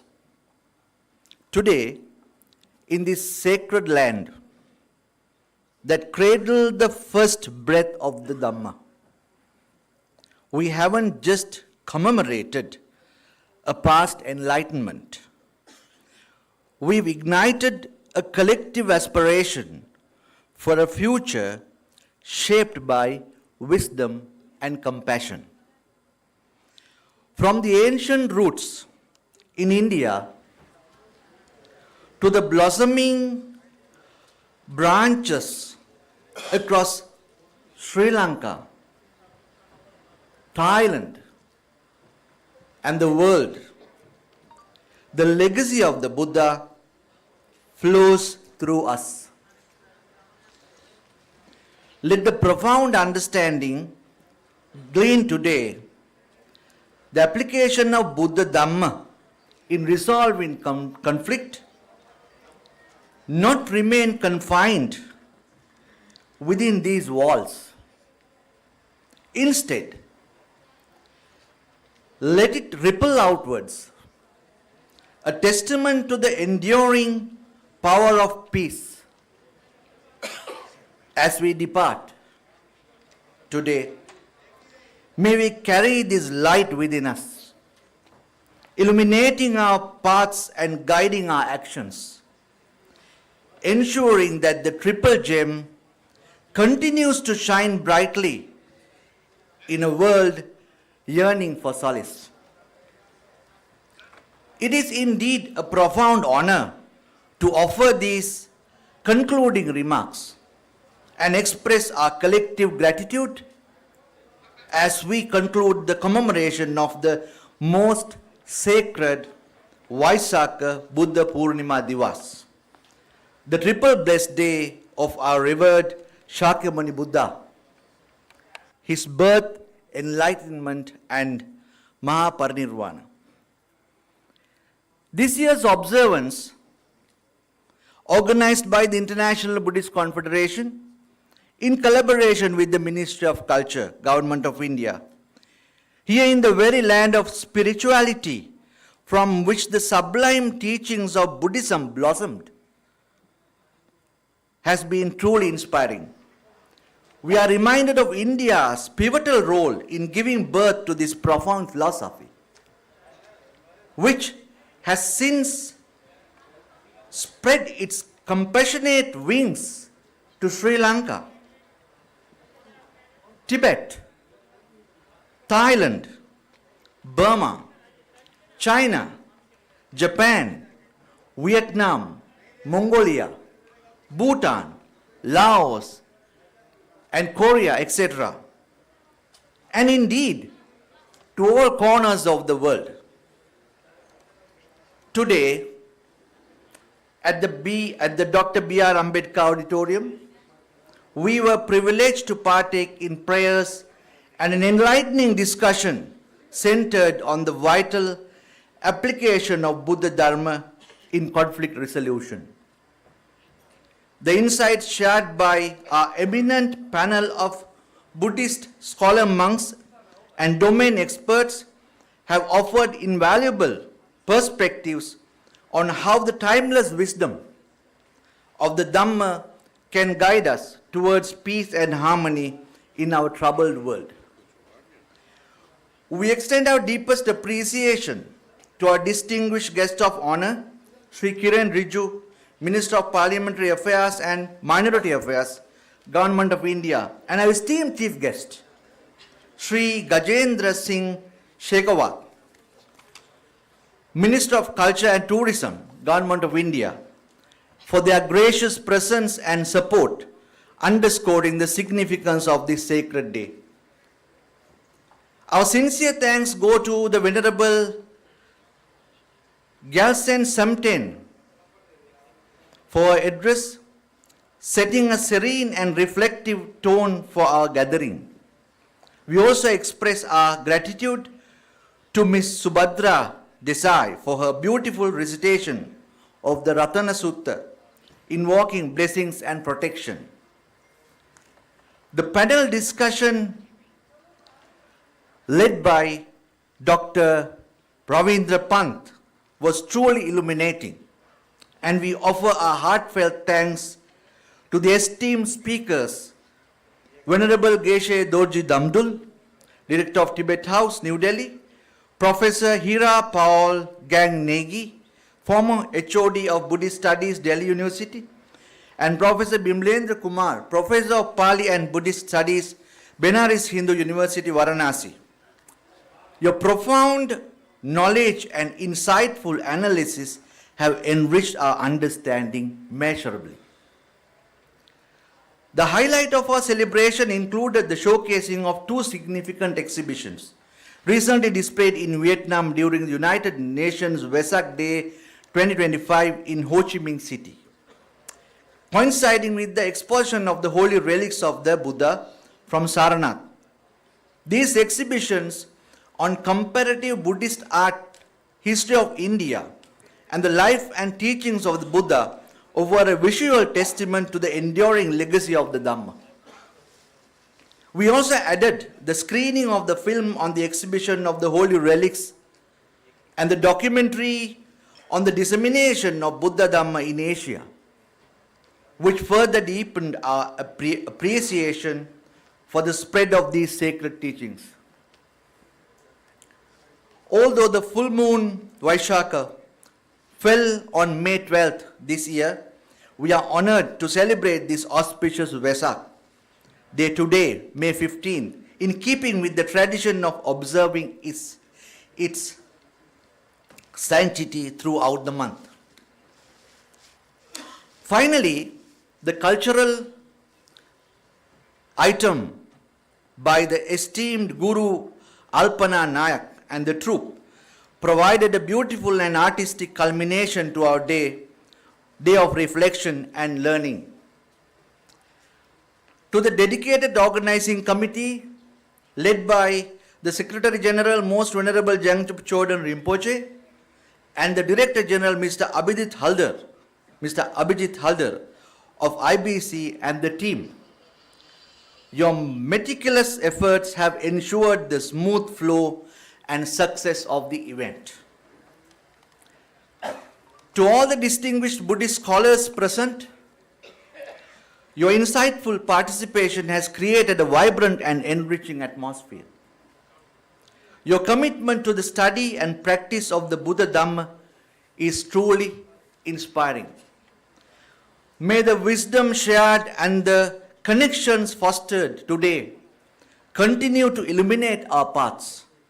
May we all be guided by the principles of compassion, wisdom, and peace as we strive to embody the teachings of the Buddha in our lives. With profound respect and heartfelt gratitude, we conclude this sacred commemoration. May all beings be well and happy. Sukhi Digayuko Bhava.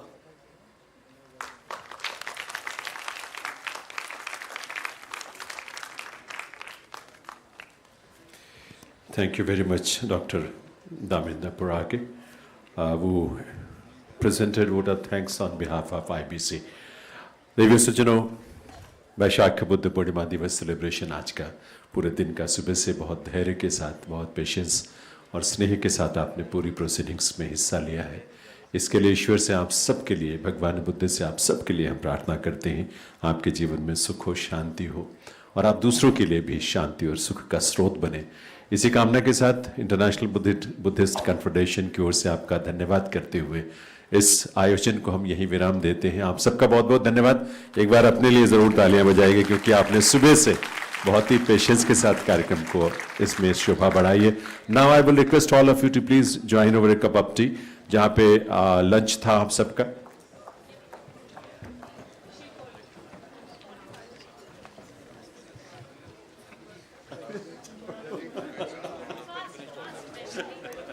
On behalf of the organizing team, International Buddhist Confederation, I would like to extend our sincere appreciation to Janendra Singh ji. I would request Adi ji, please.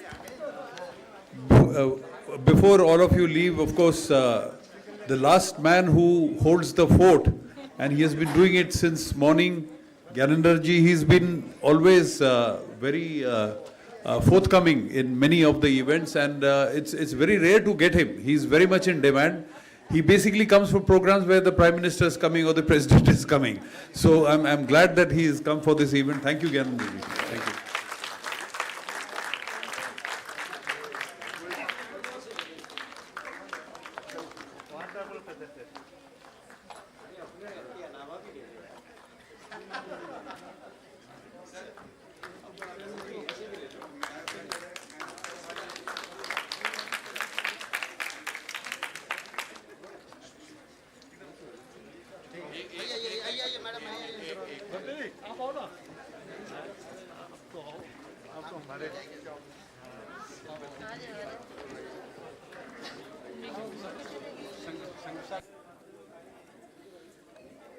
आप सभी आप चाय के लिए आमंत्रित हैं जहां पर लंच की व्यवस्था थी 3rd फ्लोर पे. Please join us over a cup of T. Thank you very much ladies and gentleman.